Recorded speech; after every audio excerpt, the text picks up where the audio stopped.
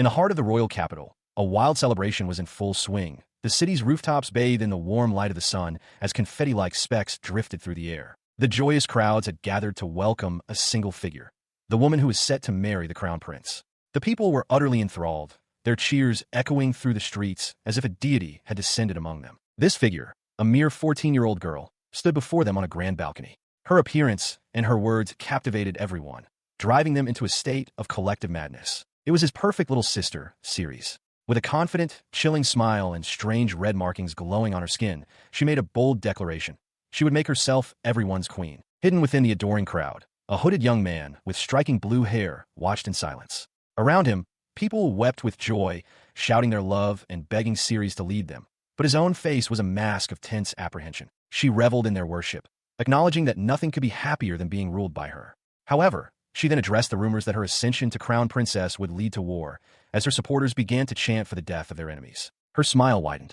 She declared that any country that refused to submit should be destroyed, and that those who couldn't understand such a simple concept should just die. The crowd roared its approval. His eyes widened in horror. Lyle realized this was madness. It was no longer just about him.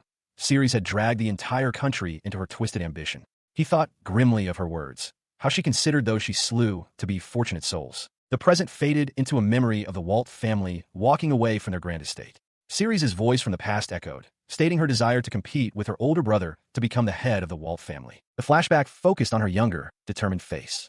She had made this proposal on her 13th birthday, holding the very rapier she had just received as a gift. And, as she recalled with a smirk, their parents had happily agreed to it. The duel was over in an instant. Her challenge had been absolute, leaving him reeling in disbelief as the fragments of his shattered sword fell around him. He lay defeated on the ground, panting for breath. He was Lyle Walt, once hailed as a child prodigy and the genius heir to the family. But now, his sister Ceres stood over him, mockingly asking if he was finished. His reign as the family's hope was over. His little sister, Ceres, had now surpassed him in every conceivable aspect. She continued her verbal assault from across the courtyard, her voice laced with contempt. She derided his daily training as foolish, pointing out his humiliating inability to even match a mere 13-year-old girl. Standing before the grand family manor, a symbol of their 250-year lineage, Ceres remarked on his disbelief. She found it hard to believe that a man from the Walt family could be so weak. His father's voice cut through the air, sharp and cold, agreeing with Ceres. He expressed his shame, stating he could hardly believe such a pathetic boy was born into their family and that he could not face their ancestors like this. Lyle could only look on, crushed, as he uttered his father's title. The condemnation was absolute. His father declared that Lyle was no longer a member of the Walt family. With chilling finality, he confessed that he regretted, even for a moment, ever thinking of Lyle as his son. His mother, standing nearby with her attendant, echoed the sentiment without a flicker of emotion. She felt the same way, she stated, openly wondering why such an incompetent child had been born to them. She elaborated on her disappointment, remarking that despite all the resources and sufficient education provided to him, he had turned out to be nothing but a mess. As his parents turned and walked away, his father delivered one final blow, stating it was now clear that all the time invested in him had been wasted. For Lyle, the horrifying truth was undeniable. He could only watch in horror from the ground. Above him, his sister Ceres stood victorious, her rapier held casually. Behind her, his parents looked down without emotion as his father's voice boomed, declaring that the successor to the Walt family is Ceres. As his sister turned her back on him, walking away without a second glance, he remained kneeling on the cold stone. His hand tightened into a fist, the shock on his face hardening into disbelief. His mind reeled, recalling the long history of his sister's superiority. She had surpassed him in every aspect at the tender age of 8. Now, 5 years later, nothing had changed. He was still chasing her shadow. The realization of his father's intentions struck him with brutal clarity. He understood now why his father had permitted this serious match. It was because his father knew, with absolute certainty, that with his current skill, he wouldn't be able to land even a single scratch on Ceres. And in that moment of humiliation, a defiant, almost manic grin spread across his face. He understood his own weakness. He understood it better than anyone else. His grip tightened on the hilt of his fallen sword. His thoughts drifted back further, to the root of his family's coldness. He recalled the time, 5 years ago, when his parents first noticed Ceres' prodigious talent. From that day forward, he had never received a single word of praise from them. That shift in focus had immediate and isolating consequences. As his parents' attention centered entirely on Ceres, he became invisible. Soon, not a single person in the household looked at him anymore. Before he knew it, even the vassals and servants began to mistreat him. It was in this environment of neglect and scorn that his sister had issued her challenge. And, desperate to prove his worth, he had agreed to it. which brought him back to the present moment, struggling on the ground before her. He pushed himself up, his body trembling with exertion. Not yet, he muttered, refusing to accept defeat. His resolve hardened into a single, desperate plea, a demand born of pure will. His eyes blazed with defiance as he roared. One more time. He roars that it is not over, lunging forward with his rapier extended. His parents watch from the side, their faces a mask of shock and disbelief at his refusal to yield. His own expression is one of pure, desperate defiance. His sister, however, remains utterly unfazed, a confident smirk playing on her lips. She calmly informs him that no matter how many times he tries, the outcome will always be the same. As he closes the distance, she effortlessly sidesteps his thrust and delivers a swift, precise cut to his leg. He cries out in pain, stumbling, realizing with horror that he couldn't even see her move. He grits his teeth, clutching the fresh wound. His sister watches him with a cruel glint in her eye, playfully wondering aloud where she should aim next before breaking into a laugh, mockingly congratulating her, "Well done, brother." Her taunts only fuel his desperation. Ignoring the pain, he bellows for more, once again charging headlong at her. The result is immediate and brutal. He is met with a flurry of strikes, his body pierced by shallow cuts from all directions. The realization hits him with crushing force. She is simply too fast. He could do nothing as she continues her assault, her movements a blur. She commands him to dance more skillfully, her voice dripping with condescending amusement as she goads him for more. Panting and bleeding from numerous cuts, he stumbles backward, driven toward the courtyard wall. He lets out another cry of pain as her blade finds its mark yet again. He glances down at his trembling, bloodied hand. A grim thought surfaces. They're all shallow cuts. None of this is a fatal wound. The reason becomes clear as he looks up at his sister's smug expression. She confirms his horrifying realization, stating that this is nothing more than child's play to her. He can only stare back, his face a mixture of shock and impotent fury. He could only stand there as his sister's voice cut through the air. She declared that fighting him was as pointless as fighting a scarecrow, yet she found it fun to completely ruin him. Her hand extended, punctuating her cruel words. She then tilted her head, a sinister smile playing on her lips as dark, ethereal tendrils of energy began to coalesce around her. Or perhaps, she mused aloud, her voice dripping with condescension. "You will entertain me a little more?" In a desperate gambit, Lao roars, "Ice wall," and slams his hand down, causing a jagged barrier of ice to erupt from the stone courtyard. His defiance is met with a cold, predatory smile from Ceres. Without a moment's hesitation, she unleashes her own spell, a fire bullet, sending a sphere of dark flame hurtling toward his defense. A dark projectile of energy slams into Lyle, creating a powerful impact. His parents watch in open-mouthed shock.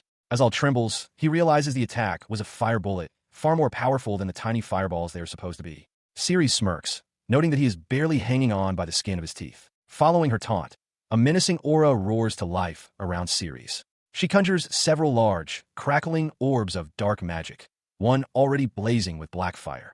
She coldly wonders aloud just how long he can possibly last against this level of power. As the barrage of fire bullets hurtles toward him, Lyle desperately erects a jagged wall of ice. He stares in disbelief, questioning where all her power is coming from and wondering if she is enhancing herself with an art, or perhaps something else entirely. The ice wall offers little resistance, shattering under the relentless assault. Lyle grunts in pain, realizing this is far too much for him to handle. In an instant, Ceres appears directly behind him, her voice a whisper in his ear as she mockingly asks if he is finished already. He flinches, shocked at her speed. Before he can process her movement, she pivots and drives her foot into his jaw with a sickening crack.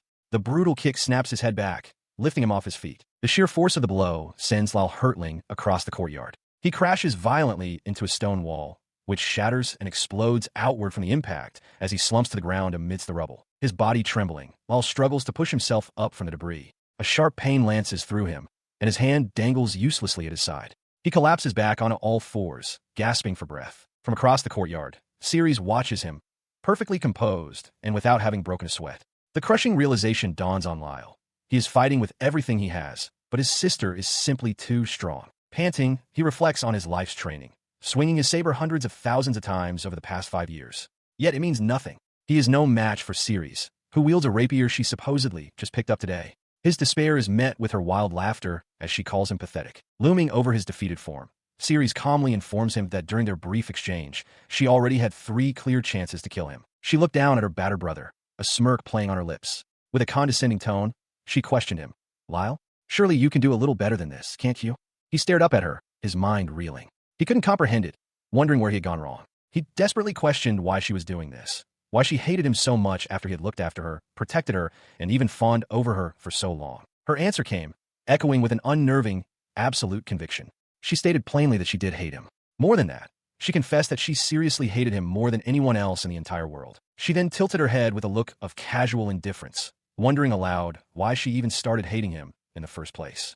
After a moment's thought, she dismissed the question entirely, singing that it didn't matter. Her flippant cruelty ignited a spark of fury in Lyle. But as he glared, her own expression hardened into one of pure disgust. She told him she was sick of seeing his face and demanded to know why he couldn't just disappear already. The air grew cold as a palpable wave of killing intent washed over him.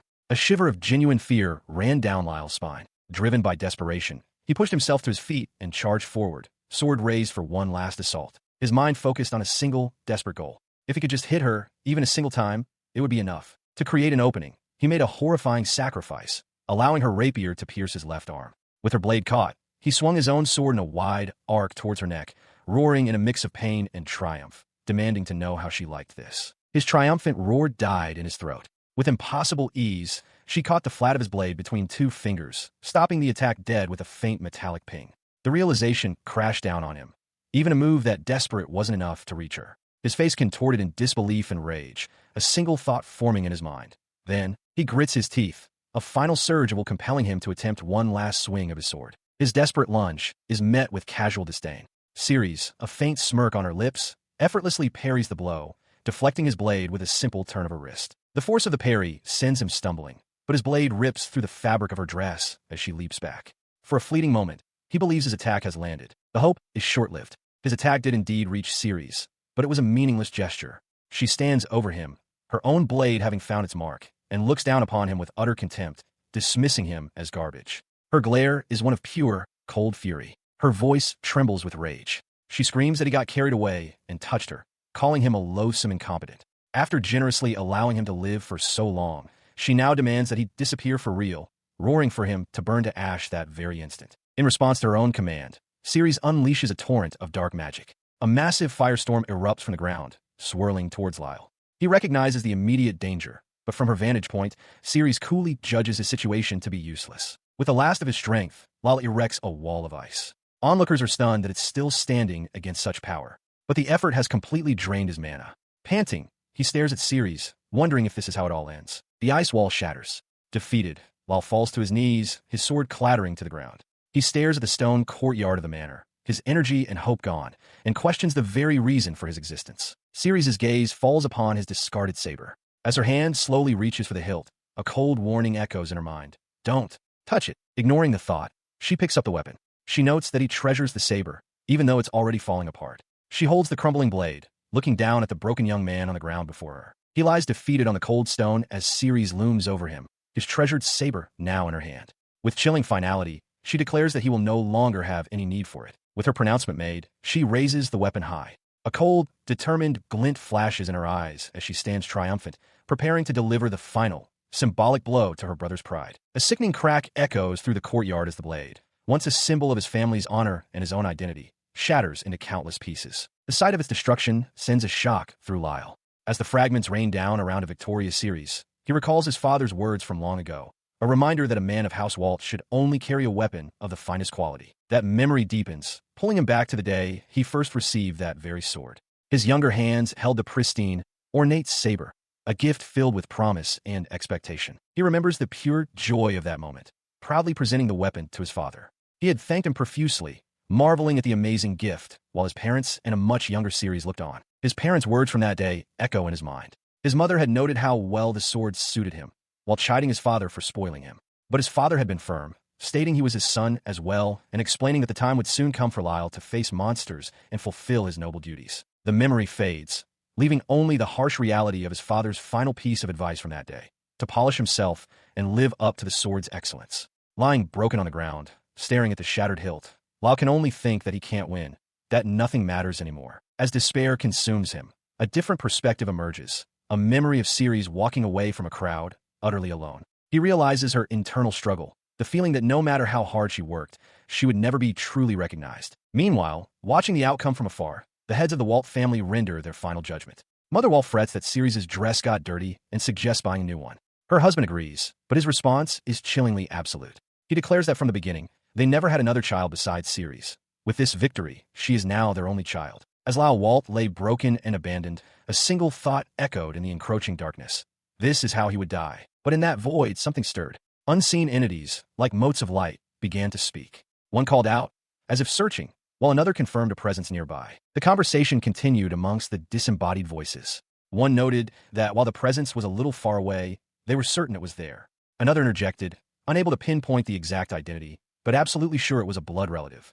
A third, exasperated voice told the others to be quiet, stating that everyone present was already aware of this fact. The source of this strange communion was a single, glowing blue jewel, pulsing with a soft light amidst the darkness. The ethereal discussion reached its intended recipient. Lyle's eyes snapped open, his consciousness returning from the brink. As he regained awareness, his mind flashed back not to his family, but to the various people he had met throughout his life, their faces a fleeting montage in his memory. At the Fuchs family mansion, the rumors are confirmed.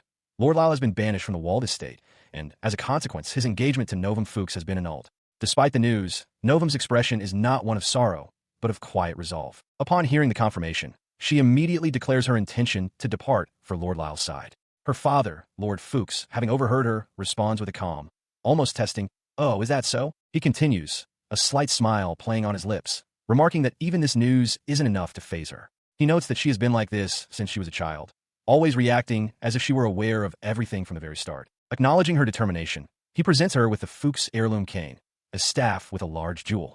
He explains that limiting their support to this one item will give them plausible deniability if the Waltz catch on. Novum accepts the cane, understanding his reasoning. She tells her father that there will be trouble if it becomes known that he helped her in any way, insisting that simply turning a blind eye to her actions is more than enough support. He dismisses her concern, stating that if she follows Lord Lyle, suspicions will fall upon him either way. Therefore, he insists on at least allowing him to send his daughter off with this much. Lord Fuchs looks at his daughter with a complex expression, musing that she is fine just the way she is. He is certain that even if she were to face him as an enemy someday, she wouldn't shed a single tear. With that thought, he turns and leaves the room, the door clicking shut behind him. Elsewhere, Lyle Walt awakens with a jolt. Lying in bed and covered in sweat, he is gripped by a sudden, intense fever. His body feels like it's on fire. The sensation intensifies into a sharp, stabbing pain in his chest. He clutches at the bandages wrapped around his torso, gasping for air as his body convulses. As the agony subsides, he pushes himself into a sitting position. Disoriented, he looks around the small, rustic room, taking in the simple bed and cold fireplace. He has no idea where he is. He slowly regained consciousness, his vision clearing to reveal the worn boot of a man standing over him. The man's voice confirmed he was awake. Lyle looked up to see the kind, wrinkled face of Zell, who expressed his relief. Zell explained that Lyle had been unconscious for 3 whole days and that he, the family's gardener since Lyle's grandfather's time, had been treating his wounds. It was a close call. He managed a weak but grateful smile, thanking Zell for saving his life. He lamented that, sadly, he had nothing to offer in return for such care. Zell's kind expression hardened slightly as Lyle finished his thought, admitting that he no longer even had a name to call his own. The old gardener sat on a stool beside the bed and confided that even his old eyes could see something was deeply wrong within the Walt mansion, questioning what could have caused such a turn of events. He elaborated that all the servants now spoke only of the young miss, while the young master, Lyle, was openly abused with no one intervening. Zell could only imagine the fury Lyle's grandfather, a very strict man, would feel, especially now that the young miss had been made the heir. The mention of his grandfather brought forth memories. In his time, he had been a powerful aristocrat, an advisor to the king so formidable that even Lyle's own father was nervous around him. To Lyle, however, he had simply been a doting grandfather who cherished him. The warmth of that memory soured as reality crashed back in. Lyle clenched his fist, realizing that his grandfather had held such high hopes for him. But now he had been disinherited, a failure. He looked down, his shoulders slumped in defeat. He confessed to Zell his belief that even his beloved grandfather would be upset with him for letting him down, and would have surely given up on such a pathetic grandson by now. Zell's expression softened with empathy. He urged Lyle not to blame himself so much, stating with certainty that the previous head would have understood his plight. He clutched Lyle's hand, expressing his hope that the young master was right about his own path, even though he himself felt lost. Zell was certain that if Lyle's grandfather were still alive, he would have protected him without a doubt. As Zell kept his vigil, Lyle lay bandaged in bed inside the small, isolated house, resting under the light of a full moon. Some time later, his eyes fluttered open. He looked over to see Zell sleeping in a simple wooden chair. The realization struck him with crushing weight. He couldn't believe how much of a burden he had become. A sharp pang of shame shot through him, and he let out a pained groan. He buried his face in the sheets, his mind screaming at himself. He was nothing but a pest, a mortifying failure. The self-loathing was so consuming that he almost missed it. A faint, "Hey, whispered near his ear, followed by a sharp crackle of energy. The sensation was awful, alien. A harsh, unfamiliar voice echoed in his mind, questioning if a pathetic wimp like him could truly be his descendant. It berated him for wallowing in self-pity and demanded he be strong.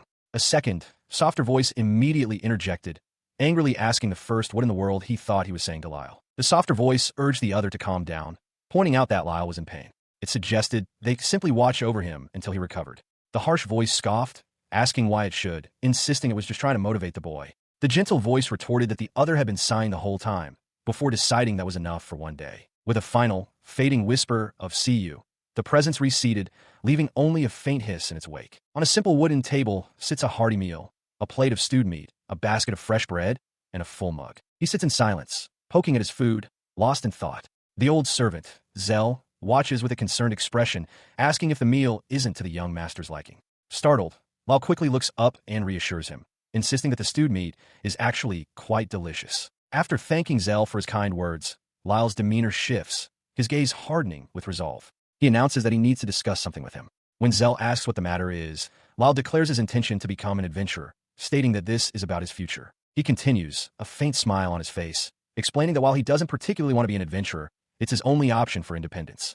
Now that he has been kicked out, he wants a fresh start. He touches his neck, noting that thanks to the expensive medicine Zell provided, his body is almost completely healed. His thoughts turn grim as he considers the danger of hiding in Zell's hut, situated in a corner of the mansion's courtyard. An image of his sister Ceres, her face twisted into a menacing sneer, flashes through his mind. He knows he must leave before causing the old man any more trouble. Zell, meanwhile, thoughtfully processes the news, murmuring, "An adventurer, you say?" Zell looks at him with a knowing gaze, remarking that if the previous head of the family heard such a thing, he'd probably faint. Lyle is surprised to learn that his grandfather was not fond of adventurers. Zell acknowledges that many things have happened, but expresses his faith that Lyle will keep a good head on his shoulders. A bright, confident smile spreads across Lyle's face as he agrees. He declares that once he makes it big as an adventurer, he'll be making hundreds of gold coins on every quest. His bold promise makes Zell burst into hearty laughter, exclaiming that it will be a day to look forward to. Wiping a tear of mirth from his eye, Lyle's own gaze is filled with fierce determination as he vows to repay Zell for all his help when that time comes. As they sit together, a sense of warmth between them, Lyle reflects internally. He was incredibly happy to share this conversation with Zell, and a deep regret surfaces. If only he had gotten closer to the old man sooner. While sharing a simple meal, Zell considers Lyle's future. He muses that if Lyle is becoming an adventurer, he might be aiming for the main branch in BAME. Lyle identifies BAME as the merchant-run city with no ruling lord. The conversation continues as they recall details about the city. BAME is a coastal hub for foreign trade, whose independence attracts a motley crew of merchants, adventurers, and even criminals, all seeking their fortune. After considering this, Lyle concludes that BAME seems better suited for veterans and would be too much to handle for a novice. Zell quietly agrees with his assessment. Another option is Raised, the academy city of Aramthirst. Though a bit far, it presents a different kind of environment, one centered around knowledge and learning. A third possibility is Orin, a border city where frequent skirmishes provide a steady supply of mercenary work for those willing to fight. He studies a map, weighing the locations in his mind.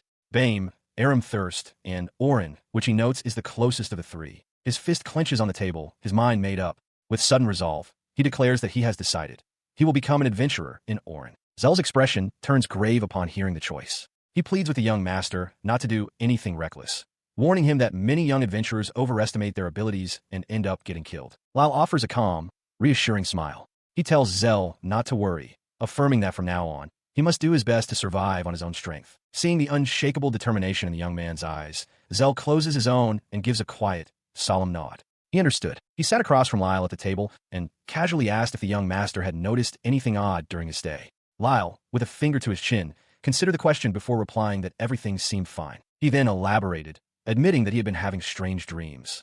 Voices kept shouting at him, saying irritating things like we're close by, calling him pathetic, and demanding he be strong. The admissions seemed to startle Zell, whose eyes widened in realization. Lyle continued, adding that the voices constantly rambled, with one even claiming, "So this is my descendant." This led Lyle to a frustrating conclusion. He grimaced, wondering if he was cursed, realizing he must be hearing the voices of his ancestors.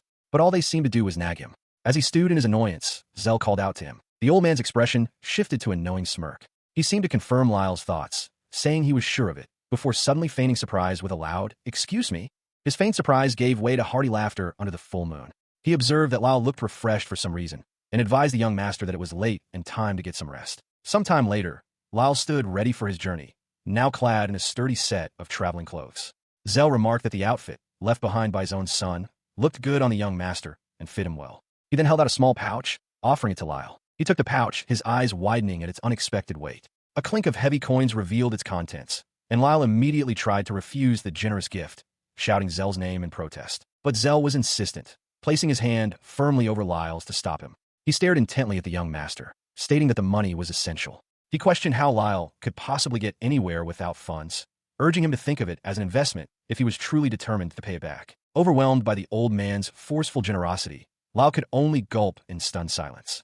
In stark contrast, Zell beamed with a wide, unwavering smile and asked him how that sounded. He accepts the provisions, stating that he will borrow them. Standing by the doorway, Zell simply replies that he's glad to hear it. The old man elaborates, explaining that he is simply grateful to have fulfilled his promise and cleared the final regrets of his late master. He insists that Lyle's feelings are more than enough and that there is no need for repayment. Lyle looks back, confused, questioning what promise Zell had made with his grandfather. Despite Zell's words, he looks at the bag in his hand and swears he will pay him back. In response, Zell presents a long, narrow box, revealing a stunning piece of jewelry inside. He explains that it is an heirloom entrusted to him by Lyle's grandfather, meant for the young master to inherit.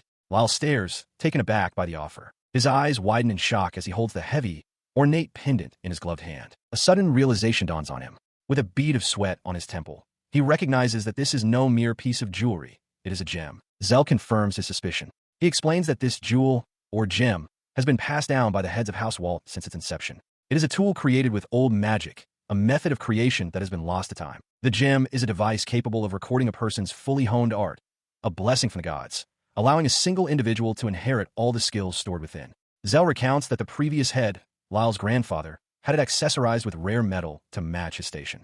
However, the invention of demonic tools, objects engraved with a single, incomplete art that anyone could use, rendered gems obsolete. Not long after, the master passed away. Zell's memory drifts to a past conversation with Lyle's father, with a young Ceres standing nearby. He explains to Lyle that he tried to pass the gem to his father several times, but couldn't bring himself to do it. The man had changed too much. His voiceover concludes with a chilling observation, overlaid on a sinister image of Ceres. He believes Lyle's father has gone mad, and that the young lady has become his sole, all-consuming focus. Zell confirms that he had decided to hold onto the gem. However, acknowledging that it wasn't his place to decide, he insists that Lyle's grandfather would have wanted him to have it, and urges the young man to take it with him. Understanding the weight of the gesture, Lyle accepts. He declares it his family's treasure and vows to take good care of it, his expression firm with resolve. With the matter settled, the door to the outside creaks open. As he steps out, Lyle turns back to the old man, making a solemn promise to return one day and repay him for all he has done. He gives a final wave. Zell returns the gesture with a warm, knowing smile, stating that he will eagerly await that day and formally addressing him as Lord Lyle. After Lyle departs, Zell settles back into his rocking chair. He reflects that the boy still has much growing to do, but feels a profound sense of relief, as if a weight he has shouldered for years has finally been lifted. Meanwhile, walking alone, Lyle considers his future. Despite the challenges ahead, he holds on to the belief that he will be all right. His path leads him to a loading area, where he approaches a man with a horse and cart. The man strangely pleads with his horse to watch over Lyle, before Lyle asks if he might ride along. The carter considers the request. He agrees to take Lyle to the next town, but makes it clear that it will cost him. As Lyle begins to reach for his coin, the man interrupts. He laughs, mockingly calling Lyle Mr. Unarmed Warrior. The carter then reveals he is searching for a bodyguard and makes a counteroffer. He will waive the fee if Lyle, being skilled in battle, will serve as his escort. To prove his worth beyond being an unarmed warrior, he conjures a small, flickering orb of magical light in his palm. The merchant, Carter, recoils in shock, his eyes wide. The surprise quickly melts into elation as he exclaims that Lyle being a magician changes everything, eagerly inviting him to come aboard. Lyle accepts, relieved to have secured passage without spending Zell's money. The merchant, now much friendlier, then gestures past him and asks about the young lady standing there, playfully wondering if she's his girlfriend and if they're eloping. Before Lyle can even process the question, a firm yes cuts through the air. He turns to see Novum Fuchs standing behind him, dressed for travel and holding a large suitcase. Her expression is one of quiet resolve, while Lyle is frozen in utter disbelief at her sudden appearance. She steps forward, directly addressing the merchant's assumption with a clear, unwavering declaration. She is Lyle's fiancée. The statement leaves Lyle completely stunned, able only to stammer her name as he stares at her, wide-eyed. It is indeed Novum Fuchs, who had been waiting, fully prepared for a journey. Her gaze is soft but resolute as she makes her plea directly to Lyle, asking to be allowed to accompany him. A memory from long ago surfaces in Lyle's mind. He recalls speaking to a young Novum Fuchs, telling her she has terrible luck for being forced upon a failure like him. He internally recounts their history. She was a childhood friend since they were 5, and at 13, she became his fiancée. He brusquely tells her to leave him alone so he can get back to his training. He remembers her name, Novum Fuchs, and how, even though he treated her so coldly, she was always smiling at him with warmth. The memory fades, giving way to the present. On the outskirts of the Vice territory, a pair of covered wagons makes its way down a road, the sound of hooves clopping steadily against the dirt. Inside one of the wagons, the ride is rough, shaking and rattling over the uneven terrain. Novum sits with a quiet composure, while Lyle stares forward, his expression grim and determined. He turns his attention to her, breaking the silence. "What are you doing here?" he asks, his voice direct. Novum meets his gaze, her own expression unreadable but firm. She rises slightly from her seat, the motion causing the wooden bench to creak. "It's my duty," she states plainly. "My role is to stay by Lord Lyle's side." Her declaration catches him off guard, his eyes widening in surprise. His surprise quickly turns to frustration. "Novum, just go home, would you?" he pleads, his voice strained. He reminds her that he's been kicked out and that their engagement was officially called off. "I can no longer go back." She remains completely unfazed by his reasoning. "Besides," she counters, her gaze steady and intense, "I want to stay with you. That is my most sincere desire." Their intense exchange is suddenly broken by a cheerful whistle. The merchant, Carter, leans back from the driver's seat, a wide grin on his face. "Damn, sure is nice to be young." "Huh," he teases. "Oh, come on. Could you please stop eavesdropping?" Lyle swallows hard, his face flushing with embarrassment. The merchant simply turns back to his work, holding a small pouch. "This is so frustrating," he mutters to himself with a smile. "There's nothing to gain chasing after me." The wagon continues to rattle down the road, carrying its passengers onward. Lyle continues his desperate plea, his voice strained as he tries to make Novum understand the reality of his situation. He insists that being banished has stripped him of everything. He has no money, no status, and no honor. Her expression, however, remains placid and resolute. Despite his words, she calmly states that even so, she will still follow him. Her unwavering declaration leaves him sputtering, a blush rising to his cheeks. He stammers that he isn't interested and wants nothing to do with her from now on. Internally, he laments that while Novum always had a stubborn streak, now is hardly the time for it. He then launches into a wild declaration, claiming he's happy to be free. He boasts that he will become an adventurer and live surrounded by women attending to his every need. As he fantasizes, Novum calmly counters, stating that even if she cannot be his wife, she will stay and serve him, as this is a decision she has made for herself. Her logic seems unshakable. Still seated in the back of the cart, he tries a different approach, asking about her house and whether her parents would be devastated. She dismisses his concern, explaining that as the second daughter, it's no issue since her older brother is set to inherit the family title. He stares at her, utterly dumbfounded, his mind reeling at what the Fuchs family could possibly be thinking. As if reading his thoughts, she smiles sweetly and reveals that when she told her father she would follow Lyle,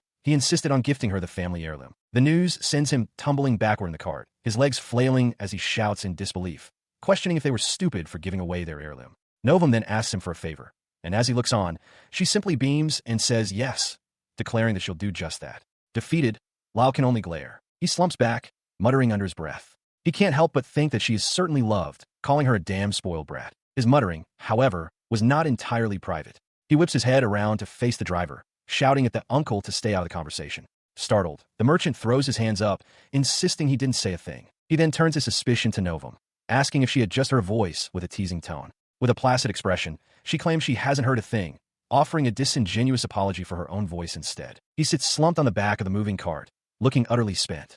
Noticing his state, Novum asks with concern if he is feeling all right. He affirms that he is, though internally he admits to himself that he might be more tired than he initially thought. The jarring clatter of the cart's wheels seems to be too much for him, and he lies down flat on his back amidst the cargo. He reassures Novum not to worry, telling her to pay him no mind. As the cart continues to rattle along the road, he stares up at the sky, attributing his exhaustion to his injuries not having fully healed. Novum watches him, her expression still laced with worry. His thoughts are suddenly interrupted by disembodied voices echoing in his mind. One sounds like his father, sarcastically noting his difficult situation.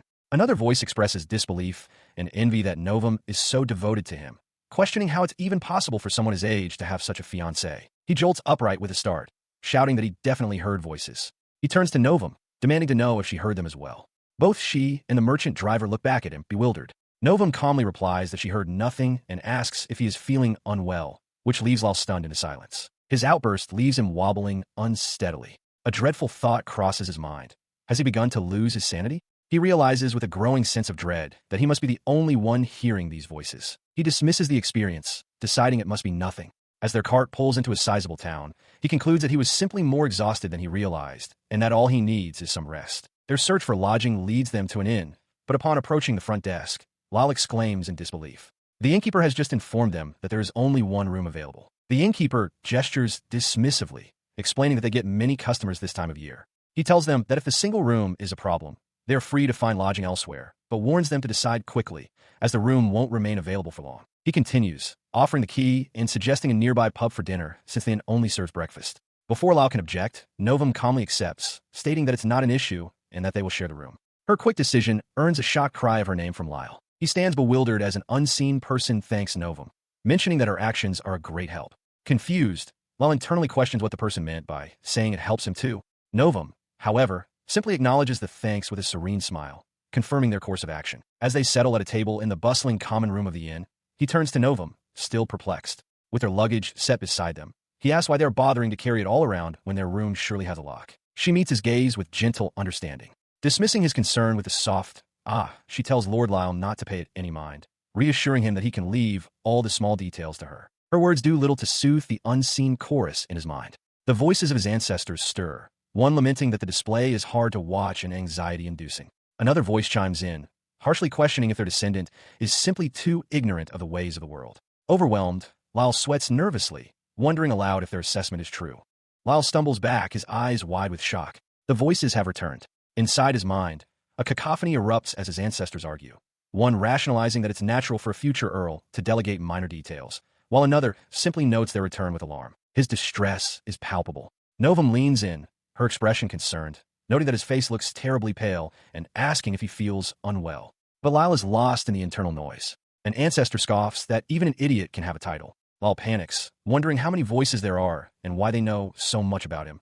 Realizing this is a terrible predicament, seated at a table in the inn, his mind races with a single, terrifying question. Has he gone insane?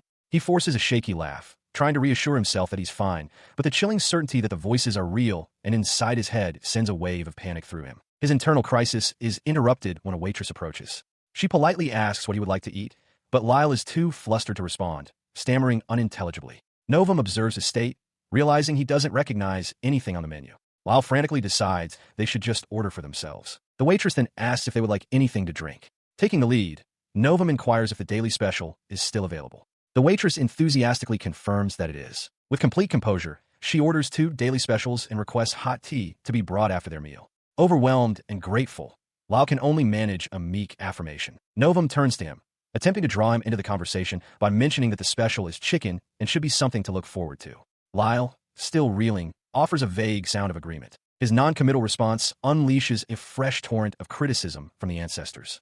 One voice scoffs, questioning if this is what passes for an earl's heir. Another calls him a pitiful sight, while a third deems his behavior plain rude. A fourth cruelly observes that he's only getting by because of Novum's kindness, suggesting anyone else would have already left. A wave of dread and doom washes over Lyle. He despairs internally, lamenting that the voices won't stop hurling abuse at him. The situation is no longer funny, it's just sad. Amid the barrage, a single desperate ancestral voice tries to defend him, swearing he's a fine young man, but is lost in the chorus of condemnation. After that, the dinner felt like an eternity. The barrage of insults from the spirits continued to flow without end, leaving Lyle so utterly exhausted that he couldn't even taste the food. He sits on the edge of the bed, bewildered, as Novum enters carrying 2 buckets. She announces that she has fetched some hot water for Lord Lyle. Confused, he looks at the buckets, noting that their room doesn't have a bath. She explains with a smile that there are no baths in this particular inn. Novum clarifies that while some inns provide a public bathing space for lodgers, most only offer hot water for a simple sponge bath. Continuing her explanation as she begins to scrub his back with a cloth, she adds that inns with private baths are extremely expensive, costing several silver coins for a single night. As she works, Novum remarks that since he has silver, it must be difficult for him to go without a proper bath. Lyle looks back at her, disagreeing. He states that won't do, because they have no idea what the future holds. He elaborates that money will be a precious resource in the days to come, so they must save it wherever possible. As Novum continues to wash him, warning that their funds could run out quickly, he closes his eyes, savoring the simple warmth of the water on his skin. Hearing his frugal reasoning, Novum has a moment of understanding, exclaiming that she sees how it is. Her sudden realization leaves Lyle slightly flustered, and he can only mutter in response, questioning her outburst. Feeling refreshed after his wash, A gruff but not unkind voice echoes in his mind, telling the brat to go wait outside if he's done. Lyle smiles, thanking the voice as if it were his own helpful thought. He begins to dress, as Novum informs him that she will also wash his underwear and leave it to dry. He pauses, shirt half on, and turns to her with a look of pure confusion, asking why she would do that. In response to his question, Novum fidgets, a blush creeping onto her cheeks as she begins to say she would like to. At the same time, another ancestral voice chimes in Lyle's head, exasperated, wondering how anyone could be so dense, or if it's all an act. The meaning suddenly crashes down on him. As Novum politely excuses herself to wait outside the door, an aggressive ancestor roars in Lyle's mind, yelling that she can't wash her body while he's in the room and ordering him to get out. Lyle freezes, his face a mask of horrified realization. He's slumped against the wall outside the in-room door, utterly defeated by the ancestral scolding. As Novum prepared to bathe, her back turned to him. He quietly asked her about the voices. He confessed that they curse him, but sometimes offer advice, though it's mostly curses. A sudden wave of exhaustion washed over him. He remembered hearing these same voices back at Zell's house, realizing it wasn't just a dream. As his body grew heavy and his consciousness began to fade, a vision of the ethereal, jewel-adorned spirit bathing in a shimmering light filled his mind. In the encroaching darkness of his mind, a new voice echoed with authority. "There you are," it stated. "About time." The voice jolted him from his stupor. His eyes flew open in wide-eyed shock, revealing not the hallway of the inn, but the ornate ceiling of a grand, unfamiliar chamber. He found himself standing alone in a vast, circular hall. At its center was a round table holding a luminous sphere, surrounded by empty, high-backed chairs. "What the? Where am I?" he yelled into the echoing space. A disembodied voice immediately shot back. "This moron's so damn noisy." In an instant, the empty chairs were filled by 7 imposing men, all glaring down at him. A hulking, bare-chested ancestor criticized his lifeless eyes, while another yelled that he had no spirit. Their voices joined in a cacophonous howl of disapproval. He recoiled, stammering in disbelief at their sudden appearance. "I was all alone a second ago." The ancestor who had spoken first gestured towards the group. "This is why I called you noisy." His mind struggled to process the impossible scene. One moment he was at the inn, the next he was here. Staring at the men who had materialized from thin air, he desperately questioned his reality. Just who were they? Lyle is suddenly startled by a shout. In a strange, ethereal space, he finds himself before a council of 7 figures, led by a large, masked man with long dark hair. The man addresses him dismissively as Bean Sprout, commanding him to get down to business and listen. Confused, he glances over his shoulder, but the masked man bellows that there's nobody behind him. A bead of sweat forms on Lyle's temple as the reality of the situation begins to sink in. The full scene reveals Lyle standing before a large, round table where the 7 spirits are seated. The masked man, furious, screams at him to stop playing dumb, confirming that he is, in fact, talking to Lyle. The ancestor's tirade continues, listing Lyle's recent humiliations. He recounts how Lyle was beaten by his younger sister, kicked out of his own house, and is now completely dependent on a woman for his care. He slams his fist down, roaring that he is mortified to have such a person as his descendant. The realization dawns on Lyle. These figures are his ancestors. The masked man then demands to know who has been responsible for Lyle's upbringing. As the accusation hangs in the air, a rustle is heard. Another man at the table, with light, swept-back hair and formal attire, rises to his feet. Lyle stares, a flicker of recognition in his eyes, as he identifies the man as Broadwalt. He calls out in disbelief, "Grandfather?" He questions why Broad looks so young. Broad calmly explains that all the ancestors gathered there have taken on the appearance of their heyday. His grandfather then turns to the rest of the spirits and shouts, aggressively asking if they have a problem with his grandson. Lyle, meanwhile, remains bewildered, trying to process what is happening. In response, the masked ancestor roars that of course they have complaints. It's the very reason they drag Lyle into their realm. The other spirits glare with unified disapproval. Terrified, Lyle wonders if he has died and is now facing the wrath of his ancestors in the afterlife. Another ancestor, a man with glasses, calmly reassures Lyle that he isn't dead and suggests they begin with introductions. Seizing the moment, the masked man lets out a booming laugh. He introduces himself as Basil Walt, the founder and first-generation head of the Walt family. Following the founder's lead, another spirit speaks, his voice laced with irritation. He introduces himself as Crassel Walt, the second head, and immediately challenges Lyle, questioning his casual use of noble titles and remarking on his frustrating nature. A more light-hearted ancestor chimes in with a wink. He identifies himself as Slay Walt, the third head, finding the surreal gathering of all the past leaders to be quite amusing. The next in line, a man with glasses, adjusts them as he speaks. He introduces himself as Marcus Walt, the fourth head, and lightly admonishes his father for enjoying the situation a little too much. A quiet, stern-looking man with his eyes closed is identified next, Fredericks Walt, the fifth head of the family. The introductions continue with a gruff, bearded man who introduces himself as Fines Walt, the sixth head. He dryly notes that his own father is as brusque as ever. Finally, a familiar face clears his throat. Lyle's grandfather confirms his identity as Broad Walt, the seventh head, stating that while Lyle needs no introduction to him, he will participate in the formality all the same. He then addresses Lyle's unspoken question about their location. As Lyle looks around in bewilderment at the grand round table room, his grandfather reveals that this place is not what it seems. The truth is revealed. This entire meeting is taking place inside the gem that Lyle received from Zell.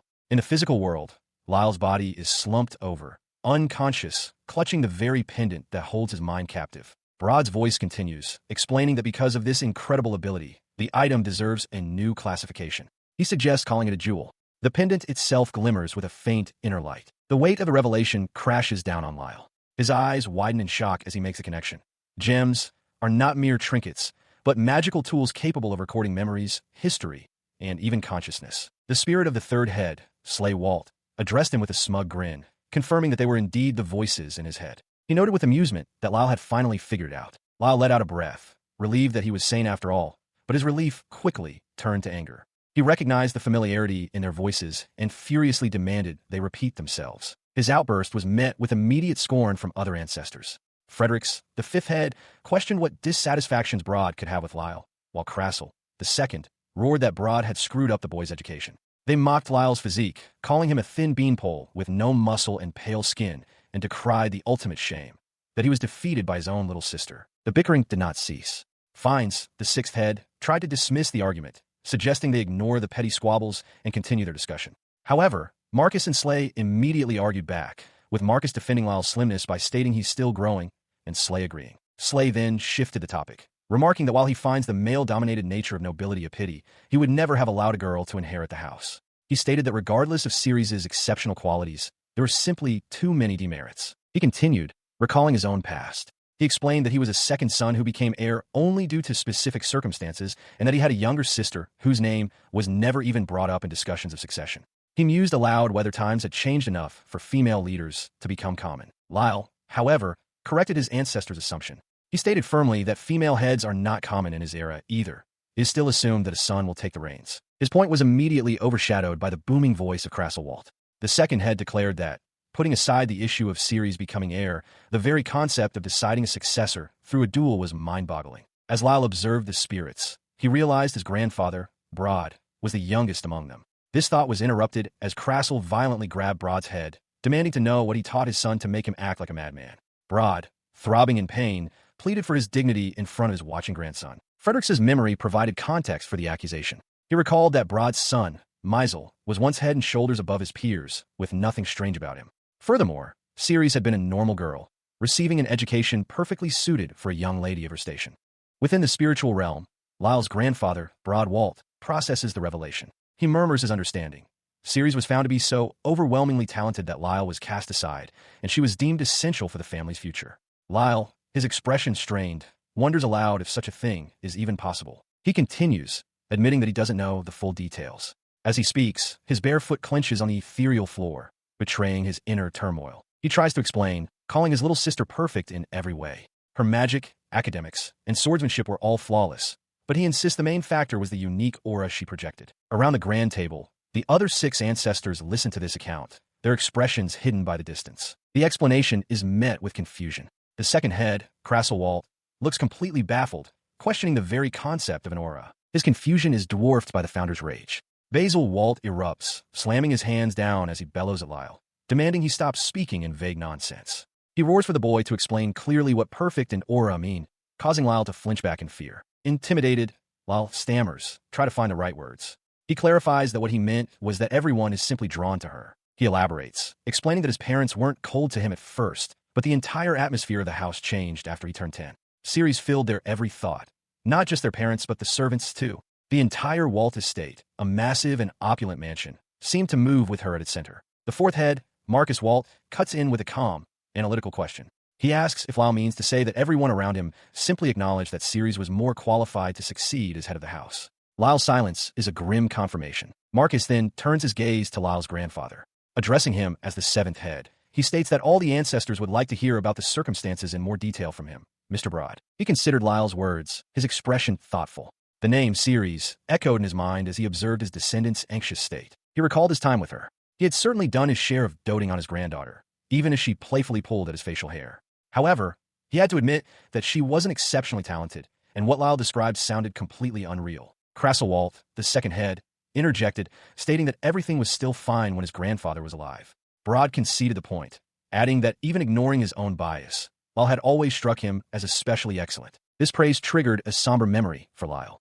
He and his sister hadn't always been on such bad terms. He was left to wonder just when everything had gone so wrong. As Lyle was lost in his thoughts, his grandfather offered a theory to the other spirits. He suggested that everything changed around the time series was 7 or 8 years old, positing that she may have manifested in art. The founder, Basil Walt, leaned in, agreeing that such a sudden change would make sense if it were some kind of charming art, perhaps even a form of hypnosis. However, the third head, Slay Walt, dismissed the idea as unrealistic. He argued that regardless of the art, achieving that level of mastery would take a significant amount of time, which didn't fit the circumstances. He then shifted his gaze, noting that the logic didn't quite track. Speaking of arts, he observed that it appeared Lyle had already manifested one of his own, though the young man himself hadn't even noticed yet. The revelation struck Lyle like a physical blow. He recoiled, shouting in disbelief that he had manifested an art. A small, spectral version of Slay appeared beside him, confirming that he was, indeed, completely clueless. Recovering, Lyle pleaded with his ancestors to tell him what sort of art he possessed. Basil noted that it was plausible, considering their lineage, but another ancestor stated that it was something only Lyle himself could know. He listens as his ancestor, Slay Walt, explains that arts are split into 3 categories. Red Gem Store frontline combat arts, Yellow Gem Store rearguard magic arts, and the Blue Jewel he possesses store support type arts. Lyle sighs, realizing his own ability must fall into the support category. Following this, another ancestor, Fredericks Walt, adds a grave warning. All they know about Lyle's specific art is that it never stops draining his mana, and if he isn't careful, he could run out and lose consciousness. The warning sparks a sudden, shocking realization.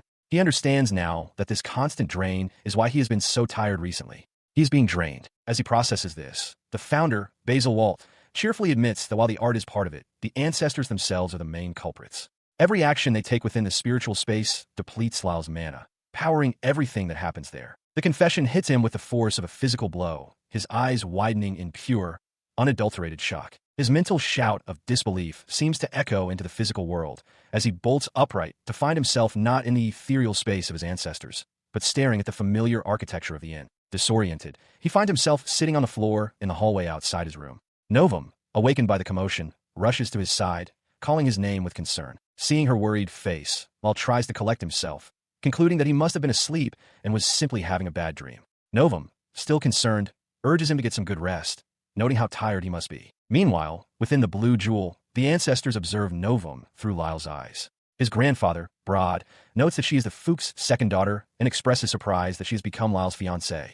Basil, however, remarks that her surname reminds him of a granny who once looked after him. That shared memory triggers a powerful, simultaneous reaction. In the physical world, Lyle lets out a cry of shock, while in the spiritual realm, Basil recoils with a look of utter horror. His mind reeled as the voices of his ancestors erupted into a chaotic argument. One spirit howled in disbelief, questioning if they had become retainers to the Fuchs family. Another corrected him, stating that the Waltz were promoted, making the Fuchs their vassals. The revelation that the Fuchs were their neighbors sent another into a frenzy, while a calmer voice warned the others they were draining Lyle's mana with their outburst. He realized with a sickening lurch that nobody else could hear the voices. As his grandfather's spirit argued from within about the debt owed to the Fuchs, Novum looked at him with concern, her head tilted slightly. "What's wrong, Lord Lyle?" she asked, completely unaware of the turmoil raging inside him. His hand instinctively went to the jewel at his throat, his fingers tightening around the cool stone. A profound sense of dread settled over him, his expression hardening as the full weight of his new reality crashed down. He finally accepted the truth. It hadn't been a dream. The voices continued their relentless bickering, arguing over debts, vassalage, and the very survival of the Walt line, which they claimed was thanks to the Fuchs. As one spirit demanded his attention, it became undeniable. His life of cohabitation with his noisy ancestors had begun. Within the spiritual plane, the noisy days for the Walt ancestors continued. Broad Walt, Lyle's grandfather, attempted to instill order, suggesting that to avoid confusion, they should decide how to address one another as fathers and sons. The founder, Basil Walt, immediately shot down the idea, crossing his arms defiantly. He gruffly told his son to shut up, declaring that everyone could simply refer to him as Lord Basil. As the bickering escalated, a stressed Marcus Walt complained that they were pushing all the work onto him. His brother, Slay Walt, smirked, casually remarking that they needed to think of something fast before things got out of hand, and promptly left the matter in Marcus's capable hands. Slay continued to provoke his son, suggesting that his glasses made him a perfect fit for the role of facilitator. Basil chimed in, begging glasses to take the job.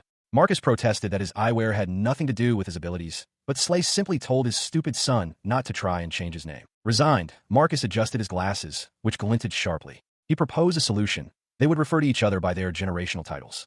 As an example, he declared himself the fourth head. The chaotic scene of the ancestors fades as Lyle Walt tosses in his sleep, sweating and distressed.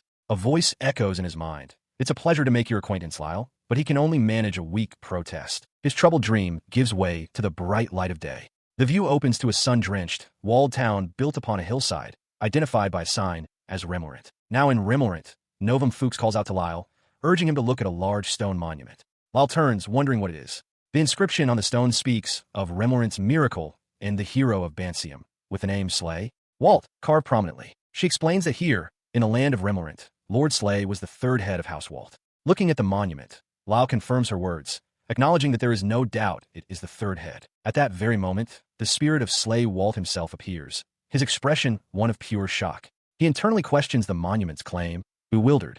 I'm a hero? What's the meaning of this? The confused spirit materializes directly behind Lyle, who yelps and jumps back in shock. Novum, unable to see the apparition, asks what happened. Thinking fast, Lyle points wildly and shouts that he saw a huge bug. Slay, meanwhile, realizes that only Lyle can perceive him and wonders who could be behind it all. He could only stare in disbelief as his mana visibly drained away. The spirit of Slay Walt, floating behind him, was in a state of utter shock. The third head cried out, asking if this was truly how he was remembered. He frantically recounted his heroic deeds, reminding the one he mistook for his father that he had sacrificed his life in a great battle, a victory won by his own hand, and that the people of Remorant had memorialized him as a hero general who performed a miracle for the town. But Slay's heroic pride quickly soured into grim resentment. He muttered that it would be better if a monument like this never existed at all. The awful war, he recalled with bitterness, was entirely Bansium's fault to begin with. Listening to the spirit's lament, Lyle came to a stark realization. The official records of Bansium's triumphs were clearly far from the truth. It was just as they say, he concluded internally. History is written by the victors. As the spirit of Slay sighed in resignation behind him, Novum turned from the monument with a hopeful expression. She told Lyle that she was certain he, too, would one day become just as fine a man as the celebrated Lord Slay. Seeing his continued self-doubt, she clenched her fist with determination.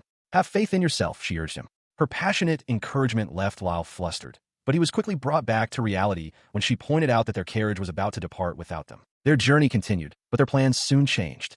Based on a story they heard from a peddler along the way, they decided to alter their destination, heading for the town of Darien instead. The peddler had given them some crucial advice. He had suggested that a safe, beginner-friendly town like Darien would be a much better fit for new adventurers like them. He specifically warned them to avoid a place called Orin, where mercenaries apparently received special treatment. This change of plans, however, was not met with universal approval. While Novum verified the information and urged them to follow through, Lyle couldn't help but complain internally, wondering why he couldn't make a single decision for himself. Of course, the spirit of the first head also found a reason to complain about the detour. A few days later, their carriage rolled to a stop. They had finally arrived in the city of Darien. Standing on a balcony overlooking the sprawling townscape, Lyle let out a sigh of relief. His moment of peace was short-lived. The spirit of Slay Walt materialized beside him, chiding him that it was too soon to relax. He instructed Lyle to go help Novum with her luggage and remain on guard.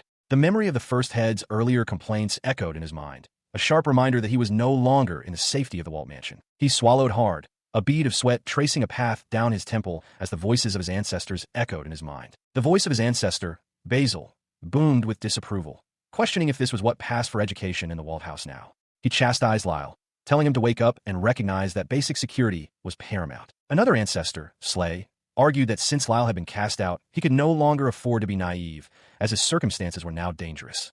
However, his grandfather, Broad, countered that a man of Lyle's station as an earl's heir must learn to delegate the finer details. The conflicting advice left him looking dejected. Noticing his gloom, Novum gently suggested that it was common sense to show some initiative, offering that he could carry her luggage. Overwhelmed, Lyle could only apologize. Shaking off his melancholy, he gripped the strap of his bag with renewed determination. He announced to Novum that their first stop should be the Adventurers Guild, and she quickly agreed. As they walked, a man in a leather cuirass, flanked by a woman with a staff and another man with a large weapon on his back, approached them. He called out, asking if they were new adventurers. Taken aback, Lyle bluntly asked for the location of the guild. Novum immediately chided him, reminding him that his tone was not the proper way to speak to people. The man, however, simply smiled and pointed them toward a massive building down the main road.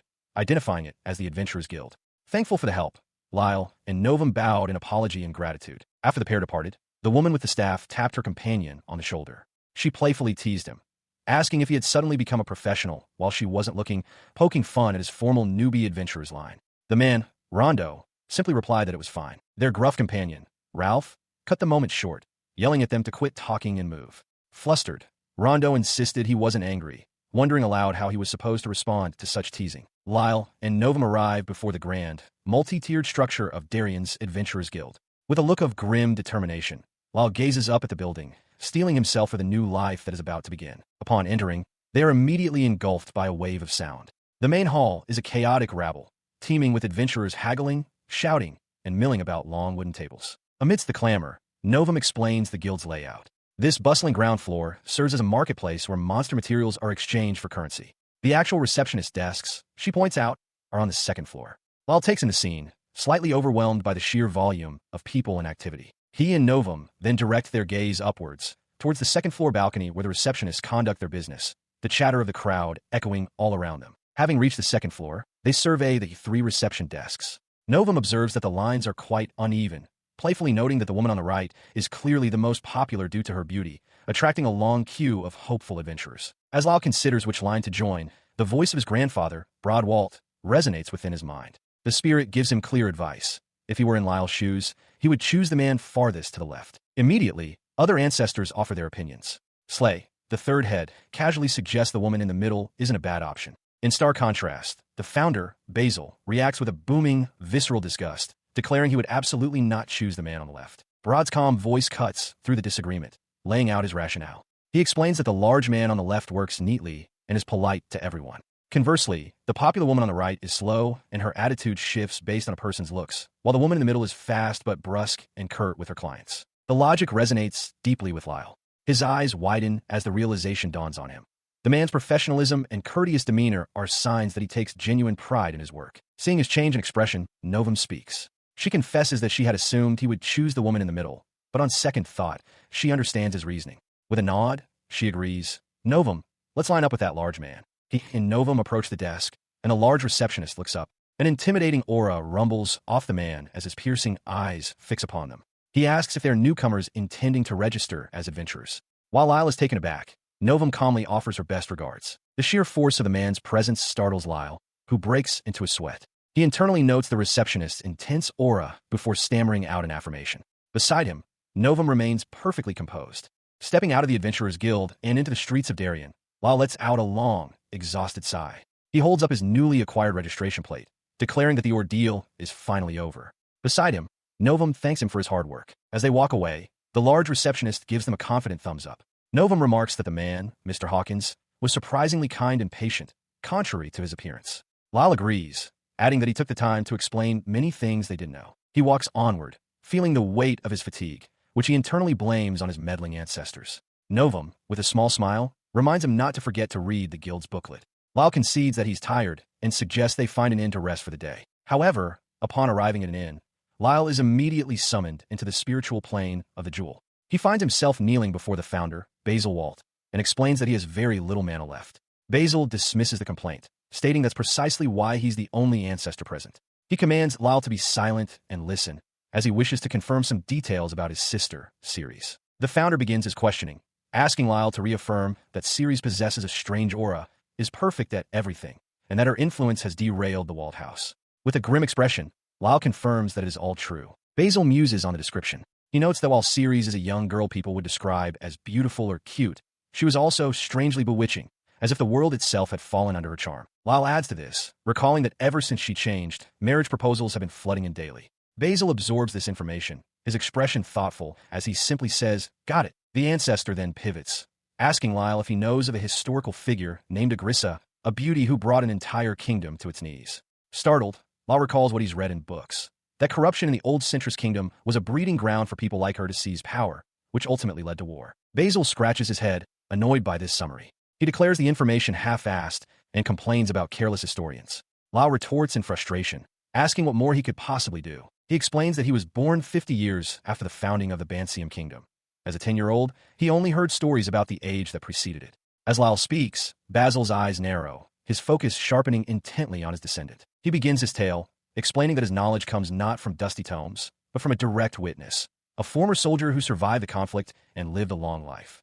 Basil recounts sitting with the one-armed veteran, listening to his stories. The way the old man told it, the conflict known as Agrisa's War was a thing of madness. Even as a young man, Basil listened intently, trying to comprehend the nature of the fighting. It was as if everyone was trapped in a collective dream. They fought and killed in her name, but it had nothing to do with love or hatred. It was a pure, unthinking devotion that drove armies to clash over cities under a sky filled with ethereal, bird-like apparitions. Everything, the battles, the slaughter, the mountains of corpses, was simply for the sake of Agrisa's smile. And then, as soon as that woman died, the spell was broken. The survivors looked around the battlefield in a daze, all asking the same question. Why were we even fighting? The story concludes, leaving Lyle kneeling on the floor of the ethereal chamber, processing the horrific tale. Basil's voice cuts through his descendant's thoughts. He asks Lyle if that story doesn't sound remarkably similar to the current state of the Walt household, forcing the boy to confront the parallel. He continues, his voice resonating with conviction. Monsters like Agrissa, he explains, always appear at historic turning points. They are humans who have received blessings from an evil god instead of the goddesses, heralding an age of mass death. He calls them the heretical god's child. This, he declares, is his conclusion. His final words land with chilling certainty. As Lyle stares in wide-eyed horror, Basil proclaims that Ceres is the heretical god's child. Within Lyle's mind, a memory of the blue jewel spirit surfaces, delivering a stark warning. His sister, Ceres, is the heretical god's child. The vision is accompanied by an image of Ceres herself, curled up and surrounded by a foreboding, dark energy. The vision fades, returning him to the present where he and Novum stand before the Adventurers Guild. He asks if they will be assigned an advisor, and Novum confirms that the guild will provide a trustworthy adventurer to act as their instructor, arranged through an official request. Within his mind, the ancestral spirit Basil scoffs at the notion, declaring it foolishness. He insists they only need to go out and fight monsters. Lyle argues back, pointing out that since they know nothing about this line of work, they might truly need the guidance. Another spirit, Finds, calls Basil a fool who solves everything with brute force. Lyle ignores their bickering, a smile spreading across his face as he realizes the guild is more accommodating to beginners than he had anticipated. He and Novum then look over the available options. She turns to him, stating her preference for an exclusive instructor, but adding that she wants to hear his opinion on the matter first. Upon seeing the price listed for her choice, both Lyle and the spirit Basil recoil in shock. The cost is an astounding 20 gold coins. The exorbitant sum causes an uproar among the spirits. Basil declares it a ripoff, while Fredericks finds the idea of Lyle learning from an adventurer absurd. Slay, however, trusts Novum's judgment. Lyle, overwhelmed, suggests the cheaper general course and offers to pay himself, but Novum firmly refuses, leaving him baffled. She explains that the general course's instructors change daily, which would prevent them from building rapport and cause problems later. Her eyes begin to sparkle with fierce determination as she states that Lyle's future is at stake. To surpass the previous heads of the Walt family, top-class instruction is essential, and she refuses to compromise. Lyle is taken aback by her sudden intensity. With a grand gesture, Novum declares that his future demands the finest instruction. In summary, she proclaims, an investment of this degree is nothing for the sake of his future. It is her declaration of intent. Her passionate speech leaves Lyle stunned into silence. Realizing her fervor, Novum clears her throat in slight embarrassment. The ancestor spirits, however, erupt in a chorus of approval, and Lyle, overcome with emotion, exclaims, "Oh my, what a good girl." He concedes, unable to object after her passionate speech, but immediately questions how they will acquire the 20 gold coins. To his shock, Novum calmly announces that she already has the money. As he starts to question where she got such a sum, wondering if it was a gift from her family, one of his ancestors bellows for him to stop prying. Novum gently interrupts, urging him to focus solely on his education and not to worry about the money. Her calm demeanor falters, her expression turning somber as she prepares to reveal the truth. She confesses that she brought her savings when she left home, but it wasn't sufficient. With a heavy heart, she sold her entire dowry, the clothes and tools prepared for her future marriage to him. She apologizes, explaining she couldn't bear to ask her parents for more help. Lyle is left utterly stunned by her sacrifice. The revelation sends a shockwave through his ancestral spirits.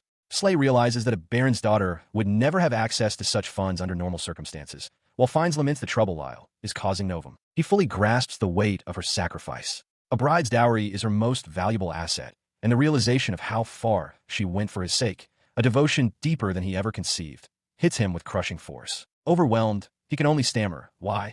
His ancestors erupt in a cacophony of opinions. Marcus calculates that she received only a fraction of the dowry's true value from a hasty sale. Slay notes the fortune her family must have spent on it, while Basil furiously commands Lyle to start hunting monsters to earn money immediately. Cutting through the chaos, Fiennes offers a clear path forward.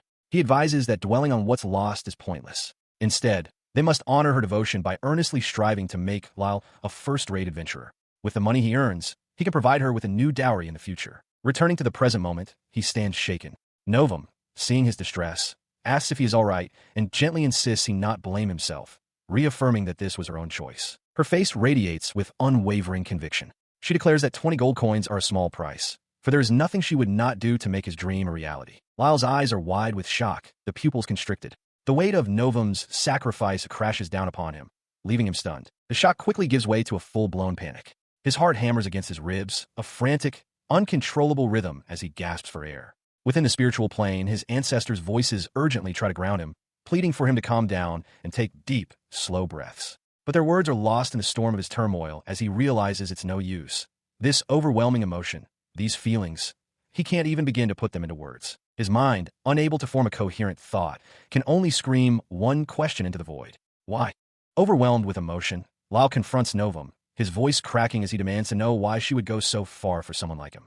She looks back at him, her expression calm but concerned as she softly speaks his name. He turns away, shouting that he is no longer a noble and their engagement is void. His desperation mounts as he adds that even his own parents gave up on him. His mind flashes with images of all the people he feels he has failed. He yells that he doesn't know what she expects, but he will only let her down, questioning why she would ever choose to stay with him. Clutching his shirt, tears welling in his eyes, he screams that any kindness is wasted on him, and that no matter what she gives, it will never mean a thing. His outburst subsides into despair, and he collapses to his knees, head bowed to the floor. He asks Novum if she isn't already aware of how he was treated back at his family home. In response, Novum kneels before him, her hands clenched with conviction. She gently tells him that even during his isolation, he always worked his hardest, declaring that he is a splendid man. Her gaze is firm and unwavering. She continues, stating that instead of running away, he stood his ground, strove to improve, and faced every challenge head-on without ever giving in. Lyle gently touches her hand, interrupting her praise. "No, you're wrong," he says softly. He confesses that it wasn't a refusal to run away. Rather, he simply lacked the courage to run at all. His mind drifts back to the past, recalling how no matter how much he trained in swords and magic, he was utterly terrified of his sister, Ceres. The memory culminates in a stark admission. In her presence, his legs wouldn't move. He was frozen by fear. He confesses that he is just a coward. He struggled foolishly, believing he would be rewarded in the end. But instead of running away from his fear, he simply did nothing. His voice cracks with emotion as he admits to Novum that all he ever wanted was for someone, anyone, to notice him. That was all. He collapses to his knees, tears streaming down his face as he begs her not to make him feel any more pathetic. He screams that it's over, that he is not the man she thinks he is, and that now even she will give up on him. Still kneeling, he turns away, convinced this is for the best. He tells himself that Novum is a great person and that he cannot let her stay, as there is no happiness for her with a failure like him. But a voice cuts through his despair, stating simply, "I was watching." Lyle looks up in shock as Novum's voice continues, telling him that she has always been watching him. Before he can react, she rushes forward, wrapping her arms around him in a tight embrace. She explains that she watched him again and again in the mansion halls, and even called out to him. A memory surfaces of Novum watching from a balcony as Lyle trained relentlessly. She recalls that he was always so immersed in his studies that he never had a moment to spare. She remembers his intense focus. He spent every waking moment training or studying, without the presence of mind to even look at his surroundings. Novum explains that because the Fuchs family has a short history as high nobility, other houses look down on them. But, she reveals, there were times when Lord Lyle himself came to her rescue. He listens as Novum continues her explanation, recalling her childhood. She reveals that she was ostracized and frequently harassed by her peers, forcing her to spend much of her time alone. She recounts that in those moments of isolation, Lyle would always approach her to talk, and each and every time her tormentors appeared, he would step in to drive them away. To her, she confesses those actions meant the world. Lyle, however, tries to downplay it, stating his memory is fuzzy and that she's making mountains out of molehills. She looks at him with earnest, shining eyes, insisting that she was truly happy back then.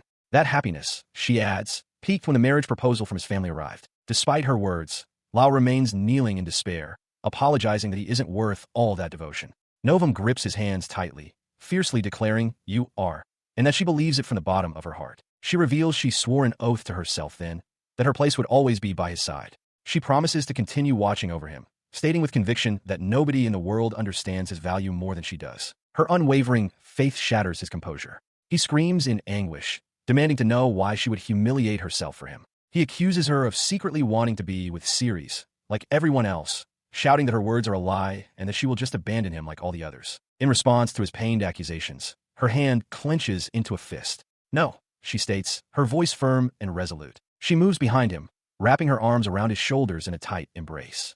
She tells him her heart has been his for a very long time, and that she will always be with him, no matter what happens. Appearing like an ethereal, winged being, she looks down at him and makes her final plea. She doesn't ask for him to return her feelings. She only asks that he let her love him. That, she says, is all she'll ever need. Lyle stares up, utterly stunned into silence. He remains overwhelmed, tears streaming down his face as Novum holds him close.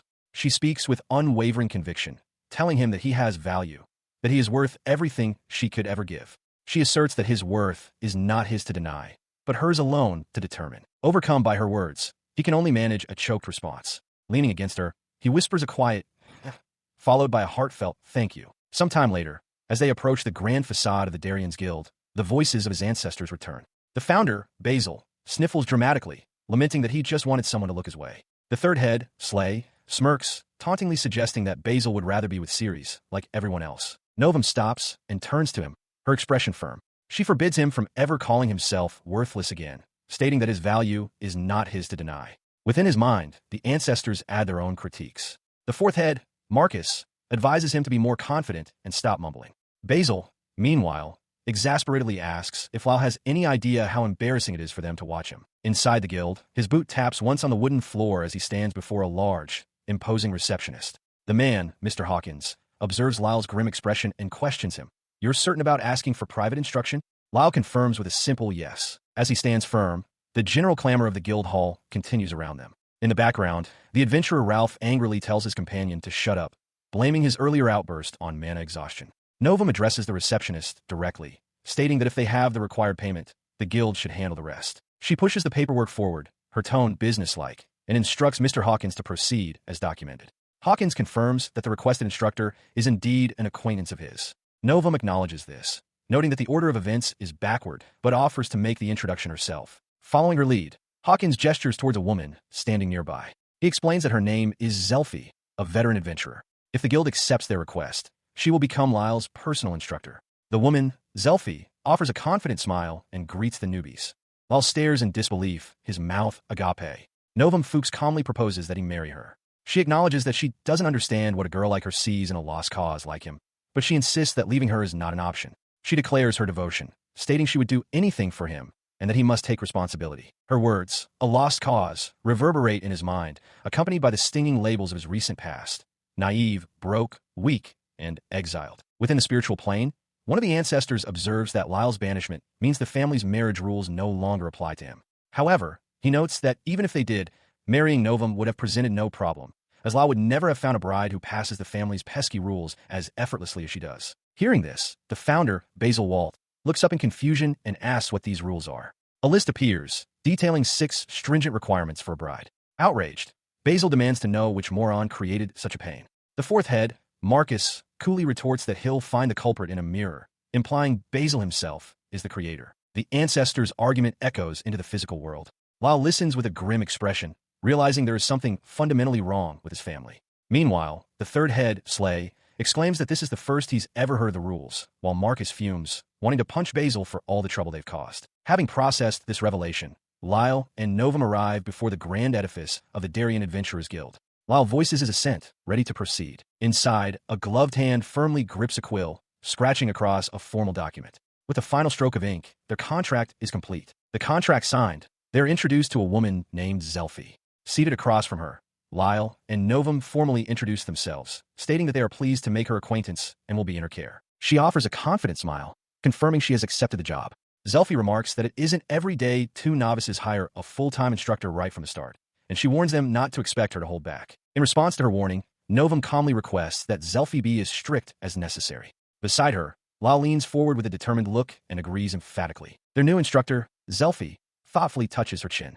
Having secured their agreement, she murmurs her approval of their responses, ready to begin. Her first lesson, however, is not what Lyle anticipated.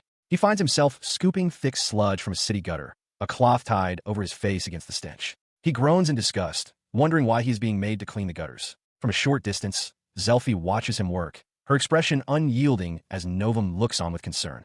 Zelfi reminds him that upon signing the contract, he gave his word to follow her instruction policies, ordering him to quit complaining and keep the shovel moving. He stops his work to protest, gesturing in frustration. He argues that he doesn't see what this task has to do with his training, but Zelfi cuts him off, stating firmly that she already told him she won't let him cherry-pick his requests. Seeing his distress, Novum steps forward, pleading to be allowed to switch places with Lord Lyle. Zelfi immediately blocks her path, declaring that such an action is no good and forbidding her from spoiling Lyle. This kind of work, she explains, is what holds a society together. He glances at Novum, acknowledging her status as a sheltered former noble now thrown to the wolves, much like himself. With sweat beading on his brow, he resolves not to pry or question the task further. As he resumes his work, Zelfi's voice echoes over a view of the city. She lectures that everything he takes for granted is built on the backs of others doing difficult, unseen work. It is a necessary experience, she insists, and if he doesn't take these jobs now, he never will. Within the Blue Jewel, his ancestors debate the lesson. Slaywalt argues that if the goal is teaching Lyle about the world, gutter cleaning is hardly the way. Marcus Walt counters that a strong, noble pedigree doesn't simply vanish because one is down on their luck. Their debate escalates into a cacophony inside his head. One ancestor marvels that the Centris royal bloodline means Lyle and his sister share the blood of Agrissa. Another scoffs that it's preposterous, as Lyle is just an adventurer now. The conflicting arguments swirl, causing him to sweat under the mental strain. He grows dizzy as the voices reach a fever pitch. Basil Walt's spirit notes that Brod's wife was Agrissa's only living descendant, and it would be a waste to let a refined magician's bloodline die out. Another shouts that all evidence points to Ceres being the child of an evil god, causing Lyle's mental fortitude to plummet. He collapses face first into a puddle of mud with a loud splash. As Zelfi and Novum look on, one of his ancestors' voices rings out, shouting his name before lamenting that the antics of the child of an evil god are starting again. As he lies in the muck, the cacophony of his ancestors continues. One spirit furiously commands him to get a hold of himself, declaring he'll never accept Novum taking Lyle's place in such filth. A different, more practical voice suggests just pulling the collapsed rookie out of the sun to rest. Watching the scene, Zelfi smirks, remarking that Lyle has even less stamina than she anticipated and that they will have to build him up with more hard labor. On the ground, Lyle realizes he can't move, feeling his mana being drained away by the spirit's constant bickering. And so, his grueling training continued. Because his mana was constantly being drained, he was mistaken for simply lacking physical stamina, and Zelfi forced him into hard labor every day. After some time, she approaches him, noting that he is finally producing good results. She informs him that he has passed the exam, presenting him with his first B grade. He breathes a sigh of relief, grateful for what he believes is finally some praise. He knows that adventurers are graded in 5 stages, with payouts differing based on the job and grade. A C or higher usually means a satisfied client. His relief turns to outrage, however, when he realizes his grade is actually a D, and he shouts at Zelfi, demanding to know why. His protest is met by the angry shouts of another adventurer, who is incredulous at Lyle's complaint. A more level-headed man with glasses explains that while Lyle was supposed to be keeping watch, he was observed pushing his work onto others. Zelfi steps forward, coolly addressing the group of men who have gathered. "Hey," she calls out, her tone sharp as she demands to know what they want. He watches, confused by her intervention. He can't understand why she's getting involved in this dispute. In response, the large, bald man steps up to Zelfi, placing a hand on her head in a demeaning gesture. He growls at the woman to get out of his sight. She reacts with blinding speed. Before he can finish his threat, she twists his wrist, delivers a swift punch to his gut, and follows through by grabbing his face and slamming him down.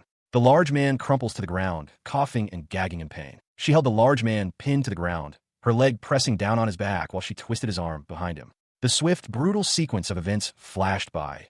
A twist, a trip, and a hard thud as he hit the pavement, his face contorted in pain. Lyle could only watch, his expression frozen in shock. Looking down at her subdued opponent, who had just managed to utter the word woman, Zelfi's voice was cold and steady. "What are you saying again?" she asked. At the Adventurers Guild, a stern official with glasses reprimands Lyle, telling him to save his excuses as a supervisor saw him slacking off. The man warns him not to bring any more shame to the guild. As Lyle trembles, protesting that his low grade was confusing, the official dismisses him, saying it's time to collect his reward and pick up Novum. He is left momentarily stunned when Zelfi appears, remarking that he seems to be doubling as a watchdog for the guild. A nearby adventurer congratulates him on a job well done.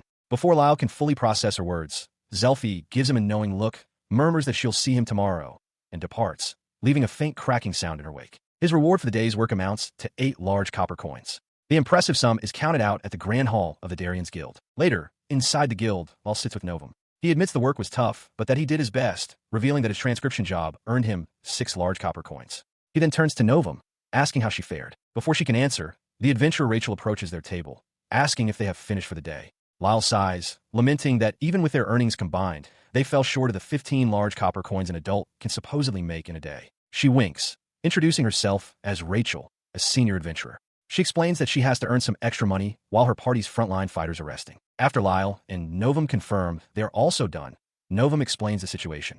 Rachel's party of 3, which includes Ralph the Spearman and Rondo the Warrior, often takes on strenuous, battle-heavy quests.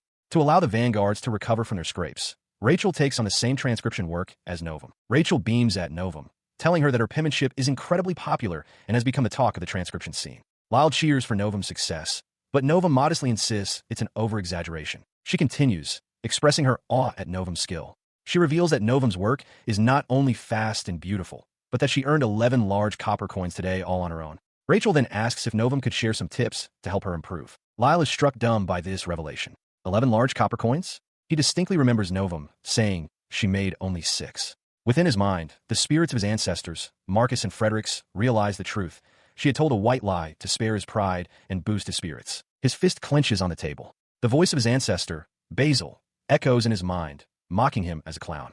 The spirit asks if he was relieved to learn Novum was making less money than him. As Novum tries to stammer an explanation, her concern is palpable, asking what's wrong.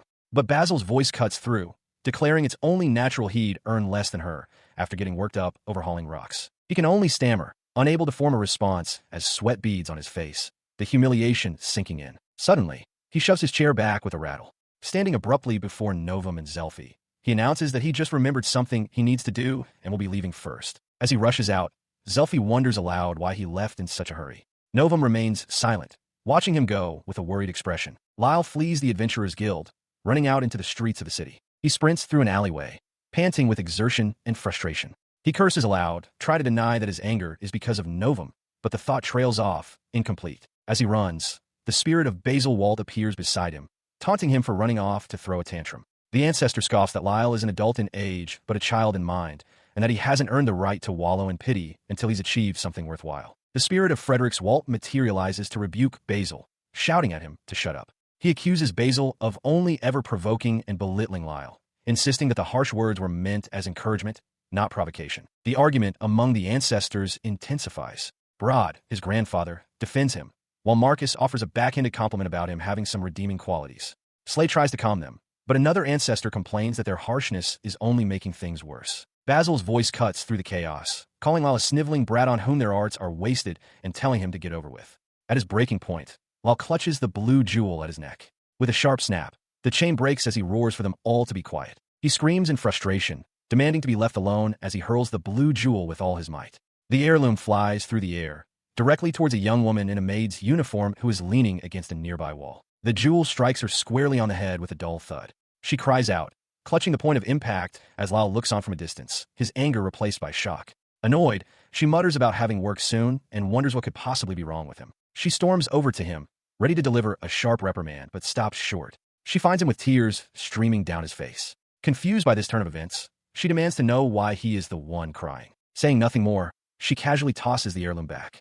Lyle catches it out of reflex, his gloved hand closing around the ornate blue jewel. The girl then presents her own heirloom, a dark gem dangling from a chain, explaining that she has one too. She notes that the elaborate decorations on his jewel clearly indicate its value.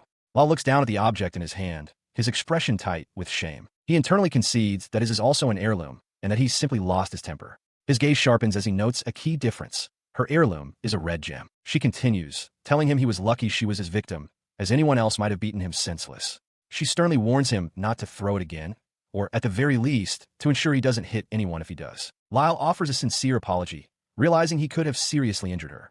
As he does, the voice of his grandfather, Brod, speaks to him from within the jewel. The spirit explains that her gem is a simple cured object, while Lyle's jewel has evolved, gaining a will from its past user's memories. Brod warns that throwing it away is futile, it won't silence them. As Lyle processes this, the girl's expression brightens with an idea. Seeing how distraught he is, she calls out to him with a new proposition. He should follow her back to the shop where she works. Lyle looks up, taken aback by the unexpected offer of help. He hesitates, admitting that he doesn't have much money for a shop. Unfazed, she asks if he has any large copper coins, suggesting that will be enough. He expresses his hesitation, finding the situation to be quite sudden. As the voices of his ancestors murmur their concerns in his mind, Arya offers a reassuring smile. She promises that if he comes with her, he will feel a whole lot better. With his compliance seemingly secured, she cheerfully declares him all good then. As Lyle's heart begins to pound in his chest, she leans in with a bright smile, assuring him it's okay, because she will be the one providing him with service. The implication makes him blush, and he stammers, questioning what she could possibly mean. She responds with a playful, "Oh," and brings a finger to her lips, coyly asking if she really needs to say it. The suggestion sends Lyle's heart into a frantic rhythm, his face flushing a deep red. Inside his mind, his ancestors are in an uproar. The spirit of his grandfather, Broad, shouts in dismay, reminding Lyle that he is watching. The fourth head, Marcus, chides him for even considering wasting hard-earned money on a prostitute and urges him to think of Novum. In a bustling town square, the air sparkles with an almost tangible romantic energy as Lyle and Arya stand facing each other. The source of the atmosphere becomes clear as Lyle is visually overwhelmed by several provocatively dressed women nearby, causing him to blush furiously as his heart pounds. His excitement hasn't subsided when Arya, with a look of shock, suddenly exclaims that they've completely skipped over introductions in the midst of the commotion. Composing herself with a confident smile, she introduces herself as Arya Lockwood.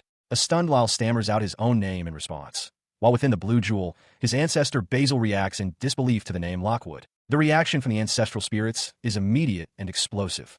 Basil and Broadwalt both roar in unison, declaring there is no doubt she is a descendant of a Miss Alice. As another ancestor wonders who Alice is, finds Walt stares intently, a memory surfacing. He quietly realizes that she was his first love. Basil, enraged, points at Arya and demands the others look at her, shouting that it's obvious she's the spitting image of the beautiful and cute Alice Lockwood.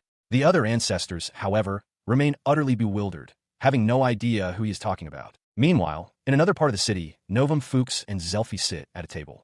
As a waitress serves them, Zelfi mentions that Lyle has been behaving strangely. Novum agrees, and they decide to get the facts straight. Zelfi recounts a recent incident.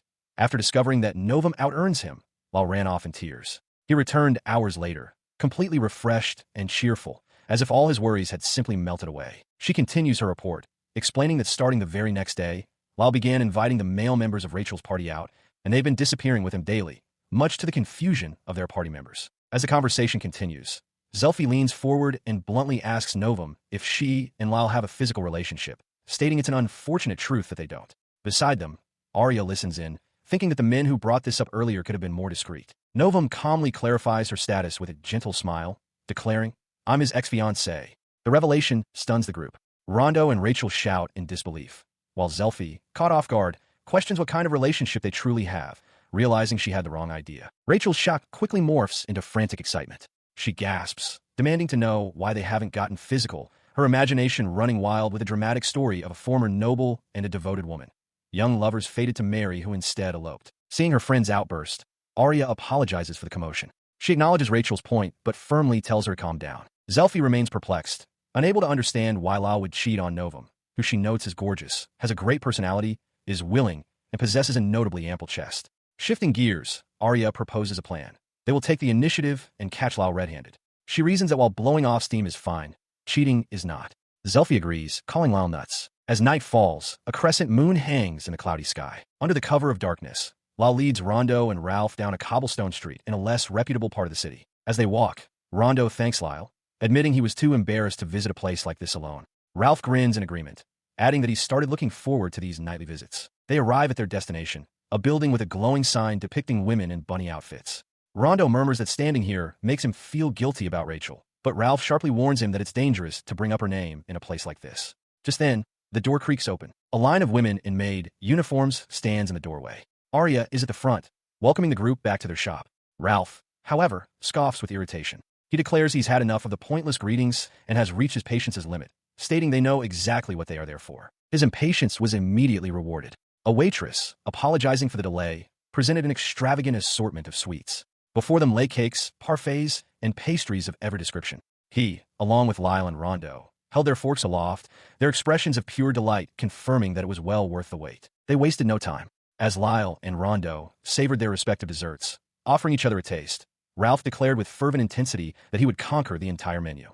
His friends could only stare, taken aback by his zeal, just as the bell in the shop's door chimed, announcing a new arrival. The new arrivals were not fellow dessert enthusiasts. A palpable aura of doom filled the room as Rachel, flanked by a stone-faced Zelfi and a trembling Novum, stood before them. Her voice cut through the cheerful atmosphere, demanding to know why Lyle was here and accusing him of sneaking away every day just to eat. The three men were paralyzed with shock. As the tense standoff continued, Aria's voice provided context for Novum. She explained that while the cafe's specialty was sweets, its target audience was specifically male. Many men, she noted, would be too embarrassed to be seen in a typical dessert cafe, so the establishment's discreet location and shady entrance actually worked in its favor, attracting a clientele like Lord Lyle. Lyle, utterly bewildered, could only wonder what was happening and what this all meant. He could not see Novum's face, but her entire body trembled with a silent, suppressed fury. Lyle panics, trying to silence the furious voice of his ancestor, the first head, who is demanding he tell Aria the truth, that he's there to protect her from shady men. Lyle desperately tries to calm him, insisting the situation is not what it appears to be. The ancestor's voice continues to rage, calling Lyle an idiot for potentially making things worse. He declares that they cannot simply leave the precious little Aria alone in such a sketchy establishment. Observing the commotion, Zelfi smirks to herself. She muses that while she approves of using sweets to fix a bad mood, Lyle has been acting far too suspiciously. Still, she supposes she should be relieved he wasn't involved with another woman. With a flourish, she presents Novum, Rachel, and Aria, announcing that it's the men's treat for an all-you-can-eat sweets buffet. The declaration is met with shock from Lyle, while Aria immediately plans to order 3 roll cakes and a parfait, and Rachel decides on an entire cake. Lyle can only apologize in horror at the impending cost. Later that night, as Aria complains about him leaving her cake, Lyle reflects on the day's events. A misunderstanding had led to him being suspected of cheating, but he managed to escape the situation by sacrificing his earnings and his own share of the sweets. As he stands outside the building under the crescent moon, Novum's voice cuts through the quiet. She calls out to Lord Lyle, stating that she has something she needs to say to him. Startled, Lyle turns. Internally, his ancestors erupt in chaos, with Slay calling Novum the source of all evil and Basil demanding Lyle kneel. He manages only a nervous yes in response to her. He braces himself, fully expecting a slap. He knows he is the one who chose to hide his visits to the shop from Novum, even if the first head had been the one forcing him to go. He watches as she stands in the doorway. To his utter confusion, instead of getting angry, Novum holds out a silver coin. She tells him that because he works so hard, it's natural for him to take breaks, and gently chides him that it's unhealthy to only eat sweets every day. Lyle is stunned into silence.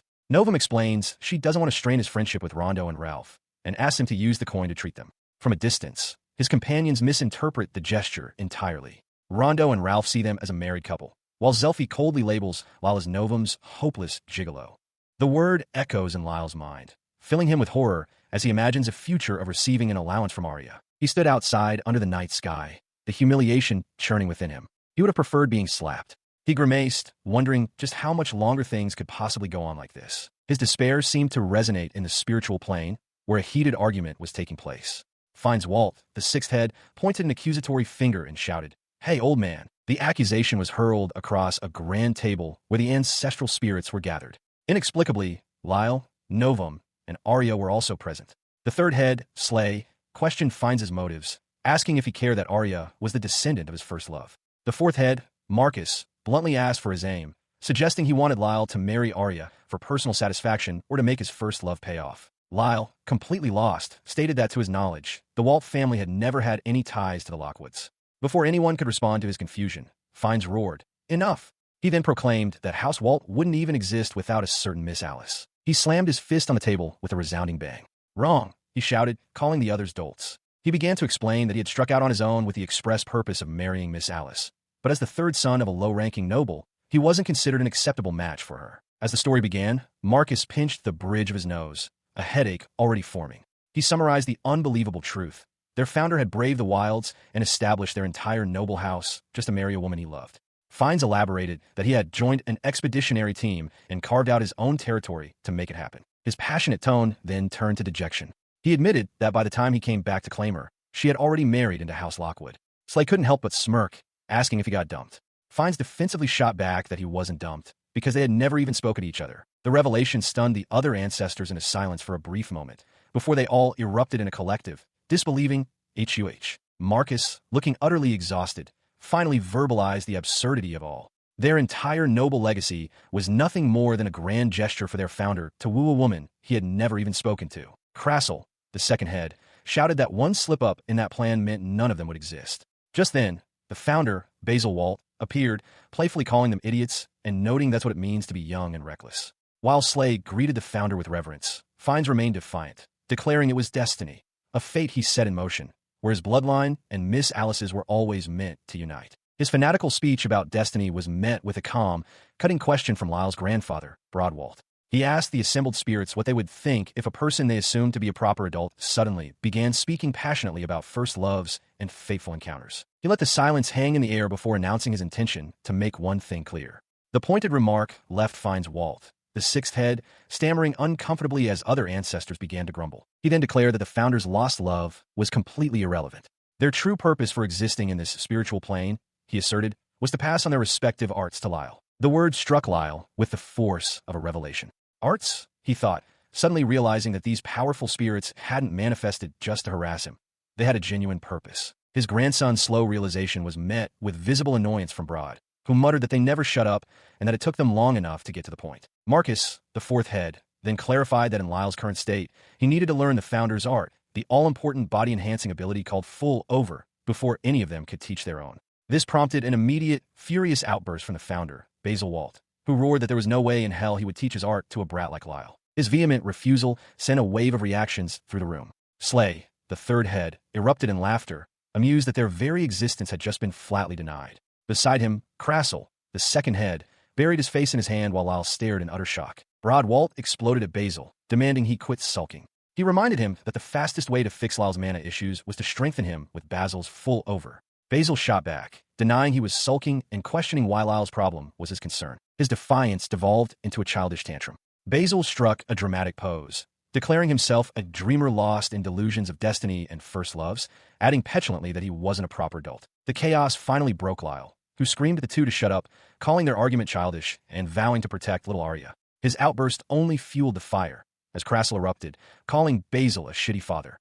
Seeing the meeting completely derailed, Broad abruptly adjourned the session, wishing them good night as the spiritual plane began to dissolve. Lyle's eyes snap open. He lies in bed, drenched in a cold sweat, the chaotic shouts of his ancestors still echoing in his mind. He pushes himself into a sitting position, his gaze distant as he tries to separate the spiritual plane from the reality of his dimly lit room. His gaze lands on the blue jewel resting on the pillow beside him. With a sigh of relief, he concludes it's finally over, dismissing the entire ordeal as just a terrible nightmare. 3 weeks later, at the Darian's Guild, Zelphi addresses Lyle and Novum. She informs them that after 3 weeks of instruction, it is time to move on to the next step, a job that will take them outside the city. The news catches Novum by surprise. Lyle, too, is taken aback, but a flicker of hope ignites within him as he wonders if this could finally be his chance for a real mission. Zelphi confirms his unspoken wish, announcing before the quest board that they are taking on a monster hunting quest. She instructs them to prepare to leave the day after tomorrow and to check their gear meticulously, warning that any oversight will result in a return to menial tasks. Lyle's hand hovers over the official posting, marking the start of his first real quest. Inside the bustling hall of the Darien Adventurers Guild, the guild's supervisor leans over his desk, speaking quietly with the swordswoman, Zelphi. He asks for her evaluation of Lyle, noting that the young man seems to have been doing quite well lately. Her sharp, light-toned eyes narrow slightly as she considers his question. Her thoughts drift to Lyle, seen hard at work and sweating. The supervisor's voice continues, expressing that he is happy to hear her positive assessment.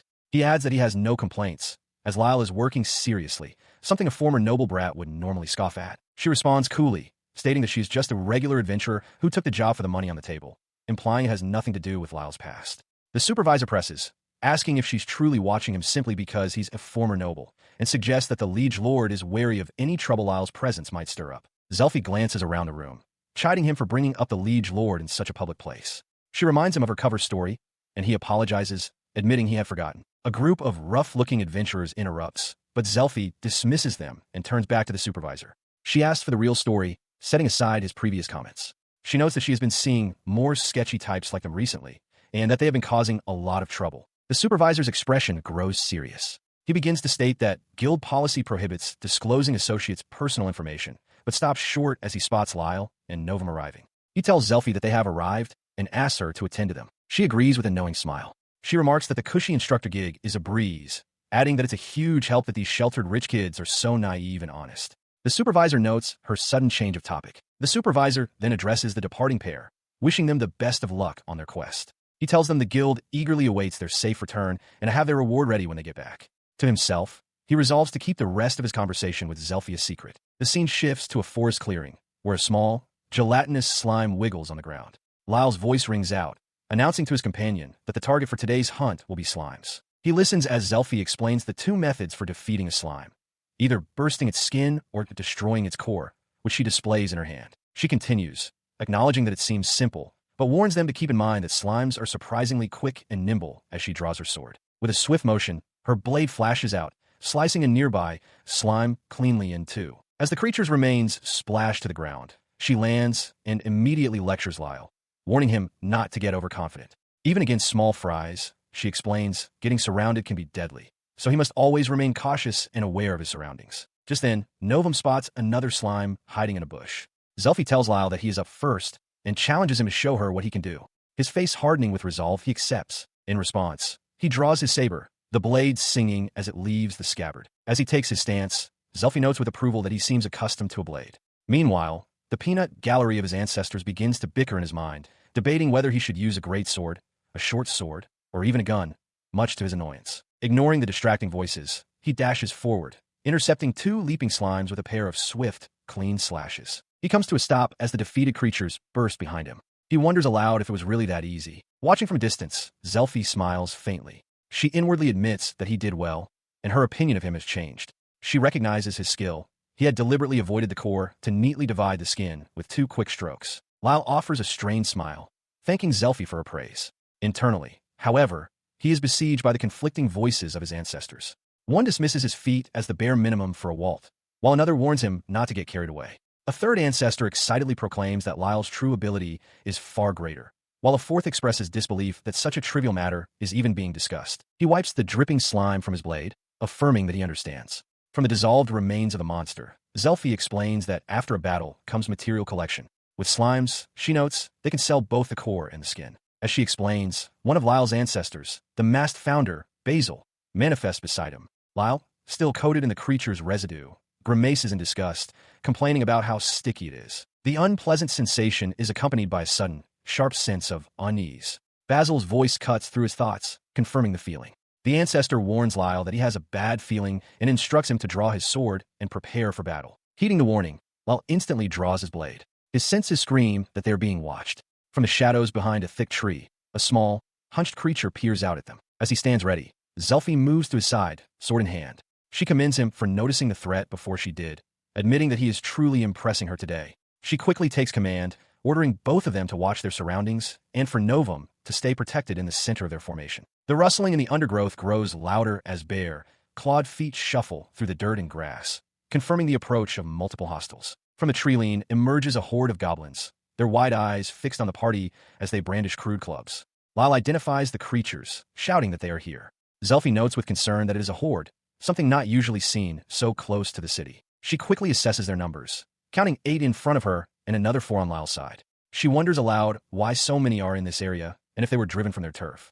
Without hesitation, she raises her shield, blocking a goblin's swing with a sharp clang. While her companions engage the main force, her sharp eyes dart to the side. She spots the 4 goblins attempting to flank them, her expression hardening with focused intent. She moved with lethal speed, her blade cleaving through 2 goblins in a single, fluid motion. With 1 creature down and 11 remaining, Zelfi yelled for Lyle and Novum to flee back to town, promising to cover their escape. Lyle, however, calmly told her not to worry and to leave the situation to him. Within his mind, one of his ancestors scoffed, interpreting Zelfi's order as her calling Lyle deadweight. The spirit urged him to obey, stating she had no time to babysit a weakling. His calm refusal stunned both Zelfi and the dismissive ancestor spirit. In stark contrast, Novum watched with a gentle, knowing smile, encouraging Lyle to go on and show them his true strength. Another voice, that of his grandfather's spirit, echoed her sentiment with disdain for the other's doubt. He declared their underestimation of Lyle to be ridiculous, stating that whether it was 10 or 20 foes, they stood no chance at all. As the group ventures through the woods, Lyle turns to Novum, a serious expression on his face. He asks her to watch his back. Her eyes widen with determination, and though her hands tremble slightly around the jeweled staff, she gives a firm, resolute yes. Immediately after their exchange, a goblin lunges from the path ahead, brandishing a short sword. Novum cries out a warning to Lyle. He is already reacting, dropping into a low stance as he sweeps forward to intercept the creature. He ducks under the goblin's wild swing, the creature's club smashing harmlessly into the ground. As he rises, an arrow streaks past him, striking the goblin directly in the head with lethal force. As the first goblin falls, Zelfi calls out a warning from a distance, alerting Lyle to 2 more figures at his feet. He lands with a thud amidst a new cluster of goblins, his eyes narrowed in intense focus. Without pause, his blade flashes, slicing one goblin down. At the same instant, a powerful fireball erupts from behind him, incinerating another charging creature. The source of the support becomes clear. From within the jewel, the ancestor Basil Walt shouts a warning about an archer hidden in a bush. Responding instantly, the third head, Slay Walt, unleashes a wind bullet that tears through the foliage, striking the hidden threat with a sickening crunch. With the immediate threats dispatched, Lal glances back and calls out Novum's name, realizing with amazement that she was the one who cast the fireball. Seeing her poised and ready, he turns his attention back to the remaining enemies and dashes forward into the fray. He charges back into the fight, noting that only 3 goblins are left. One is already engaged with Zelfi. A crackle of energy surrounds Lyle as he gathers his power, shattering the ground beneath his feet before launching himself at the final trio. The display of raw power shocks his companions. Basil Walt expresses his disbelief that Lyle possessed such large-scale magic all along. As Lyle rushes past, Zelfi calls out to him, offering to finish the last 3 herself, but he is already committed to his attack. Ignoring her offer, he unleashes a furious whirlwind of steel. In a single, devastating motion, his blade flashes through the remaining 3 goblins, ending the battle in an instant. He lands the final blows, his cape swirling as he skids to a halt amidst the bisected goblin corpses. From a distance, Novum and Zelfi call out his name in concern. He pants heavily, sweat beading on his face, the adrenaline of the battle finally giving way to exhaustion. As he drops to his knees, Novum rushes to his side, asking if he's injured. Zelfi, standing nearby, quietly notes that her own mana is running low. But Lyle isn't hurt. A look of pure shock crosses his face as he realizes he is completely out of mana, a state he can't comprehend. This much magical exertion would have been nothing to him before. She watches him, her expression hardening with assessment. As a noble, she had expected him to know some magic, but what she just witnessed surpassed all her expectations. He was on the level of a genuine, dedicated magician. Her thoughts race. What amazed her most, however, was not his magic, but his sword technique. It was utterly unique, a world apart from the proper, formal styles taught in noble houses. The source of that style seemed to be a deep, almost vengeful obsession. Every swing was filled with a fierce resolve, like a curse, wielded with a sharp, unshakable purpose. His blade, sharpened without end, seemed to be forever chasing an immense, shadowy power that lay just out of reach.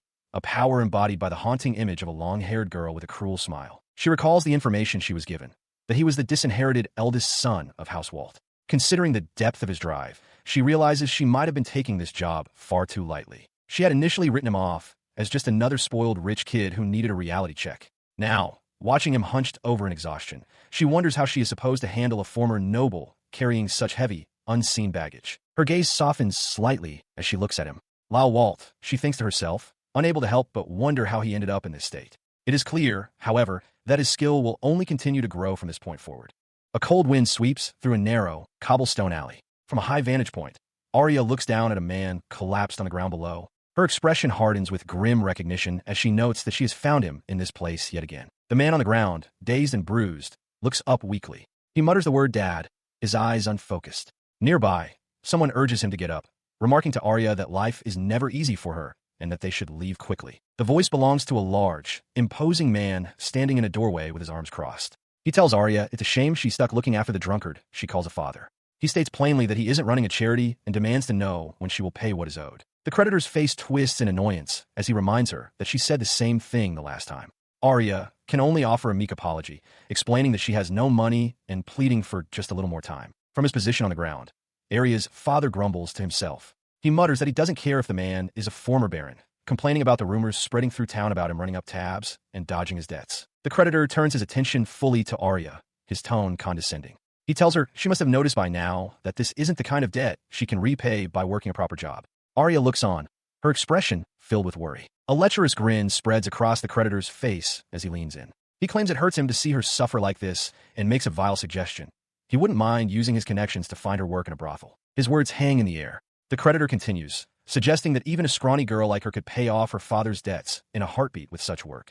Arya's face is a mask of shock and defiance, her hands clenched. The scene shifts to a different part of the city, in front of a building labeled Sweet Shop Seal. The architecture is whimsical, topped with large statues of women in bunny costumes. Inside, Lal Walt sits at a table, eating something with a fork. He looks up from his food, his expression earnest, and asks his unseen companion if they want to know how to increase their mana pool. He confirms to his party that running low on mana has become a serious issue. Ralph, Munching on food suggests simply training, but Rondo clarifies they're discussing magical power, not building muscle. Rondo admits it's not his area of expertise, but as far as he knows, Lyle's only option would be a skill known as growth. The word hangs in the air as Lyle processes the unfamiliar term with a concerned expression. As the conversation continues, Rondo thanks Lyle for his patronage, relieved that Rachel won't yell at him. Just then, Arya arrives, announcing that the takeout pie is ready. Rondo offers more practical advice, recommending Lyle focus on using his mana efficiently within his current limits. Lyle smiles faintly, thanking them and promising to keep the advice in mind, though he internally wishes his meddling ancestors would be so quiet. He muses on what a good girl Arya is, thinking she must have inherited her pure heart from a Miss Alice. His ancestors, however, are quick to comment, questioning how he would know, since he's never even spoken to her. Changing the subject, Ralph asks Arya if prices have been getting jacked up. She confirms this, explaining that rising bandit activity has increased trader costs, causing a citywide price hike on ingredients. Ralph cheerfully thanks Lyle for covering the bill and compliments the delicious sweets. He then declares it's time for them to head out for their bodyguard quest, and Rondo agrees they should be on their way. With a final wave, Rondo and Ralph depart, leaving the table to be cleared of its empty, clattering dishes. Now alone with Arya, Lyle suddenly turns to her. He asks, unexpectedly, if she is having any problems with her mana. Arya seems taken aback. She admits that it's embarrassing, but she can't get her own gem to work at all, blaming her lack of talent. As Lyle holds his own ornate jewel, he asks if she has one as well. Within his mind, an ancestor's voice praises his initiative in getting closer to her. She reveals a simple, small stone, confessing that she has always admired adventurers. She dreams of earning a lot of money on adventures, hoping it might help her father. A blush creeps across Lyle's face as he understands her motivation, though his ancestor gruffly warns him not to bring the mood down. He reassures her that listening is the least he can do, especially since she was there for him when he was found crying. Arya, looking slightly embarrassed, apologizes for having dumped all of her troubles onto him. Despite her apology, she admits that while she enjoys her job and finds it a valuable experience, she can't help but feel envious of Lyle. A moment later, a light-hearted laugh escapes her as she concedes that he has a point, declaring them even. Her cheerful declaration echoes into the spiritual plane, where two of Lyle's ancestors observe the exchange. One questions why anyone would be jealous of Lyle, while the other retorts that Lyle has only ever been told he's no good. Unaware of her spectral audience, Arya continues her encouragement, telling Lyle it's perfectly fine not to be good at first. She emphasizes that the most important thing is recognizing one's own shortcomings and putting in the effort to change. Her words strike a chord with Lyle. He reflects on her beautiful heart and agrees with her sentiment, his gaze turning towards the moonlit town as he silently vows to give it his all. As Lyle makes his quiet resolution, a sudden roar erupts within the spiritual realm. That's it. I remember now, bellows the founder, Basil Walt, his eyes wide with a shocking realization. His outburst startles the other ancestors, and one of them gruffly demands to know what he has suddenly recalled. He begins to explain, recounting a time after a heartbreak when he refused to consider any woman other than a Miss Alice. Hounded by others to get married, he drunkenly announced a list of impossible requirements at a party just to make them stop. He points accusingly, identifying the memory that has resurfaced, that ridiculous, nonsensical list of marriage qualifications he created long ago. Within the spiritual realm, the ancestral heads of the Walt family react with unified shock. The eyes of Slay, Fiennes, Marcus, and Broad widen in disbelief, a sentiment mirrored by Lyle himself. A single, unspoken word hangs in the air between them. What? As the initial stun fades, Basil Walt leans back, a look of grim satisfaction on his face.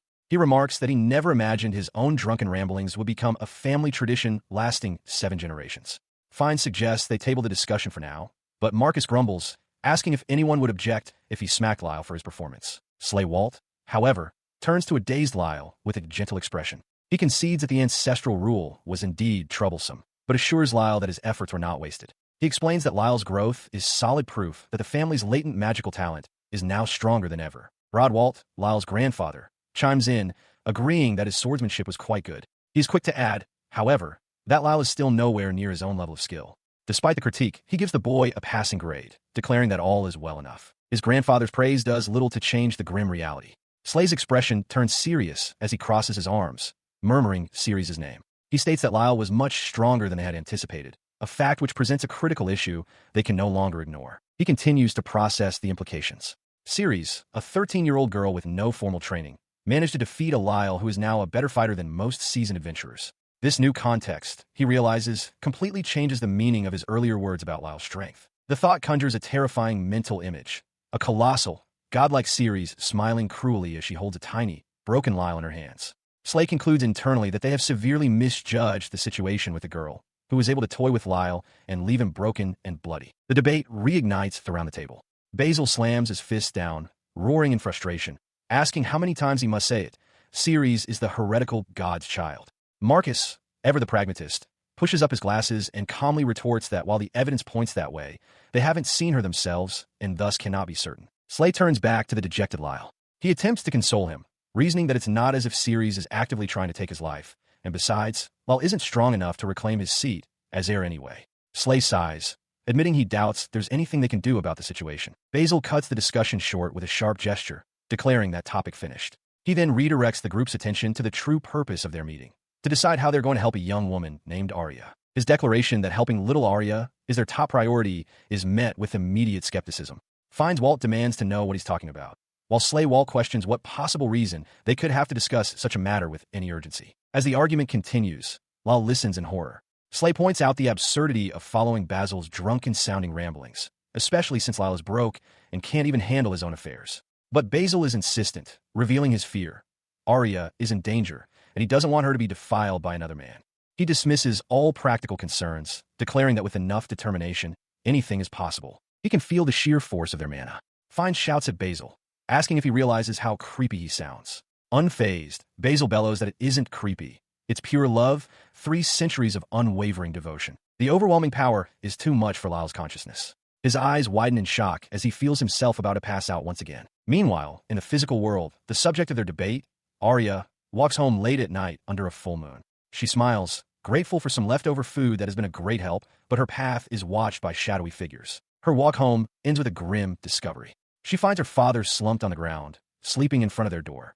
He mutters that he lost the key somewhere. Arya stares, dumbfounded, and shouts his name in disbelief. She asks what he's doing, pointing out that if it were winter, he would have frozen to death. Her father, looking up at her, simply asks what the matter is. His tone shifts dramatically. He grabs her, his face contorted with anger, and reminds her to never forget that she is the proud daughter of a baron. He declares that even though they've fallen on hard times, it is unacceptable for her to ever walk the path of a harlot. He continues his tirade, telling her to stop shaming herself and that there's still nobility, no matter how far they've fallen. He calls her shameless fool for working in such vulgar clothes. Arya glares back, seething at his hypocrisy. Finally, she erupts.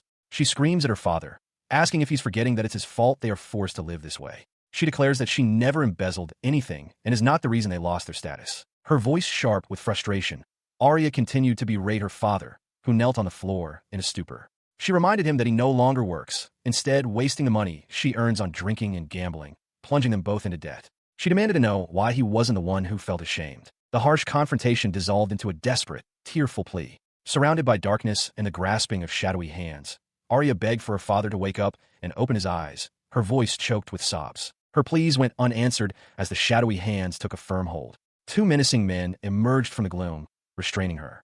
One, with a sinister grin and an eye patch, grabbed her face while the other seized her arm, her expression twisting into pure terror. The man with the eye patch clamped a hand over her mouth, silencing her muffled screams. He leaned in, informing her helpless father that they would be taking his daughter as collateral for the debt. Below, her father could only reach out, his face a mask of horror and despair. The horrifying scene vanished, replaced by the sight of a sprawling city under a full moon. A desperate cry of Arya echoed through the night. It was all a nightmare, one from which the dreamer could not seem to wake. In the face of a sudden emergency at Darien's guild, Lyle Walt is struck with disbelief. He cries out in shock, realizing that his young acquaintance, Arya, has been kidnapped. He is seated with Novum and the adventurer Zelfi, who explains the situation. She states that this was a personal request brought directly to her, but since Lyle and Novum are her employers, she felt it was right to consult them before deciding how to proceed. She then gestures to a battered man slumped on the couch beside her, introducing him as Arya's father, Wes Lockwood, and says he will explain the details. Lyle stares, aghast at the man's severe injuries, and asks in horror if the kidnappers were responsible for his condition. To his surprise, Zelfi calmly admits that she was the one who inflicted the injuries. She cryptically adds that many things occurred after Wes Lockwood lost his noble status, leaving a bewildered Lyle to question what she could possibly mean. Zelfi cuts the questioning short, insisting that Lady Arya's situation takes priority. The narrative shifts to Wes Lockwood's confession. He recounts being overwhelmed by debt until a bandit brigade, needing a literate middleman, offered him a well-paying job. However, he misused the large sums of money they entrusted to him, sinking even deeper into financial ruin. Listening to the tale, Lyle's expression hardens with contempt. With a thud, West Lockwood drops to his knees in desperation. Zelfi grimly clarifies that the group he worked for were not merely bandits, but also slave traders. Overcome with terror and regret, West begs them to save his daughter, convinced she is about to be sold into slavery. As the desperate plea hangs in the air, the guild's supervisor, who had been observing, steps forward. He remarks grimly that the situation in the city of Darien has become a significant problem. Before he can continue, a portly, richly dressed nobleman enters the room with a casual greeting. Zelfi and her attendant look on in surprise, immediately recognizing him and addressing him as "Your Lordship." Both Lyle and Novum are taken aback by the sudden appearance of the region's ruling lord, questioning his unexpected presence. The nobleman introduces himself as Bentler Lobernia, the lord of the land, and expresses his pleasure in meeting Sir Lyle and Miss Novum. Lyle politely returns the introduction. Meanwhile, two onlookers whisper amongst themselves, one questioning why Zelfi is involving herself after claiming she would stay out of it. He stood stunned. The ruling lord had called him by name before any introductions were made. At his side, Novum quietly observed that Lord Lobernia had clearly done his research. Ignoring the tension his arrival had caused, Lord Lobernia, with a self-satisfied smile, suggested they continue their conversation. His attendant remained silent and watchful beside him. The conversation turned back to the matter at hand. A stressed West Lockwood confessed that while he was aware of the bandits' presence in Darien, it was a grave miscalculation on his part not to realize he was mediating their infiltration. This admission revealed a deeper problem. If the bandits had been using Darien to launder money, it was now impossible to know how deeply they had integrated themselves into the fabric of the town. Lord Lobernia then delivered his verdict. He declared that Darien was known to secretly collaborate with bandits, and any action on his part could lead to accusations from other lords. He concluded by stating he had no personnel to spare for Miss Arya, as his troops were already deployed to handle a labyrinth manifestation. Lyle could only stare in disbelief. His shock quickly turned to frustrated inaction. A voice roared in his mind, one of his ancestors berating him for just sitting there spacing out. The spirit demanded that if Lyle wouldn't speak up, then who would? The internal tirade continued, the ancestor calling him a coward and a disappointment to the Walt family name, demanding he get his ass in here. As the voice echoed, Lyle clutched his head, a strange feeling washing over him, a sensation he recognized, but knew was not a depletion of his mana. The strange sensation overwhelmed him, and with a loud slam, he collapsed forward onto the table, unconscious. The sudden event startled everyone in the room. Novum reacted instantly, her composure breaking as she cried out his name, desperately asking him to stay with her and questioning why he had suddenly collapsed. But Lyle could not hear her. His consciousness opened to a different place entirely, a vast chamber dominated by a large, round table. He recognized it as the room of the round table and understood with a jolt that one of his ancestors had forcibly pulled his mind here on their own. He found himself seated at a round table, where one of his ancestors, a rugged man with a wild beard, was already shouting. The ancestor finds Walt condemned another's awful attitude toward Lyle, acknowledging the desire to save Arya, but calling the reckless approach a new low. A calmer voice, that of his grandfather Broadwalt, interjected with a dose of reality. He explained that because Arya's father committed a serious felony, the local lord would need to punish the family severely to send a message. He questioned if Lyle truly understood the consequences of saving her. Another ancestor, the analytical Marcus Walt, added his grim assessment. He reasoned that, honestly, Arya might find a better life as a rich man's slave. Otherwise, her best-case scenario would be forced labor in the mines or prostitution. This cold logic was shattered by a roar of fury. The imposing second head, Crassel Walt, slammed his fist on the table, shouting that such details were irrelevant. He bellowed, questioning if wanting to save someone was wrong, and accusing Lyle of planning to live a half-assed life, hiding behind pathetic excuses. The furious ancestor turned his tirade directly on Lyle, who could only stammer in shock. Crassel declared that this was Lyle's moment to swear he would save Arya no matter what, and his hesitation was a disgrace, a stain on the Walt family name. His ancestor's brutal words struck their mark. Overwhelmed, Lyle could not hold back his tears, a single drop tracing a path down his cheek as his composure finally broke. His emotional response only seemed to fuel Crassel's rage. From across the table, the ancestor bellowed, demanding to know why Lyle was crying when they were supposed to be having a normal conversation. At this, Fiennes Walt interjected again, defending the boy. He retorted that Crassel's harsh manner of speaking was far from a normal conversation, and insisted that he should show more consideration towards Lyle. As the argument continued, the calm voice of Lyle's grandfather, Broad, cut through the noise. He spoke of how Lyle had been shut away in the family mansion, ignored by everyone, yet had worked harder than anyone to earn his place among the Walts. He then addressed Crassel directly, offering some advice. Broad pointed out that by calling Lyle a stain on the family name, Crassel had struck him where it hurt the most. Flustered, Crassel tried to backtrack, insisting that he hadn't meant it that way. He spoke with a gentle smile, advising Lyle that the most important thing is to decide what he wants to do and begin from that point. Lyle absorbed the words, his expression somber. Another ancestor's voice cut in, clarifying their nature. They explain that they are memories, recreated solely to teach their arts, and while it seems they cannot directly interfere in the outside world, that isn't entirely true. The voice continued, explaining that these memories hold wisdom they can impart. They urged him not to overthink and simply tell them what he desires to do. In response, Lyle's hand clenched into a tight fist. He began to speak, his voice filled with a burgeoning resolve. I want to do. Yet his own mind faltered, questioning what it is he truly wants. Within the spiritual plane, the second head, Crassel Walt, expresses his confusion while Lyle breaks down in tears. Overwhelmed, Lyle confesses his feelings of inadequacy, lamenting that he can't do anything on his own and always depends on Novum. He questions if it's truly all right for someone like him to decide anything, wondering what his own desires even matter. His grandfather, Broad Walt, responds with gentle reassurance.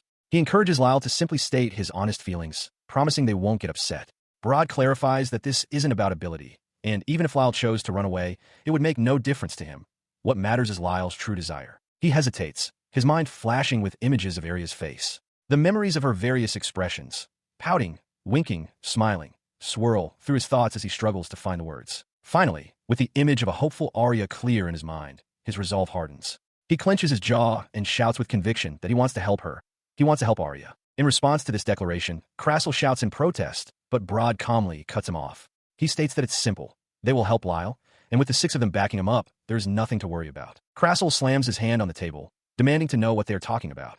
He argues that no one wants to save her more than he does, so he can't understand why he's being left out. Broad calmly remarks that he's surprised Crassel figured out he was the one being excluded. The argument escalates as Fiennes Walt bluntly tells Crassel that they don't need him. Crassel becomes infuriated, retorting that Fiennes only barks selfish orders at Lyle and won't even teach him his art, making him nothing but a burden. Ignoring the bickering, Broad calls the group to order. He announces the official start of their strategy meeting, stating that their first task is to draft a proposal to present to the local lord and asking for initial thoughts. Before anyone can answer, Crassel slams his fist down with a crack. He declares that he will do it, roaring that if it means saving little Arya, he will teach Lyle his art. Lyle's eyes widen and sparkle with disbelief and excitement. He asks if Crassel is truly serious.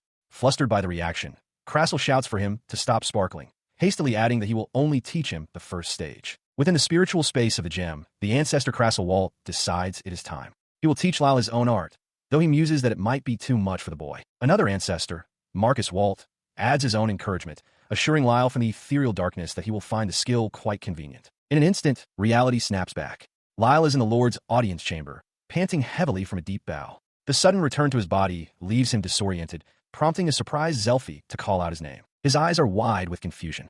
Zelphi's voice cuts through the haze, telling him to calm down and explaining that hardly a second has passed in the outside world. She urges him to stick to their original plan. He ignores her plea, straightening with sudden fire, Lyle shouts to Lord Bentler, declaring that he has a proposal, a surefire plan. Zelphi tries to stop him, insisting this is not a problem he can handle alone.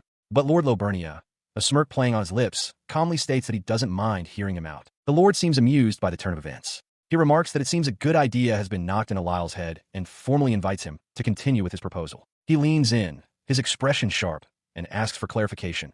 Is this plan of his regarding the territory's bandit problem, or is it about the rescue of Miss Arya? Lyle meets the Lord's gaze without flinching. His face is set with grim determination, a single bead of sweat rolling down his temple. With the spectral forms of his 7 ancestors appearing behind him, he clenches a fist. Both, he declares, promising a win-win solution. The stage for this plan is set, an abandoned mine site on the outskirts of Darien. He and his assembled party, Novum, Zelphi, and 2 hired adventurers, venture into the echoing darkness of the abandoned mine. As they proceed, Lyle examines the blue jewel, contemplating its nature as a gem. Deep within the mine, the target of their expedition sits upon a crude throne of horns.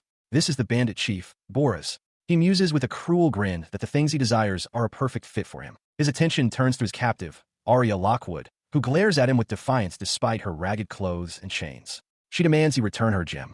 Boris chuckles, acknowledging her guts, but mocking her powerless state. One of his subordinates approaches, asking if they truly must hand the girl over to the slave trader.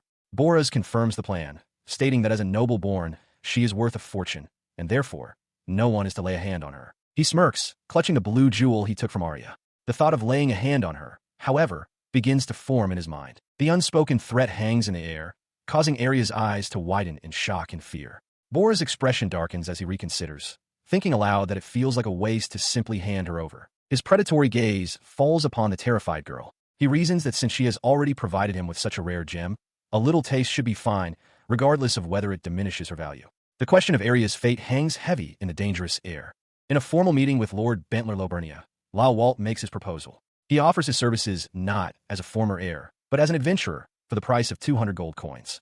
Lord Lobernia considers the offer, stroking his chin as he remarks that it is an ambitious fee for a lone, untested rookie. As the Lord contemplates, Zelfie seethes, clenching her teeth in frustration at what she perceives as a cocky, second-rate brat.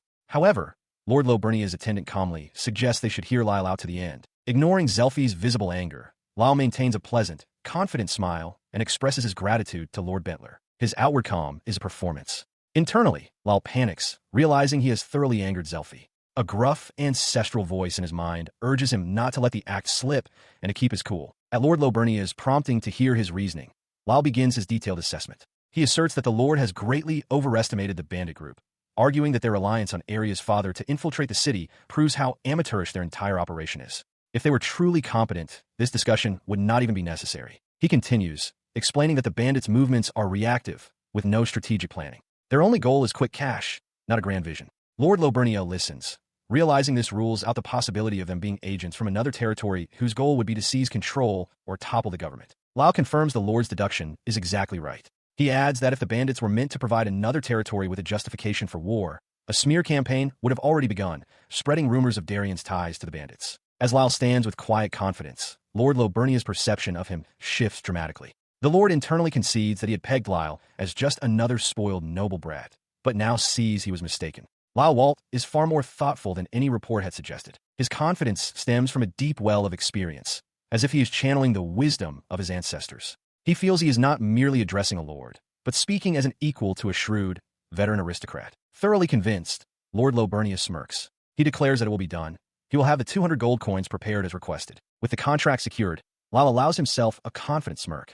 He turns his thoughts inward, addressing the spirits within the jewel. So, let's hear your proposal. In the spiritual plane, his ancestor finds Walt roars his enthusiastic approval. The scene shifts away from the negotiations, showing the grand, imposing architecture of the building where the deal was struck in the heart of Darien. Meanwhile, at an abandoned mine on the city's outskirts, the heavy thud of running footsteps echoes. A bandit on watch calls out urgently, "Chief!" The sound culminates in a loud slam as a panicked subordinate bursts into a chamber, shouting, "Chief, we've got trouble!" His frantic entrance interrupts the bandit chief, Boras, who glares up with irritation. "What is it?" he growls, annoyed at being disturbed just as he was about to get to the fun part. The subordinate delivers his urgent message, but Boras is skeptical. He questions the report, stating that he was under the impression that all of Darien's soldiers were currently deployed elsewhere. Apologizing for the intrusion, the man clarifies the bad news. A report confirms Darien is making its move, but it's not the soldiers they need to worry about. Instead, they are to be raided by a group of 200 adventurers. The chief's composure shatters. 200? He exclaims, his eyes wide with disbelief. "You can't be serious?" The subordinate confirms the staggering number, adding a crucial piece of intelligence. He explains that the noble, Lord Bentler, actually bowed his head to the adventurers to ask for their help, but that Bentler apparently isn't the one truly pulling the strings. He begins to relay information from their spies in the Adventurers Guild, but Boras, his face twisted in a furious snarl, cuts him off. "Huh? Spit it out," he bellows. "Who the hell's behind this?" His subordinate reports the findings. The one bankrolling the massive bandit purge is not a rival lord, but some rich kid trying to buy fame. The informant specifies the name, a supposedly stupid noble brat named Lyle. Unaware of this derisive assessment, Lyle himself stands before his assembled force of adventurers and wagons, a faint, confident smile on his face as a light snow begins to fall. Within the bandit hideout, the chief, Boras, scoffs at the news of his opponent, mocking the pathetic sight of a sheltered noble brat scrounging up fodder adventurers to pad his numbers. Nearby, a captive woman's heart thumps in her chest as she realizes with a start that they must be talking about Lyle. Her face pales with terror. She internally cries out that it's far too dangerous, questioning why Lyle would come for her and go to such lengths for her sake. As this desperate thought crosses her mind, she gazes out from the hideout at a long caravan of wagons rumbling down the road, wishing he would just forget about her. On one of those wagons, Rondo observes their massive procession, remarking to his companions what a spectacle it is to have gathered over 200 adventurers. This spectacle began with a speech Lyle gave back in town. He stood before a rabble of onlookers, declaring that he had come to gather comrades of justice to punish the vile brigands, save a fair maiden, and bring an end to their tyranny. Watching from the crowd, Zelfie smirks, noting to herself that it was quite a sight to behold. Aboard the moving caravan, Rondo voices his concern, telling Lyle that rewarding adventurers 3 silver coins just to stand around seems far too generous. Lyle, sweating slightly, laughs it off, admitting he was desperate to gather anyone he could and was simply following a dramatic script his ancestors had prepared. He glances over the crowd of hired men, privately acknowledging that he doubts most of them have ever fought a day in their lives. While they have the illusion of an army, he knows it is just a paper tiger. This deception is unfolding exactly as planned. Novum Fuchs receives a report confirming that bandit spies hidden among the adventurers have been sending information back to their chief. She smiles, noting that everything proceeds perfectly according to Lord Lyle's masterful calculations, and that this evaluation was precisely what they sought from Rondo. The bandit chief, Boras, erupts in laughter upon receiving this very report. He mocks the idea of a stupid noble brat leading a caravan of noncombatants, thinking he can bluff his way to glory. He sees them as lambs offering themselves to slaughter. He tells his subordinate that Lyle's true goal was to deliver this message of weakness, and that by using the Lord's gold, they have anchored a force that was otherwise ready to flee. The captive woman listens as Boras declares they will all dance like puppets until ruin greets them. Back with Lyle's group, the spirit of the third head, Slay Walt, chuckles beside him, remarking that Lyle is quite loved. Novum adds with a confident smile that the bandits have underestimated Lord Lyle, and soon they will choke on their arrogance and regret ever looking down on him. Lyle remains silent, his expression firm. Within his mind, the voices of his ancestors offer their own assessment. The fourth head, Marcus, declares that with their arts at his disposal, the battle is as good as won. The founder, Basil, agrees, stating that in Lyle's current state, he could crush these schmucks with his eyes closed. He is confronted by the spirit of the first head, Basil Walt, whose usual imposing demeanor is replaced by a raw plea. Basil asks him directly to save little Arya, stating it is all he asks. The request startles Lyle, who realizes the immense weight of this personal favor from the family's founder. In response, a single determined yes echoes through the night, a promise made under the full moon. The path toward the bandits' mountain fortress is now clear. At the decoy camp near the mines, the adventurers hired by Lyle are fast asleep. They lie scattered in bedrolls around dwindling fires, completely oblivious as a hooded figure. The bandit spy watches them with a contemptuous smile. Having seen enough, the spy slips away from the camp, melting back into the darkness of the surrounding woods. He moves quickly through the undergrowth, his path illuminated by the pale moonlight. His journey concludes as he reaches the entrance to the bandit's lair, a dark opening at the base of a sheer cliff. Stepping inside, the spy finds the bandit chief, Boras, lounging on his throne. The rest of the gang is gathered around, their expressions relaxed as they await the intelligence report. Boras asks how things look, and the spy reports that there are no changes. He scoffs that Lyle's forces are complete amateurs, sleeping soundly outside their front door with a plan to attack at dawn. Boras simply says, nah, already dismissing their pathetic strategy. A guttural laugh escapes Boras as he declares the noble brat's forces to be easy pickings. He leaps to his feet, roaring at his men to take up arms. They're launching a night raid. The bandits erupt in a unified cheer, ready for battle. Standing outside, Boras confidently declares they will slit the fools' necks before sunrise. His boast is cut short by a strange whooshing sound. He looks up, confused as thick smoke begins to pour into the area. Is that smoke? He wonders, his surprise evident. His men are thrown into immediate disarray by the thick smoke. They hack and choke, clutching their faces as the fumes burn their eyes. One of them gasps that this is no ordinary smoke. The bandit chief himself roars in fury, demanding to know what is happening. Beside him, another bandit, his eyes watering, recognizes the acrid smell, identifying it as some kind of medicinal herb. The source of their suffering is revealed to be outside the hideout, where Novum and Arya diligently fan the fumes from a small, crackling fire. The burning substance is Hakone grass, known to release irritant fumes. A great plume of the white, noxious smoke billows forcefully from a ventilation shaft, pouring directly into the bandits' subterranean lair. Observing from a safe distance, Lyle notes with satisfaction that his plan is working. He turns to his companions, telling the two of them to keep up the good work. One of the hired adventurers expresses his amazement, asking if Lyle can truly see what's happening inside. Lyle confirms he can. He understands now why his ancestors felt the need to wait.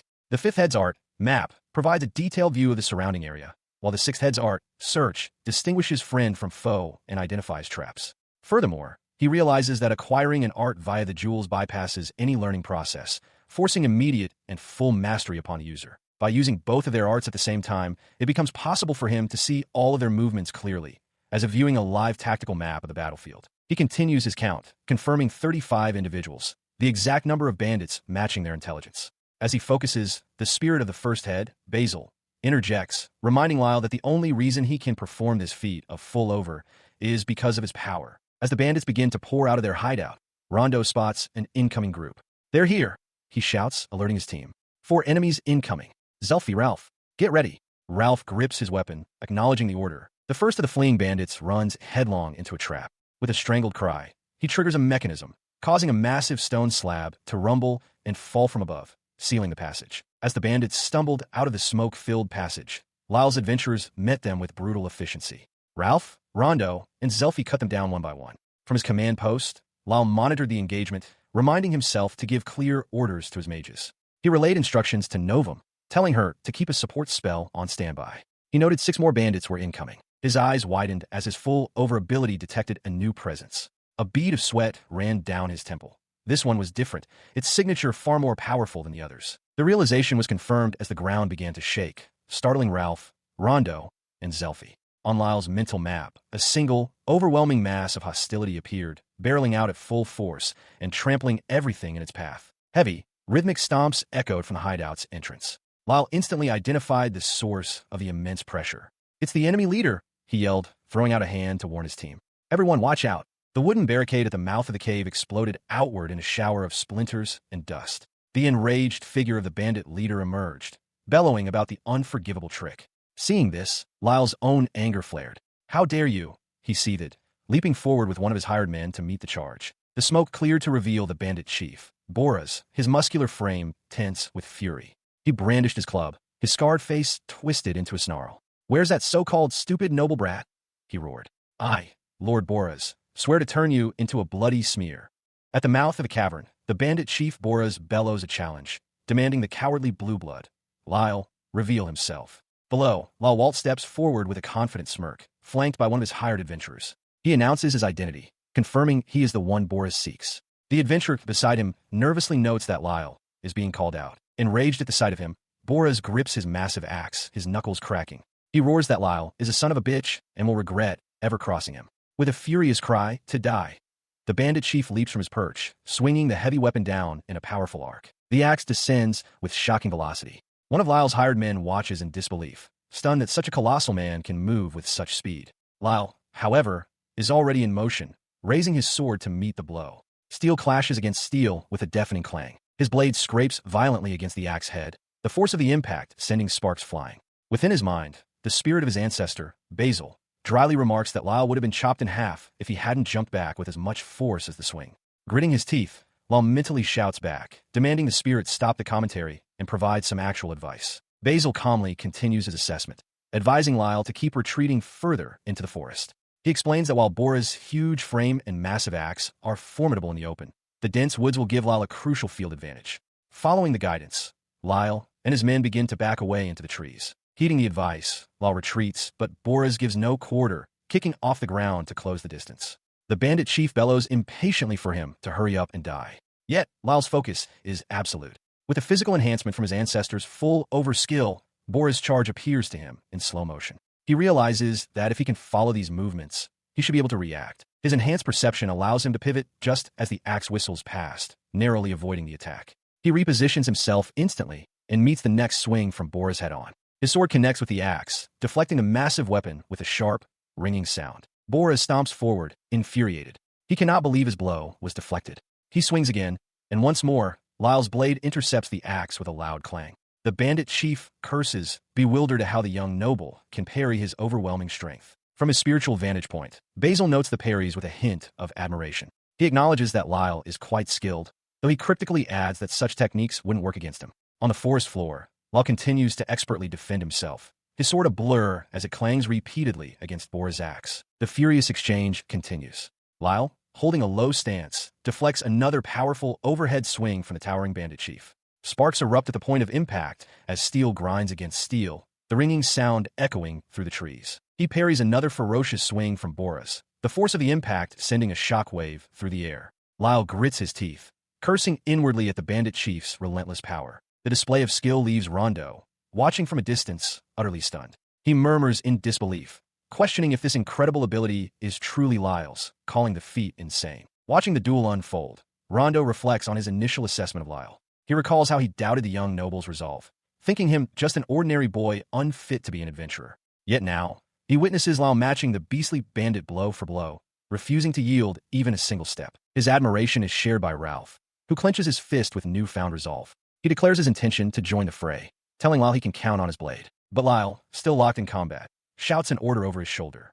He tells Rondo to fall back and support Novum and the rest of the team, insisting that he can handle the bandit chief by himself. Rondo acknowledges the order, understanding it's the right call and admitting he would only hold Lyle back. With a worried expression, he tells Lyle to be careful, voicing his concern that he might not be able to win alone. Lyle's declaration to fight solo enrages Boris. The bandit chief roars, questioning how Lyle dares to underestimate him and suggesting he must have a death wish. He swings his massive weapon again as the ground around him begins to tremble. His rage boils over. Boris screams at Lyle not to push his luck, vowing that he won't let the cocky little shit get away with making a fool of him. The leather straps on his bracer rip and crack under the sheer force of his grip. His fury translates into a blinding flurry of attacks. Bora's weapon becomes a blur, but Lyle manages to parry each strike with a sharp ping of steel on steel. Watching from afar, Novum notes with alarm that Bora's is getting dramatically faster. Despite the pressure, Lyle reassures himself that he can handle it. Even as Bora's goes all out with each swing, Lyle continues to deflect them with ease. The bandit chief clicks his tongue in frustration, wondering what kind of fighter he's facing.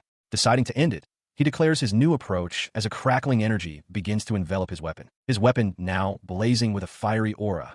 The bandit chief unleashes his attack with a thunderous roar. He reasons that if Lyle can only deflect, a single, overwhelming blow will be enough to cleave him in two. But as the energized weapon descends, a frantic voice, the founder, Basil, screams in Lyle's mind, warning him not to parry and to dodge aside immediately.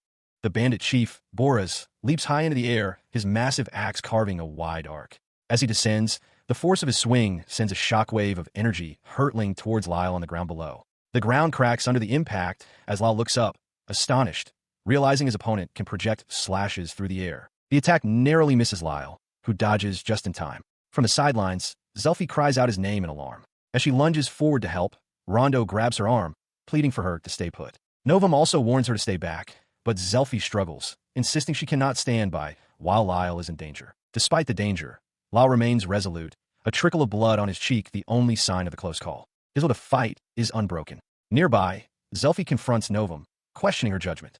She points out the immense danger, arguing that one wrong move could get them both killed, and asking if Novum truly believes they can evade such attacks. When Novum hesitates, Zelfi presses her, accusing her of lacking faith in Lyle's ability to handle the fight alone. As Zelfi's accusation hangs in the air, a shimmering, ethereal figure, the blue jewel spirit, materializes before a stunned Novum. The spirit's voice echoes Zelfi's sentiment, directly challenging Novum's doubt by asking if she truly believes Lyle is weaker than the bandit. The spirit then offers a formal, almost mocking apology for its own behavior, which it deems unacceptable. The spirit's expression softens into a gentle, reassuring smile. It speaks with absolute certainty, telling Novum that there was never any reason to doubt Lyle in the first place. Bolstered by the spirit's words, Novum's resolve hardens. She watches Lyle's back, clasping her hands together, her faith in him completely restored. Unseen by her, within the blue jewel, Lyle's ancestors observe the battle. The fourth head, Marcus, notes that Lyle possesses the right skill for this fight, but the sixth head, Fines, gruffly warns that a direct parry against such power would be suicidal. The bandit chief, Boras, notices the blood on Lyle and laughs, declaring the fight over. He boasts that his next attack will cleave Lyle in two. But Lyle, far from defeated, stares back with cold intensity. He tells Boras that this is the end of the line, and when the bandit scoffs in confusion, Lyle clarifies that there will be no next time for him. Before Boras can react, Lyle disappears in a blur of motion. The bandit chief is left stunned, his eyes wide with disbelief. He whirls around, axe at the ready, frantically searching the clearing and demanding to know where the young noble has gone. He reappears instantly behind the bandit, his sword poised to strike. As Boras spins around in shock, the voice of Marcus, the fourth ancestor, explains the technique. Lyle is using the fourth generation's art, speed, which grants a significant and stable boost to his movement. The bandit chief can only growl in frustration at his opponent's sudden agility. Annoyed, Boras dismisses the tactic as scrambling around like a pest. In response, Lyle tightens his grip on his sword and unleashes his assault. He becomes a whirlwind of motion, darting around the much larger bandit and landing a series of rapid slashes from all sides before Boras can even react. He presses his attack, a blur of motion darting around the massive bandit chief. Boras gasps, the flurry of strikes finding their mark across his torso. Watching from afar, Novum expresses her admiration for Lord Lyle's prowess, though Rondo urgently suggests they could use some assistance. Boras, however, only snarls, his fury growing with each landed blow. In response to the assault, the bandit chief's body begins to contort.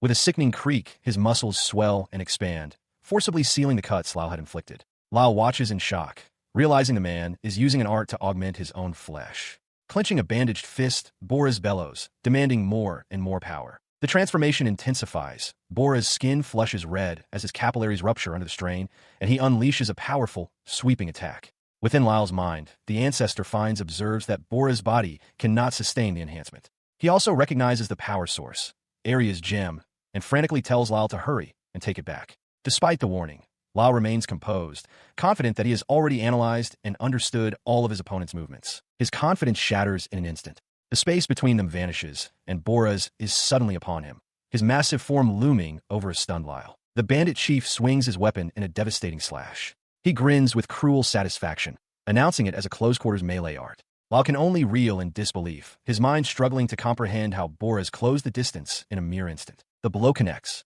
Bora's weapon, propelled by his unnatural strength, breaches Lyle's defenses completely, the pommel smashing deep into his chest. From the sidelines, Novum and Rondo can only watch in horror as their leader is struck down. Novum's cry of Lord Lyle echoes across the battlefield. The bandit chief Boras brings his massive axe down with devastating force. Lyle raises his sword to block, but the impact is overwhelming, sending a spray of blood from his mouth as his companions, Novum and Arya, watch in horror. The force of the blow sends him crashing violently through the dense forest undergrowth. His momentum halts, leaving him slumped against a tree in a quiet, snowy wood, completely disoriented as feathers drift down around him. A concerned voice calls out his name. He remains motionless, blood trickling from his lips, as the voice desperately screams for Lord Lyle to get up. The world shifts, and the snowy forest is replaced by the unfamiliar sight of a quaint, peaceful town nestled in a valley. Lyle finds himself standing in the middle of a street, his eyes wide with confusion at the sudden change in scenery. He reels from the disorientation, wondering aloud where he is. The last thing he can recall is fighting Boras, leading him to a terrifying conclusion. He must have died, and this is the afterlife. Suddenly, a sharp rap on his head breaks his spiraling thoughts. His ancestor, Basil Walt, stands before him, telling him to calm down. He explains that he simply called Lyle inside the jewel. Basil corrects himself, clarifying that it's more accurate to say he summoned Lyle into his personal room of memories. Lyle panics, insisting he doesn't have time and needs to be sent back before Boras finishes him off. Basil dismisses his urgency, stating that time flows differently here. Annoyed, he tells Lyle to relax, then curtly orders him to shut up and follow. He watched as his ancestor, Basil Walt, grinned broadly and held up 2 fingers. The founder of the Walt clan announced his intention to teach Lyle the second stage of his arts. Lyle's eyes widened in pure, starstruck excitement at the prospect, but his elation quickly turned to confusion. He questioned what his ancestor meant by a second stage. His confusion gave way to renewed excitement as he asked if Basil was serious. In response, the founder roared for him to be quiet, retorting that none of this would be necessary if Lyle weren't so weak. Following the outburst, Basil led the way through the ethereal landscape, approaching a large, stately home. As they stood before it, Basil identified the building as his childhood home.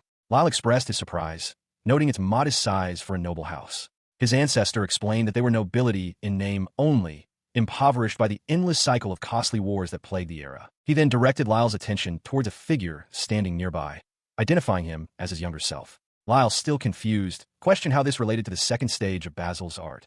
The founder, looking upon his past self, seemed to have a moment of disbelief before gruffly telling Lyle not to be so surprised. The younger Basil fidgeted nervously, seemingly on watch duty. Lyle asked what kind of guard his ancestor had been. The elder Basil cryptically remarked that his younger self was simply an upstanding man, and that Lyle should watch to understand what he was up to. His younger self's attention was fixed on a noble woman walking nearby. Basil identified her as Miss Alice and asked if she reminded Lyle of anyone. The resemblance was uncanny.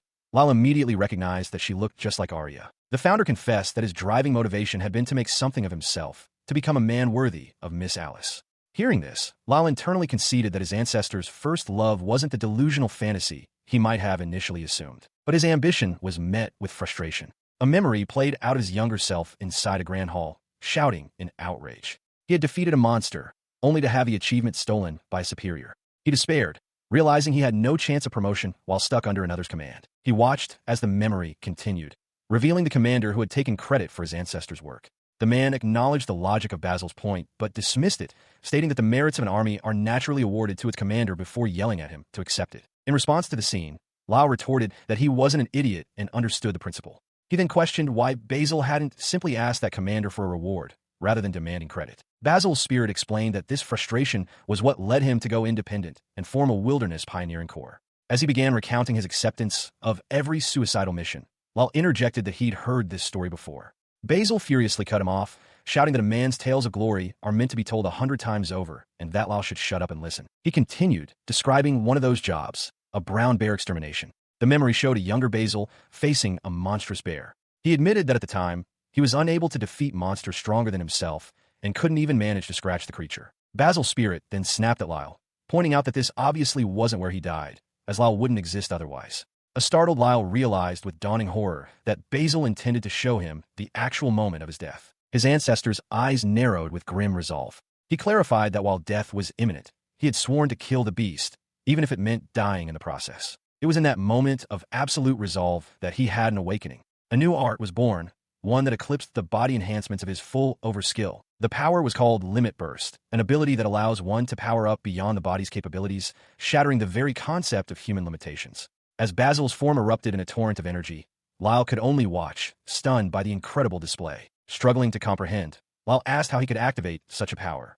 Basil seemed surprised, retorting with a sharp "huh," and stating that Lyle should already be able to use it. His ancestor's gaze intensified. He explained that, because Lyle's consciousness was currently inside his memories, he should be able to recall the physical sensation of what was happening to Basil's body at that very moment. His ancestor's voice echoed through the memory, a firm command to synchronize with the past and remember the sensation of power coursing through him. The instruction resonated deep within Lyle. His eyes shot open, wide with shock as the feeling flooded his consciousness. Basil's voice confirmed his success, affirming that he had grasped it. The vision shattered, and Lyle returned to the harsh reality of the forest clearing.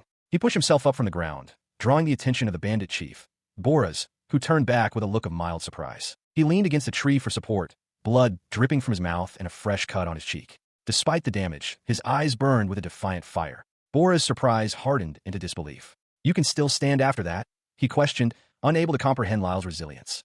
Lyle's eyes burned with a fierce, unfamiliar intensity. Watching from the tree lean, Novum is stunned by the transformation, clutching her chest in alarm as she whispers his name. The change is stark, a wildness in his gaze that even he seems to recognize, a fleeting thought crossing his mind. Those eyes. It can't be. Across from him, the bandit chief Boris feels the shift, a palpable change in the air that makes him shudder. "Still," he scoffs, "what do you plan to do without a weapon? Want to talk your way out of this?"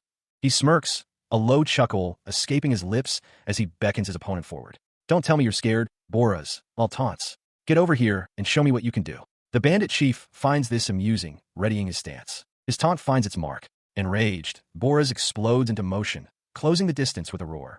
"I'll rip your fucking limbs off and shove them down your damn throat.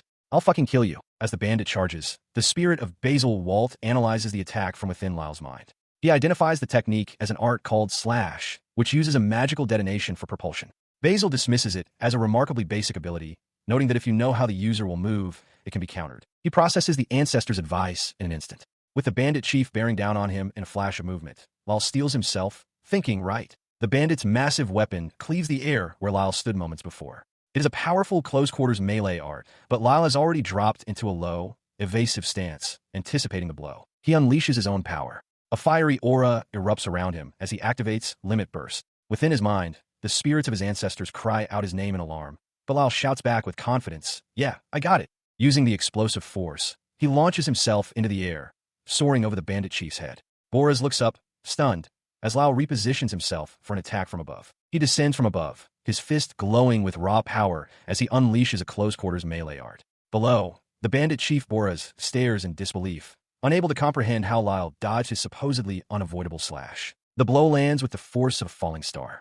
Lyle's fist cracks against Boris' skull, the impact shattering the very ground beneath them in a technique he calls meteor impact. The shockwave from the impact ripples through the forest. Within the spiritual realm, the third head, Slay Walt, scoffs, noting that simply naming an attack doesn't make it a true art. Boris, staggering, realizes with a jolt that this was no ordinary punch. The overwhelming force sends Boris flying backward, a spray of blood erupting from his mouth. Lyle lands with practiced ease, his hands still outstretched from the follow-through. He stands over his defeated opponent, now wielding Boris' own massive axe, and declares his victory. From the edge of the clearing, Novum Fuchs calls out his name, her relief palpable, while the hired adventurers watch in stunned silence. From his own plane of existence, Lyle's grandfather, Broad Walt, watches with satisfaction. He notes that his grandson cleverly detonated his own mana mid-air, elevating a simple punch into a cataclysmic finisher. On the ground, the dazed Boris understands that it was Lyle's Limit Burst that secured the win. She approaches him, a small smile on her face, and remarks that he is full of surprises. Lyle, looking away, dismisses the praise, insisting he is nothing special. His thoughts then quickly turn to the remaining threats as he asks about the rest of the bandits. One of the hired men steps forward to explain. He reports that some other adventurers in the area were drawn by the commotion and helped them subdue and tie up the rest of the bandits. Hearing this, Lyle breathes a sigh of relief. Novum adds to the good news, confirming that they have successfully rescued Arya along with all the other captives. With the situation resolved, he smiles and announces that it's time to pack up and return to Darien, though he requests a brief moment first. He placed his hand on a large battle axe that had belonged to the now-defeated bandit. With Novum standing silently behind him, Lyle addressed the situation, formally requesting that the weapon be handed over to him. His request was met by a woman who had suddenly appeared, her presence immediately commanding attention. Dressed in an elegant dark gown and cape, she fixed him with a cold stare, declaring that the battle axe was a memento of her father. She issued a stark warning. If his answer was unsatisfactory, she would not hesitate to use force. In the aftermath of the battle, a young woman in a dark cloak approaches Lyle and his companions. She apologizes for the late introduction, stating her name is Sophia Laurie, a daughter of the House of Laurie. With a hand to her chest, she explains that the battle axe is a precious heirloom, all she has left of her father, and that she joined the subjugation force for the sole purpose of reclaiming it. Hearing her plea, Lyle simply hands the large axe over to her. His hired adventurers watch in disbelief, shocked that he would give it away with no strings attached. Lyle, however, pays them no mind, simply telling Sophia to take it. His casual dismissal catches her off guard. She insists that he can't be serious, arguing that the axe is his spoil of war, earned rightfully in combat. With sweat beading on her brow, she pleads with him to at least allow her to provide proper compensation in gold. Lyle, however, turns back with a gentle smile and shakes his head. He assures her it's fine, stating he couldn't possibly accept her gold. He explains that she would actually be helping him by taking it, as it was always his intention to return any stolen goods he found. Sophia is left utterly stunned and speechless. Seeing the matter is settled, Lyle gives a casual wave and turns to leave, but she quickly cries out for him to wait, her body tensing as she grips the massive axe. As he walks away, she shouts after him, her voice filled with frustration. She demands to know what the point was of him putting himself in so much danger, only to walk away with nothing. She argues that regardless of whether it was stolen, it's a fact that he put his life on the line to obtain it. Lyle's actions are interpreted differently by those watching. The adventurers he hired recall his bombastic speech about justice, dismissing him as just another stupid noble brat seeking fame. Novum, however, observes Sophia and thinks what an earnest young lady she is. A red-haired woman in their party realizes Lyle got exactly what he came for.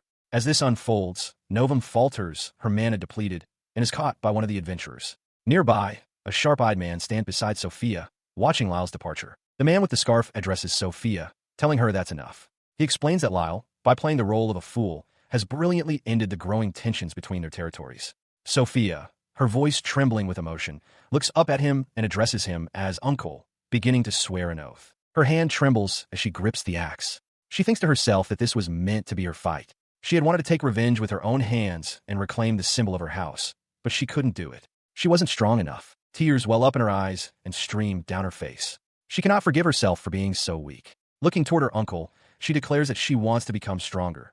No, she needs to become stronger. Her uncle places a comforting hand on Sophia's head, the gesture making a soft sound. Tears stream down her face, but her expression is one of firm resolve. He looks upon her with a proud, knowing smile, affirming her unspoken vow with 2 words, well said. His encouragement settles in her heart as she stares into the dark woods, the image of Lyle Waltz standing confidently with his own heirloom weapon flashing in her mind. A single, powerful thought crystallizes her determination. I want to be strong. As Sophia makes her vow, the very man who inspired it walks on with his companions. The red-haired adventurer in their party glances back, a thoughtful expression on her face, and remarks, just like him. Her companion simply agrees, yes. Several days after the bandits were defeated, life in the grand city of Darien is about to be stirred by the news of the victory. Within a lavishly appointed office, the ruling lord, Bentler Lobernia, strokes his chin with a pleased smile. Well then, he muses, clearly satisfied with the report he has received. He addresses the group standing before his desk.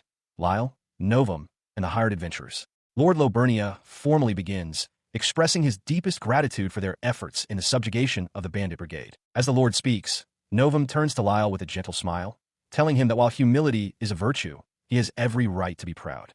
Flustered, Lyle insists there is no need for thanks, claiming he was just following what his ancestors told him to do. His protest is cut short as Lord Lobernia calls his name again, declaring the occasion a momentous first step on Lyle's path to greatness. Standing nearby, one of the hired adventurers quietly questions if this level of praise is really okay. The Lord, oblivious, apologizes for the brief interruption before continuing with his grand pronouncements. He declares that they will throw a lavish festival of 3 days and nights, and even establish an official holiday for Darien, all in commemoration of Lyle Walt. He continues, his excitement building, suggesting people will name their children after Lyle to share in his virtue.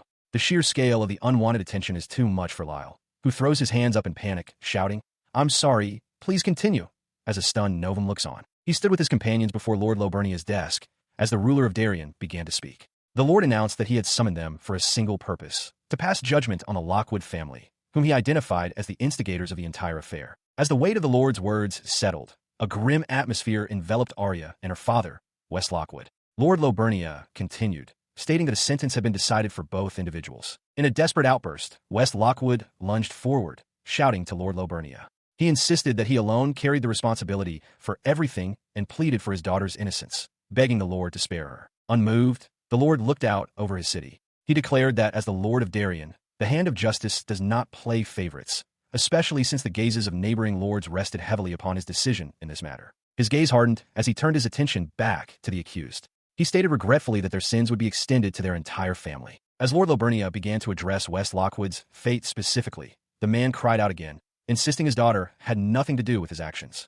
Arya could only whisper, "Father," as he begged for mercy on her behalf. The Lord ignored him, delivering the sentence. West Lockwood would spend the rest of his days in hard labor as one of Darien's frontier settlers. Lyle was visibly shocked by the term. West, in his desperation, offered to do anything, work in the coal mines, drain the sewers, if only his daughter were pardoned. Novum watched the proceedings with a grim, unreadable expression. Lord Lobernia continued, his voice cold, stating that blood binds guilt and a family must share in its sin. He then turned his attention to Arya Lockwood. The Lord delivered his final, shocking verdict. Arya was sentenced to compensate for Darien's losses with her body, condemned to become a harlot. The sentence left her father and Lyle utterly stunned. With her head bowed, Arya quietly accepted the sentence with a simple yes.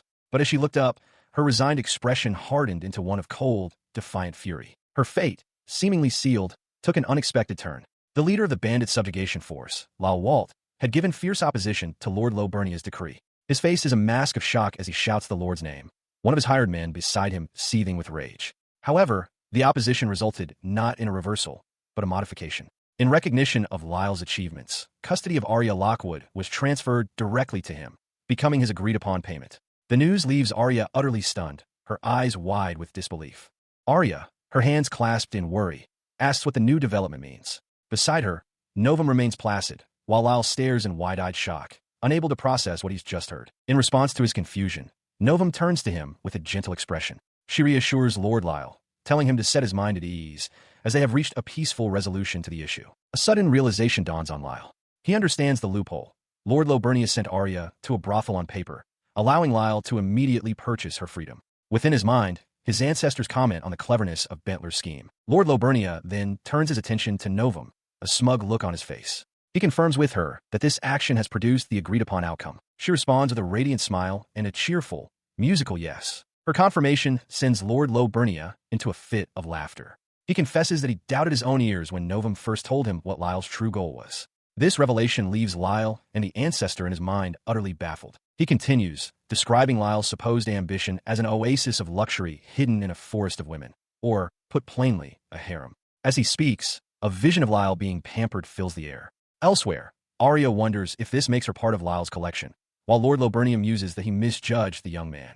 Lyle himself looks on in abject horror. Panicked, he whirls on Novum, demanding to know what plan she's referring to and what she told Lord Lobernia, insisting he never said anything about a harem. Unfazed, Novum calmly states that he did indeed say it, and that she remembers it very clearly. Her words trigger a memory. Lyle recalls boasting about becoming an adventurer, living surrounded by women, and being freed by his family's rejection.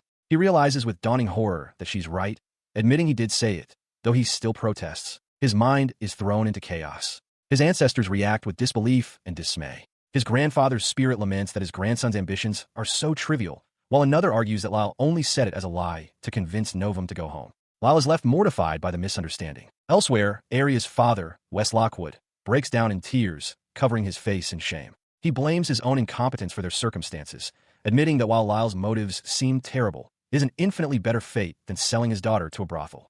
Arya, her eyes wide with concern, begs her father not to cry. Unaware of this scene, Lyle stands stiffly beside Novum and Arya, his hand clenched into a white-knuckled fist. He forces out a strained agreement as he stares intently ahead. His mind races with gratitude for the help he has received, feeling he could never properly express his thanks. Yet, as he looks upon the group, a persistent thought of doubt begins to rumble within him. Sophia Lory, blushing slightly, accepts his gratitude and pledges to do her best, placing herself in his care. Lyle is stunned. At the same time, Novum asks Arya if she understands what is happening, declaring that her purpose is to see Lyle's ambition of building a harem fulfilled.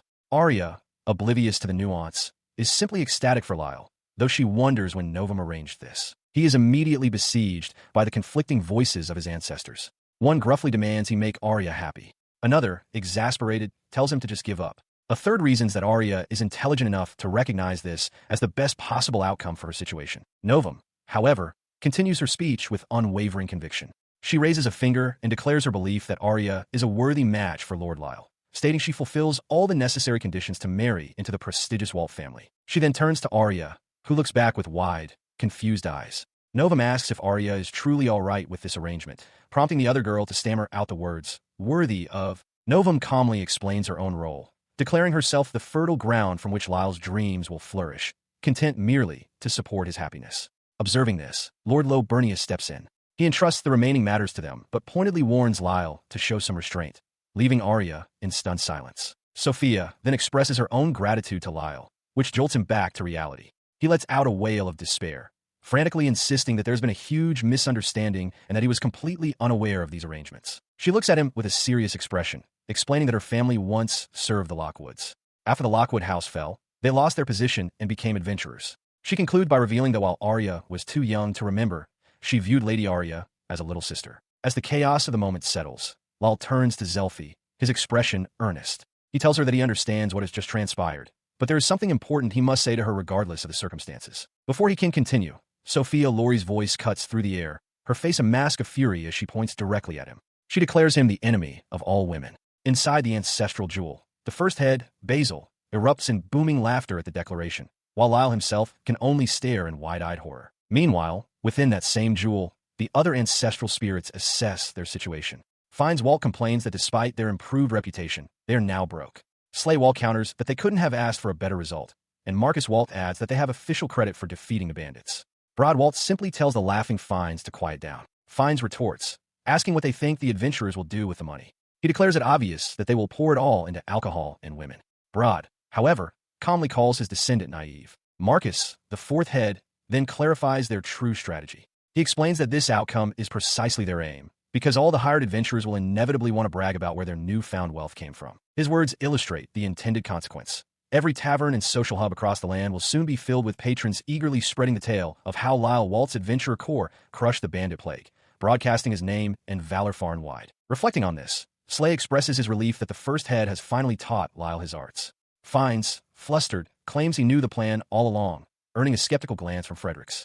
Amidst the bickering, Marcus grows thoughtful, wondering aloud why they were revived in such a manner, as a mass of recreated memories given form. Broad, Lyle's grandfather, provides the answer. He explains that during his own lifetime, he was unaware that the family's gem had been storing their memories. It was only when the gem reacted to Lyle that it evolved into the jewel, which then used those memories to create their current forms. His explanation leads Fines to speculate further. He reasons that if the only purpose was to teach their skills, such an evolution would have been unnecessary. A simple gem would have been sufficient. He concludes that it is as if the jewel itself intends to guide them in some manner. Basil cuts the debate short, declaring that there is no point in overthinking it. For him, the outcome is enough. Because of this evolution, he was able to meet the descendants of both Novum Fuchs and Miss Alice. He stood silently with arms crossed as Slay Walt casually advised Marcus to simply ignore him. Exasperated, Marcus sighed, questioning why Slay was treating the situation like a sightseeing tour. He remarked with frustration on how carefree the first head seemed to be. Their bickering went unnoticed, as Basil was lost in a memory. He recalled taking the gem with him when he left home. It hadn't been anything special then, just a blank, worthless piece of junk. As he contemplated the now luminous jewel, his thoughts delved deeper, revealing his true, underlying questions. Why do we exist? What is this all for? Following the fierce battle, Lyle, Novum, and Arya arrive at the Darian's Guild. The heavy wooden door creaks open as they step into the bustling hall, a new chapter of their journey beginning. As they enter, a wave of whispers ripples through the crowd. Adventurers recognize Lyle, murmuring amongst themselves that he's the one who led the bandit subjugation, with some rumors even claiming he took down the chief all by himself. Lyle shifts uncomfortably under the sudden scrutiny. His presence does not go unnoticed by two of the adventurers he hired for the mission. One chuckles, remarking how quickly word has spread and wagers that from now on, Lyle will be known as the bandit hunter Lyle. The whispers reach his ears, but it's not the praise that startles him. It's the mention of him being this stupid noble brat. Within the jewel, one of his ancestors bursts into laughter, amused that Lyle's own foolish antics are spreading alongside his achievements.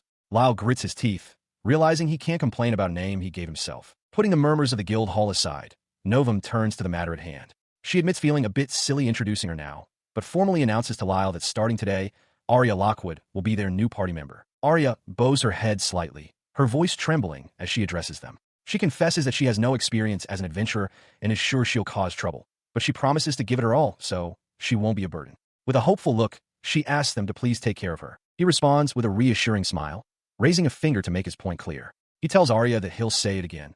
Even though the documents state he purchased her, that was just for show. She is, he emphasizes, a completely free person. They find a table to sit at. As the weight of his words settles, Arya looks down thoughtfully. She murmurs that she understands, but her expression remains clouded with uncertainty. She then looks up, a determined glint in her eye, and explains her situation.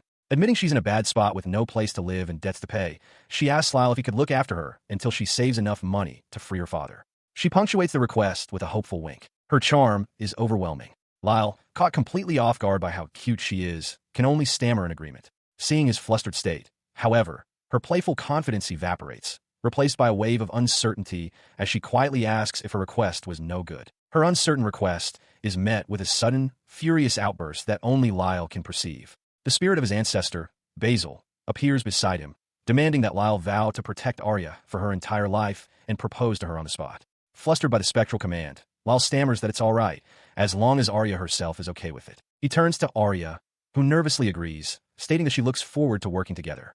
Arya, in turn, says she looks forward to working with him. Observing this exchange, Zelfi says good, but her eyes narrow with a terrifying intensity. She presses Lyle, questioning if this is the full extent of his resolve and reminding him that Arya's life is now in his hands. Lyle shrinks back, intimidated. Novum, however, dismisses his words as empty and insincere, which does little to comfort Arya. With a brilliant smile, Novum then declares that she will take full responsibility and help Lyle build a splendid harem that Arya can be proud of. He screams internally that this is all too much, while Basil's spirit snarls a threat that if he ever makes Arya cry, he's dead meat. Sometime later, the newly formed party, Lyle, Novum, Arya, Zelfi, and the hired adventurers, gather around a table in the guild hall. As the city bustles outside, Zelfi begins to outline the plan for their instruction moving forward. Before she can continue, the large, muscular adventurer approaches Lyle, informing him that he has brought a guest to meet him. The guest is Sophia Lori. She formally thanks Lyle for his help the other day, but states she cannot accept the return of her family's axe, explaining it was a coincidence he had it. She asserts that though her house was destroyed, she has not lost her pride as a noble. She continues with resolve, stating that since her family's heirloom has been returned, she must express her gratitude. Therefore, she has decided to offer him the only thing she has left, her body. Her shocking declaration leaves Lyle, Zelfi, and Arya utterly stunned, their mouths agape in disbelief. He stared in disbelief, demanding to know if Sophia Lori had any idea what she had just said. As Zelfi cleared her throat to intervene, Sophia asked if he was dissatisfied with her pledge. Lyle's voice cracked with desperation as he confirmed that he was, in fact, very much dissatisfied. Ignoring his protest, Sophia boomed for all to hear, declaring that she, Sophia Lori, would repay Lyle's kindness with her body. She offered herself to him completely, a proclamation that sent shockwaves through Lyle, Arya, and Novum. Her words hung in the air of the crowded guild hall.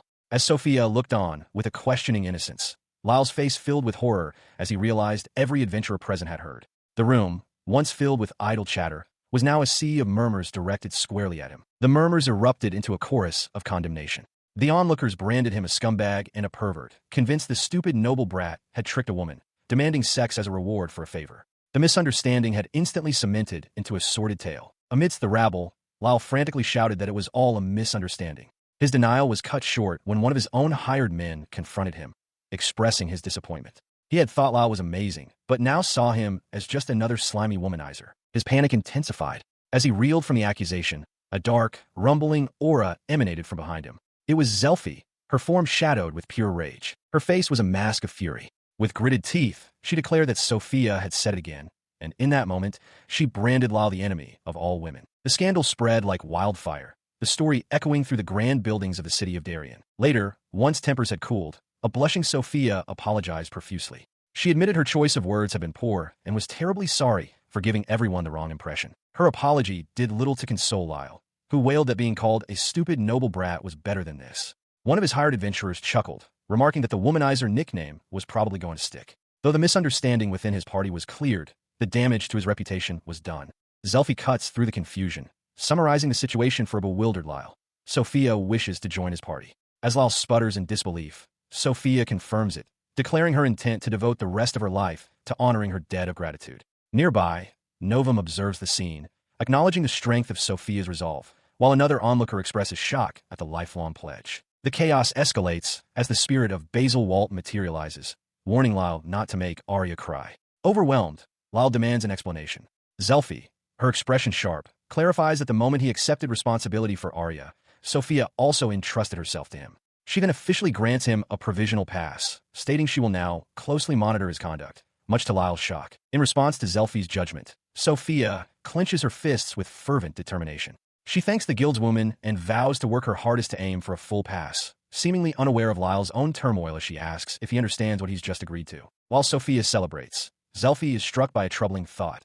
For some reason, the conversation about buying her own freedom was completely swept under the rug. As she stands there looking concerned, Novum coldly tells her to buzz off, prompting a helpless plea for aid from Zelfi. Her gaze sharpens, focusing intently on Lyle. Internally, Novum wonders what he is truly thinking and how he really feels about her being there amidst the unfolding drama. She then confronts him directly, asking about his feelings. Flustered, Lyle desperately tries to clarify the situation, insisting that he and Sophia barely know each other and pleading with Novum to believe him. The stressful day concludes. Later that night, in a timber-framed building under a full moon, Lyle lies in bed, groaning in his sleep. His rest is not peaceful. Sweat beads on his brow and his teeth grind together as he is tormented by a nightmare. The source of his torment is revealed within the jewel's spiritual plane. His ancestor, Basil Walt, erupts in laughter, mocking Lyle's dream self. He points and declares that this is the face of someone having a nightmare, adding that Lyle completely lost his composure over being called a womanizer earlier. He shouts back in his dream, full of frustration. Thanks to the whole mess, he laments, his nickname has now been changed to womanizer of all things. Of course, he's having nightmares. He found himself in a familiar, ethereal space, seated at a large, round table. His 7 ancestors, the previous heads of the Walt family, sat around him, their spectral forms observing him in silence. The silence was broken by a thought regarding the 5th head, who apparently had 4 mistresses. Lyle immediately protested internally, thinking it impossible for him as he struggled just to take care of himself. Slay Walt, the 3rd head, scoffed at the notion, questioning what kind of man couldn't provide for an extra woman or two, brushing off Lyle's unspoken concerns. Basil, the founder, let out a smug grin. He expressed his amazement that Slay could make such a face with his terrible naming sense, wishing Lyle had received a cooler nickname.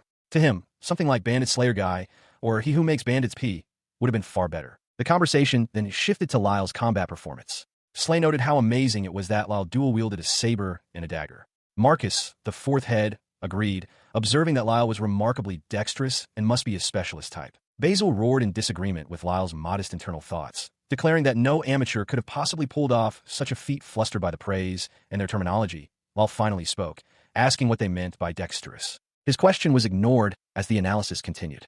Crassel, the 2nd head, stated that he was right. Lyle's growths were highly focused on one attribute. Fines, the 6th head, mused that few of them could replicate the feat, perhaps only Marcus.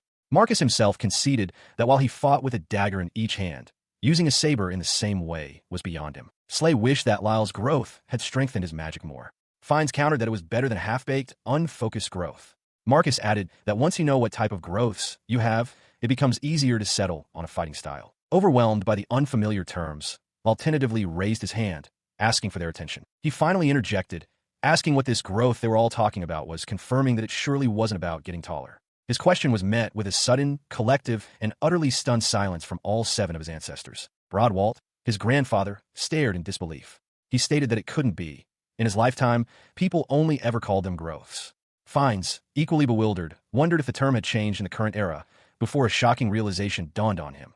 Lyle truly had no idea what they were talking about. His confusion was met with disbelief from his ancestor, Crassel Walt, who demanded to know how he could be unaware of the powerful feeling of a growth. Crassel insisted that at 15, Lyle should have experienced at least one by now, while another ancestor, Slay, quietly wondered if his descendants' poor environment was to blame. The young man remained utterly lost, asking what good such a dramatic feeling would even do for him. His grandfather, Broadwalt, sighed with exasperation and began to explain, describing the prelude as a sudden weariness, like falling ill, which then gives way to a feeling of complete emptiness. He clarified that this is the lead-up to a growth, a phenomenon where, through life experience and training, the body undergoes an explosive metamorphosis and ascends to a higher level, a transformation far beyond ordinary development. Broad then noted that while rare, some growths require vast amounts of experience, meaning Lyle must fall into that slow category. The realization stunned Crassel, who expressed his surprise that his descendant had refined his sword and magic to such a degree without a single growth. Another ancestor,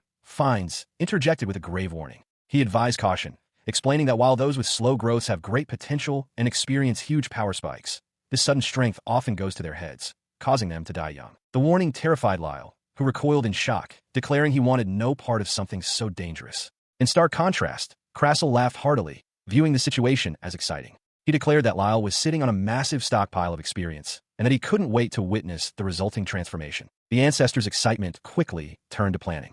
Fines declared a labyrinth to be the perfect training ground for a growth, and Basil insisted Lyle must challenge one. Slay chimed in, noting he could grab treasure at the same time. The suggestion sparked Lyle's memory of Lord Bentler mentioning a new labyrinth near Darien. He immediately protested, pointing out that the labyrinth is under Darien's control and he wouldn't be allowed in. He complained about their casual suggestion, retorting that visiting a labyrinth isn't a picnic but a genuine adventure, a man's romance. Basil roared for him to cut the boring excuses. Broad, however, calmly explained the modern reality to the other ancestors.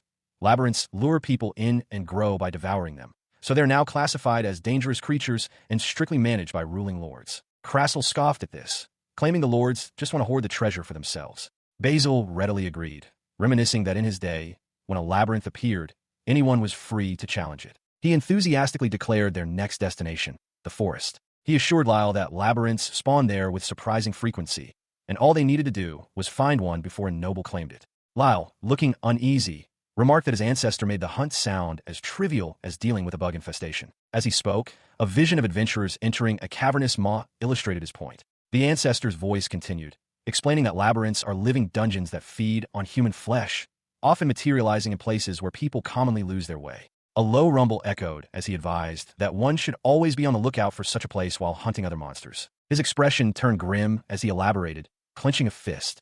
Once a labyrinth grows sufficiently large, he warned, monsters begin to spill out into the surrounding area. The appearance of a monstrous, slitted eye underscored his next point. Whenever there is talk of mysterious deaths or people vanishing, one can be sure a labyrinth is involved. The creature responsible for such disappearances is revealed, a hulking, tusked beast, its form radiating power. A labyrinth is the cause, and a dungeon is near. With this revelation, Lyle's next objective becomes clear. He must find a labyrinth. At dusk, in a city of towering architecture, a sign hangs outside an establishment, its symbol indicating a bathhouse. This is the 7th story. Inside, the women of Lyle's party, Novum, Arya, Sophia, Zelfi, and another adventurer with red hair, are gathered, relaxing in the steaming waters of a large communal bath. Zelfi, her dark hair tied up, surveys the group with a calm expression, confirming to herself that everyone has arrived. Novum expresses her anticipation for the gathering, while the red-haired adventurer confidently states Zelfi won't have much to say about her. Sophia, however, questions if this is the right place for such a discussion.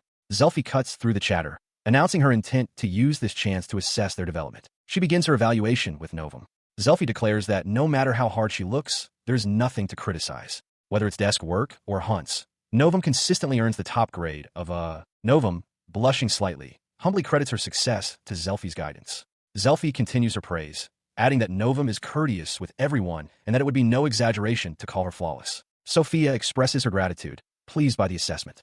The red-haired adventurer pouts silently. Zelfi then adds a final point of praise for Novum. Her combat coordination with Lyle is on another level entirely. Her tone shifts dramatically. Zelfi's eyes narrow into a fierce glare as she turns her focus, declaring that the problem lies with the other two, Sophia and the red-haired adventurer. She erupts, her voice echoing as she recounts their failures.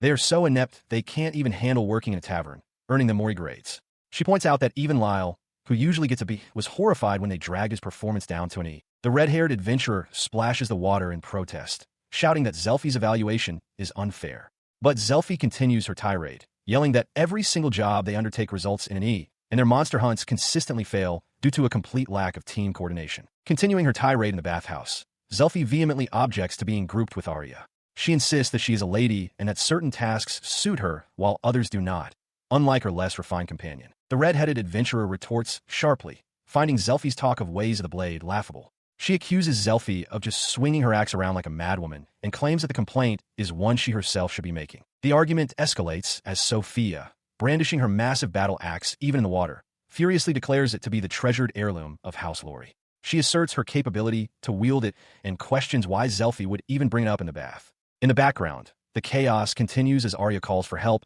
and Novum questions what is happening. Observing the scene, Novum calmly remarks to Zelfi that she seems quite pleased with the results, noting that while there's room for improvement, Arya's earnestness is praiseworthy. Separately, she turns to Lyle, revealing she's been wondering about their ages and confirming that she is, in fact, older than him, a fact he seems to brush off. Meanwhile, outside the bathhouse, Lord Lyle waits patiently on the cobblestone street. He turns as the group of women, Sophia, Arya, the red-headed adventurer, and Novum, all now dressed, emerge from the building.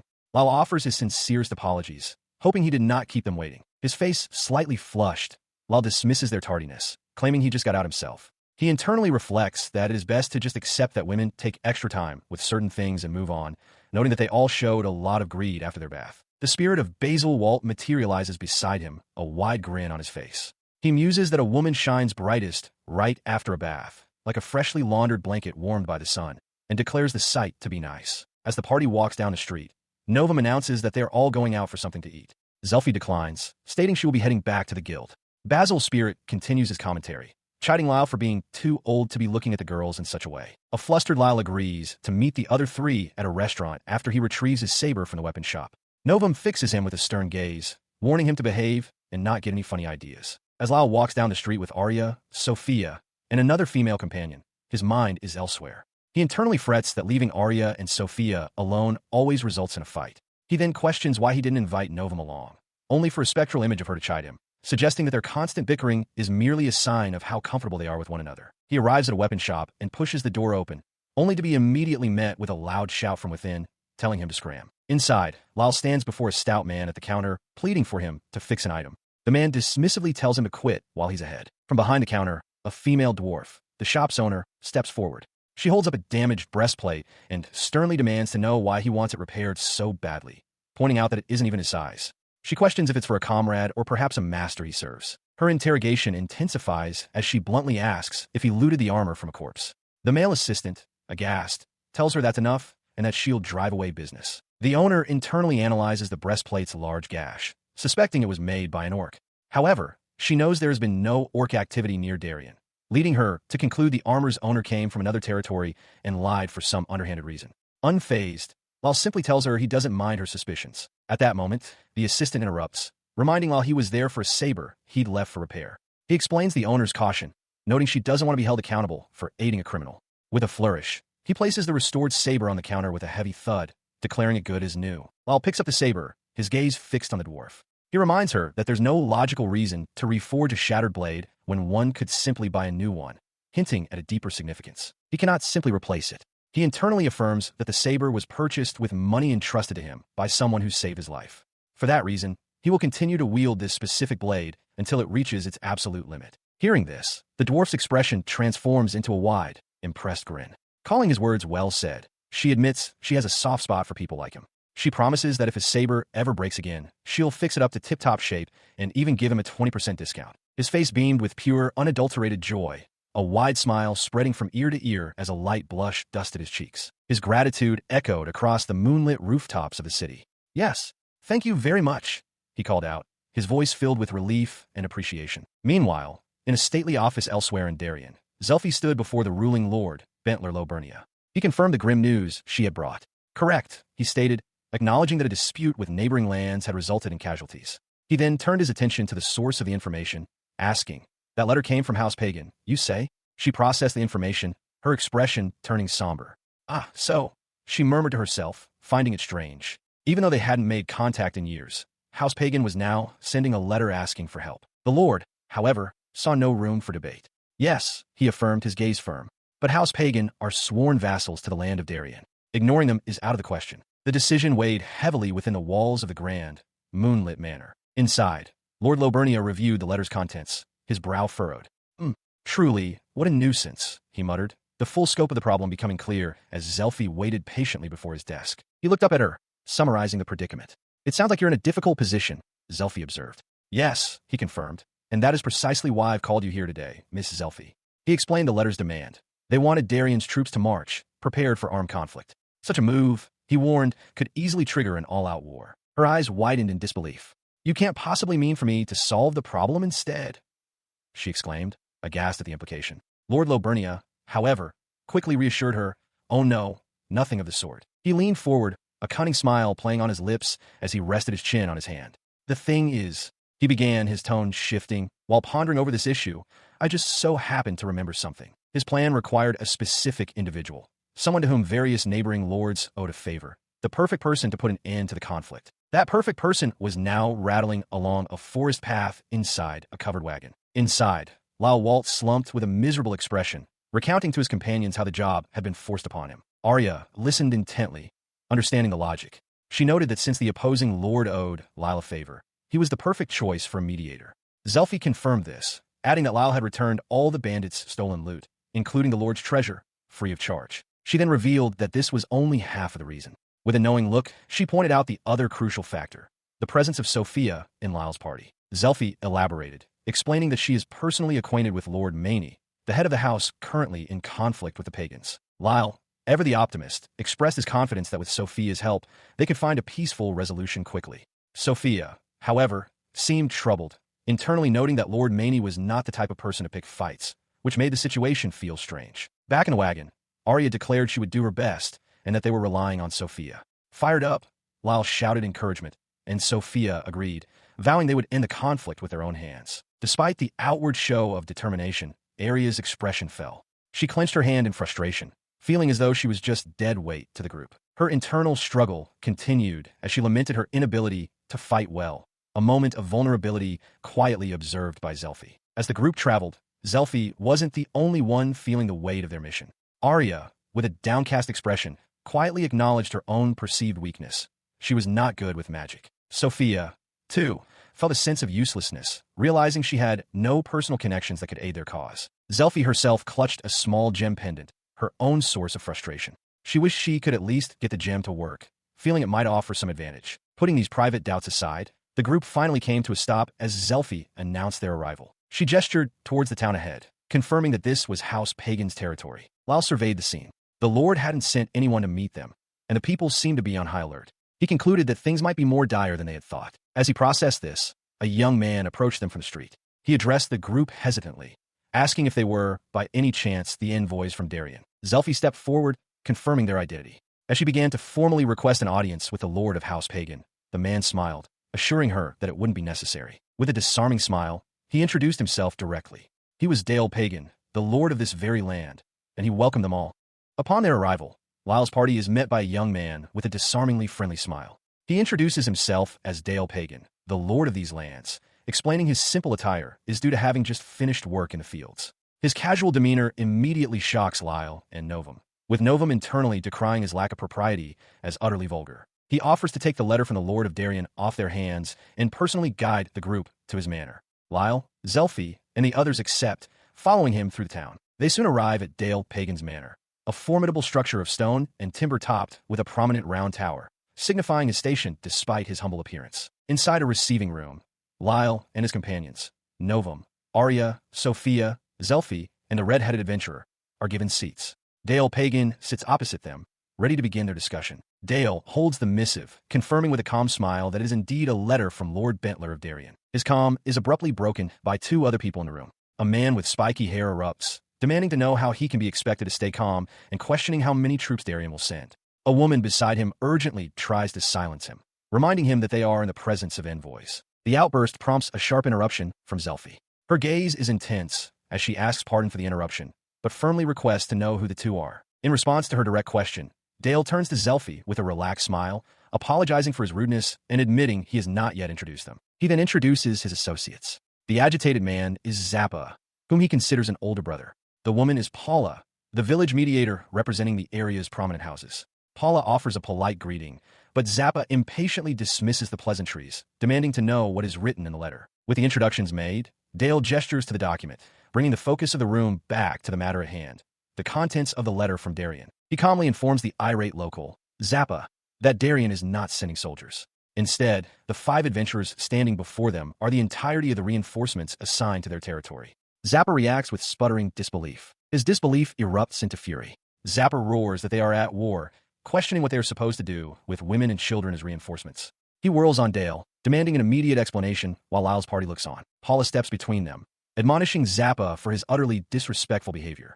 She declares that Darien is the disrespectful party in this situation and commands Zappa to apologize to their guests at once. Sophia interjects, asking for a moment of their time. With a placid, almost unnerving smile, she states that she understands their reaction, because from their perspective, they've been left to die. She elaborates, explaining that if Darien were to deploy its official troops, the act would be no different from a declaration of war, a conflict that no one truly desires. Therefore, she concludes, it is out of the question for the pagan territory to be the ones to instigate it. Her expression hardens, her voice cutting through the tension. She commands them to understand that they came for a civilized discussion, not a playground squabble, and to stop acting like children. Under the weight of her sudden intensity, both Paula and Zappa visibly tremble. She stares Zappa down, stating that their very purpose for being here is to ensure such a war does not happen.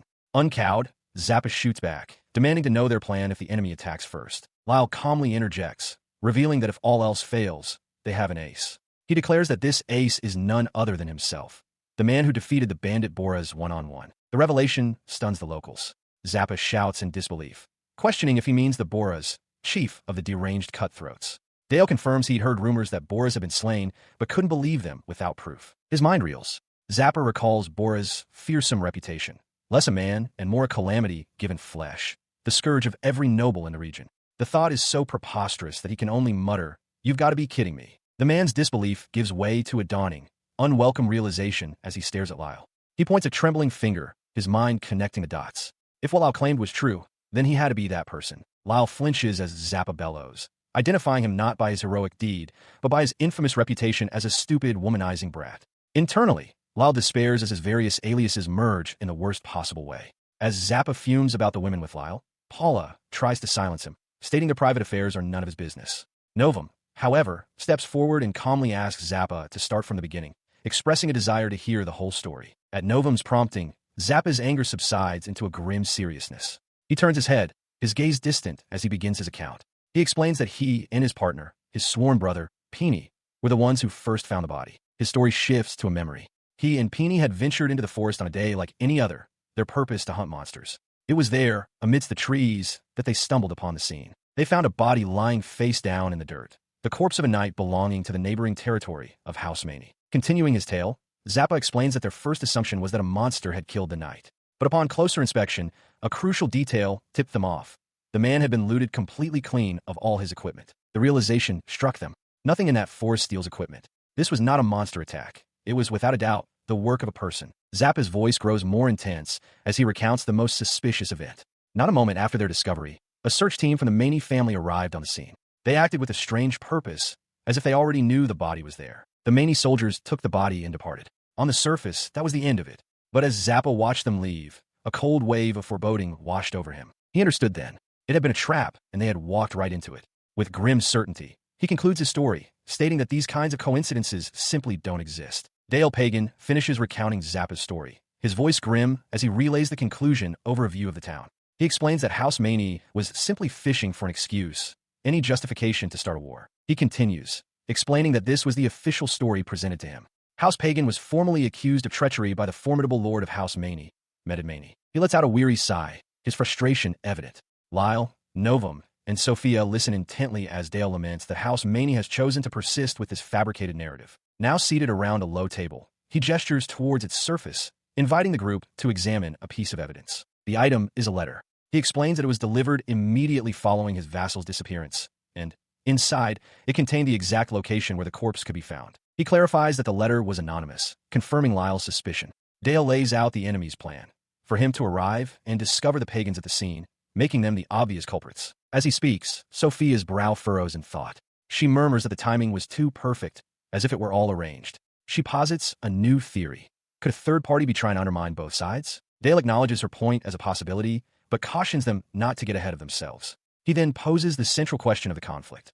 Who truly stands to benefit if their territories go to war? Before he can elaborate, Lal interjects, his tone shockingly direct. He states his suspicion that Dale's ties to House Pagan are not as severed as he claims. Within his mind, the voice of his grandfather, Broad, urges him on, noting that such conflicts often have roots in petty skirmishes and that he must pry the details out of him. His bluntness stuns the room. Novum and Arya immediately erupt, scolding Lyle for his incredible rudeness and lack of tact. As Paula stares in wide-eyed shock, Lyle stammers an apology. Dale, however, merely smirks, remarking with amusement that Lyle certainly doesn't mince words. In response to the pointed question, Dale Pagan leans forward, his expression serious. He explains that while they are adjacent territories sworn to different High Lords, the root of all their conflict boils down to the forest that lies between their lands. He freely admits that it would be a lie to say they've never feuded. He continues, listing the endless sources of their disputes: lumber, water rights, where medicinal herbs and fruits are gathered, and even on which side of the border a monster was defeated. Dale concludes that if one were to look into it, they would find that their houses have fought over practically everything under the sun. The sheer weight of this long-standing, petty conflict presses down on Lyle. He clutches his cloak, a bead of sweat on his temple, muttering that his stomach hurts. Within his mind, the chorus of his ancestors offers little comfort, merely echoing sentiments of understanding and agreement with his plight. His internal turmoil is cut short by the furious roar of his ancestor, the first head. "Shut it, lunkheads!" Basil bellows, proclaiming that strength is justice. The strong make the rules for the weak to follow. He dismisses the idea of feuding, insisting they should have simply cracked skulls and settled things. As the spirit rages, Lyle quietly wonders if his own father had to struggle with these same pressures. As the night deepens outside the timber-framed building, Paula's calm voice cuts through the tension. She declares that she believes everyone now has a sufficient understanding of the situation, bringing the lengthy explanation to a close.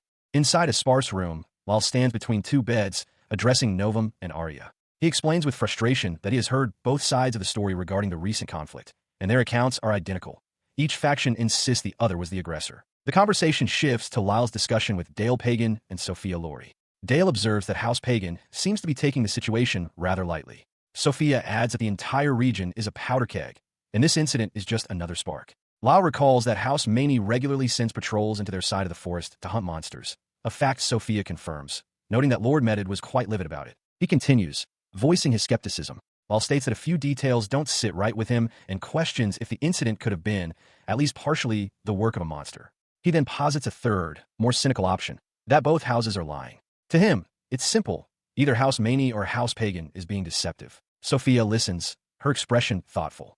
She admits that she's a little worried about Novum and Arya, acknowledging that leaving two women alone in a place like the Pagan estate is unsettling, even if they were left there to keep an eye on things. Dale Pagan, however, dismisses her concerns. He reminds her that Novum is a top-class magician and is far from defenseless. He scoffs at the idea of them being a threat, questioning what they could possibly do without a single soldier to command. His reasoning continues under the light of the full moon.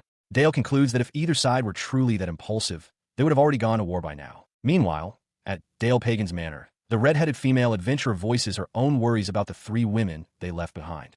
Zelfi, walking beside her, offers reassurance. She tells her not to worry, as she is there to protect them, and adds that Sophia is acquainted with the head of House Maney, which could be an advantage. As Sophia walks ahead, Dale's gaze follows her. He reflects internally on her presence, thinking to himself that she is exactly the type of girl Lyle is drawn to. The red-headed adventurer, puzzled by the comment, asks for clarification.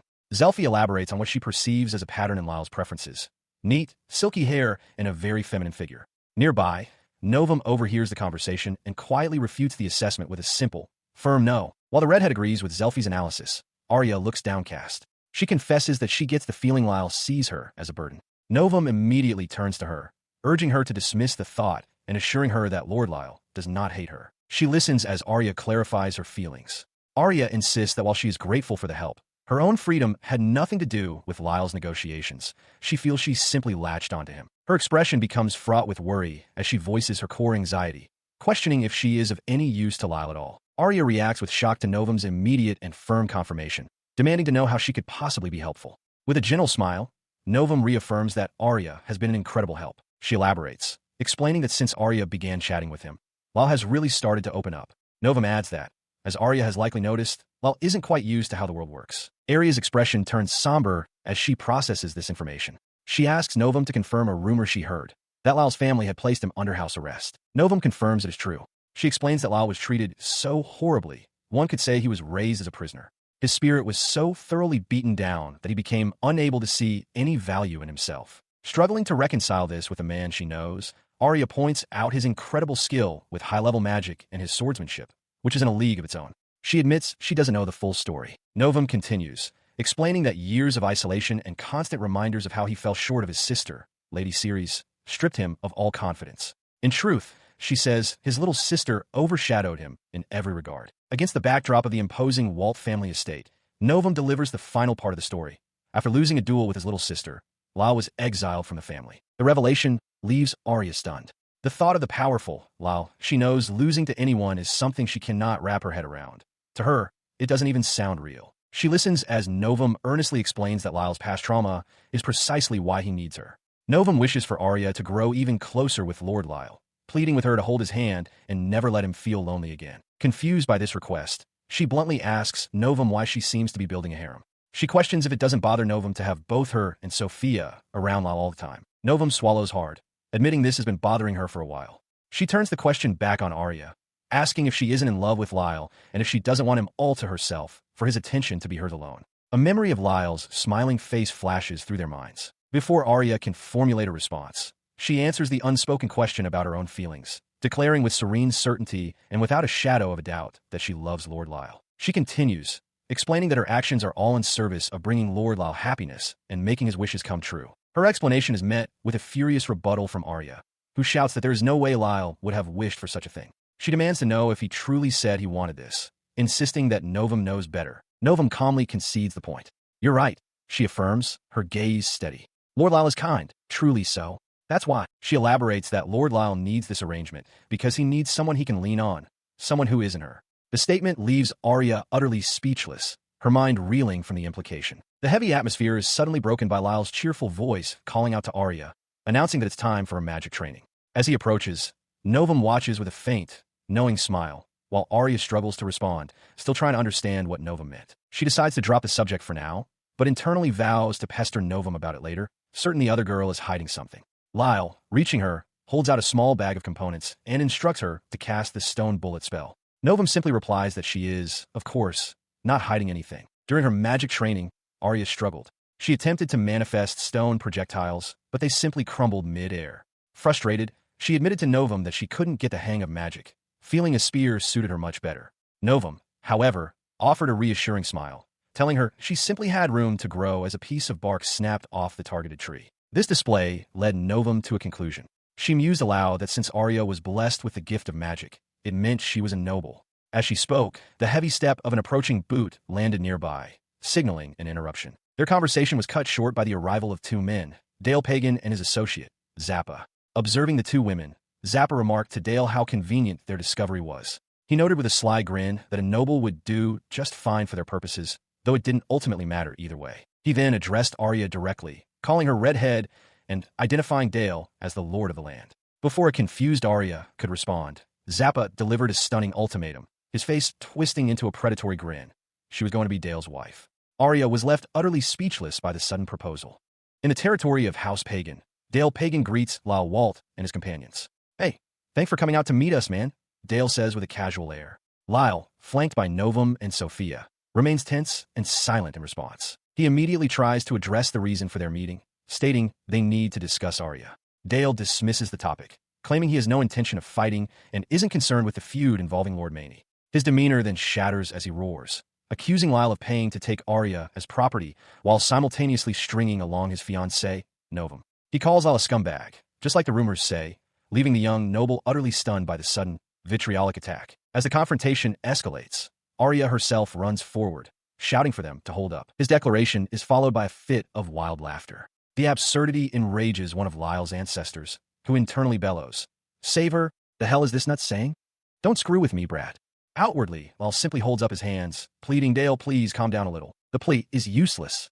With a sudden snap, Dale's temper breaks. He grabs Lyle by his cloak, shouting that it is Lyle who needs to calm down. He furiously accuses him of being willing to pursue any woman, demanding to know if he has any self-control. As he's being shaken, conflicting advice echoes in Lyle's mind. One ancestor urges him to strike back, while another dismisses the situation as a joke. Before Lyle can react, Sophia steps forward. Her voice is cold as she addresses Dale. "You talking about me?" she asks, her eyes narrowed. "You've laid your hands on a woman old enough to be your mother." Her sharp words cut through the chaos, but her next statement is directed at Lyle. "That's enough, Lyle," she declares.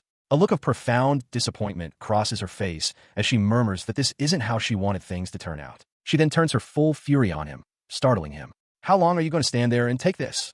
she shouts, admonishing him for what she sees as a weak and accepting attitude in the face of insult. He can only stammer her name, confused. One of his ancestors observes that Lyle was smiling too much at Dale. Sophia presses on, calling his appeasement shameful and questioning if being trampled on doesn't hurt his pride as a man. "Show some backbone," she demands. From the side, Arya protests, "Sophia, that was uncalled for." As the argument about him raged on, Arya attempted to explain Lyle's past to Sophia, stating that his awful home life left him unable to understand the need to fight back against abuse. Sophia, however, remained unsympathetic, questioning what was so hard to grasp. The subject of their debate, Lyle himself, refuted Arya's defense with a flustered expression. He insisted that the person she described didn't exist and that he absolutely possessed his own pride. His outburst only fueled Sophia's scorn. She retorted that all she heard was that he had no pride. Arya glared back, criticizing Sophia's sloppy, thoughtless, and uncompromising viewpoint. The tension finally snapped. Sophia declared she disliked Arya's strict nature, prompting Arya to challenge her to a fight. With a calm smile, Sophia accepted, stating that while she doesn't seek battle, she will answer its call, finding the prospect fun. Watching from the sidelines, Novum asked Dale Pagan if he wasn't going to stop them. He simply replied to let them fight, assuring her he would step in if things went too far. He then mused that the timing was perfect, as he had sensed the tension between the two women for some time. Nearby, a bewildered Lyle could only ask why they were fighting. As he watched Sophia and Arya squared off on a nearby rooftop, he believed they needed to release their pent-up frustration to resolve the friction between them. With a screech of colliding metal, their duel began. Arya furiously demanded to know when Sophia would start repaying her debt, accusing her of not even being able to properly finish a single quest. Sophia parried the attack and yelled back that Arya was the last person she wanted to hear that from. She accused Arya of being a burden who only dragged Lyle down, whereas Sophia's own freedom had been bought. Pained, Arya screamed that she already knew. Their weapons locked once more, the force of the impact throwing them both from the roof to the street below. Seeing this, Dale Pagan finally yelled for them to stop. When a confused Lyle asked what he should do, Dale told him it was obvious. Cheer for Arya with all his might. He stood by his Novum Fuchs, turned to Lyle, her expression somber. She offered her apologies, explaining that the previous night she had told Arya all about his difficult life at the Walled Estate, believing she was helping the situation. Her words provided a sudden clarity for Arya, who now understood Sophia's intense reaction. She realized with a flush that Sophia couldn't forgive the things Arya herself had said to Lyle. He, however, saw Sophia's point of view.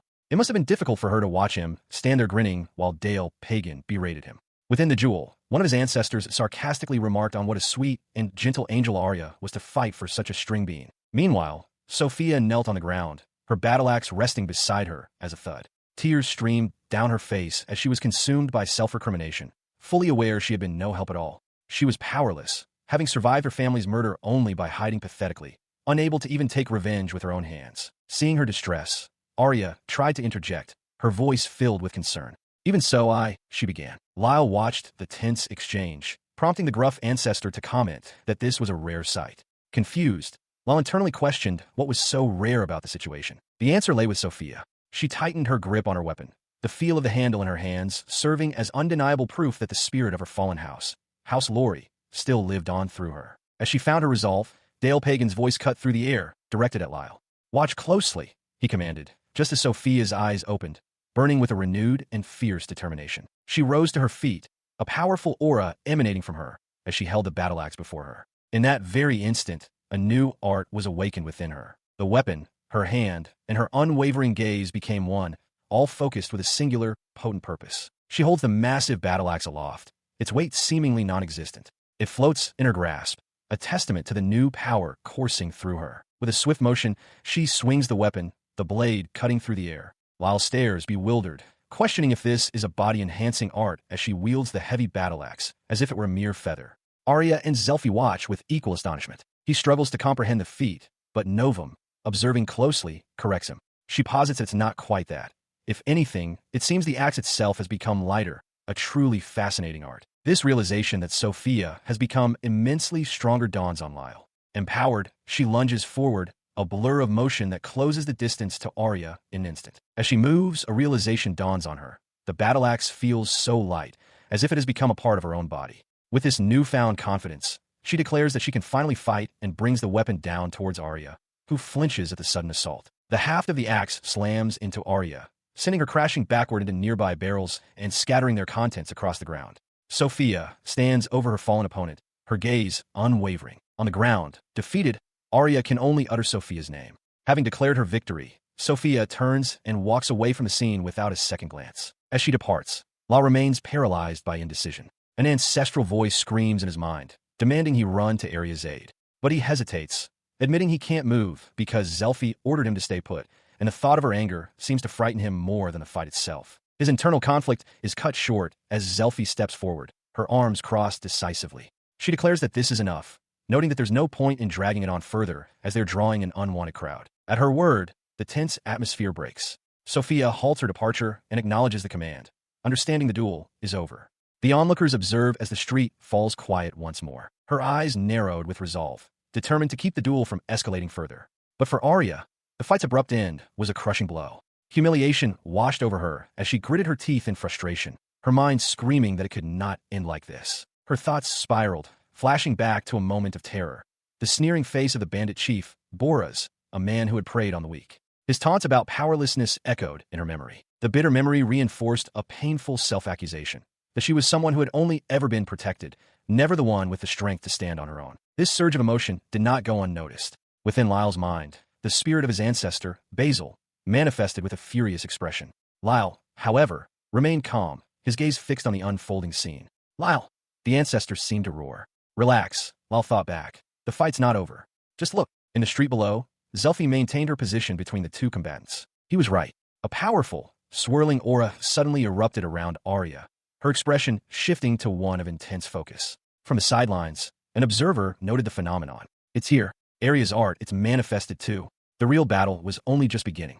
In an open square within the town, a fierce quarrel between Arya and Sophia is underway. Lyle watches as Arya stands ready, a spear in hand. He observes that the first stage of her art has finally manifested. He examines the weapon she now holds. From within the blue jewel on his hand, the spirit of his ancestor, Basil, comments that the spear is nice and straightforward, a simple but effective tool. With a sharp motion, Arya hurls the spear forward.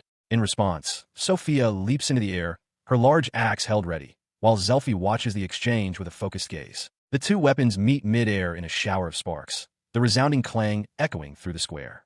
The force of the impact sends both Arya and Sophia reeling backward through the air. Sophia lands firmly on her feet, just in time to raise her axe and block another strike from Arya's spear, which has reappeared in her grasp. The collision unleashes a concussive blast that shakes the ground. The sheer force of the blow sends Sophia skidding backward.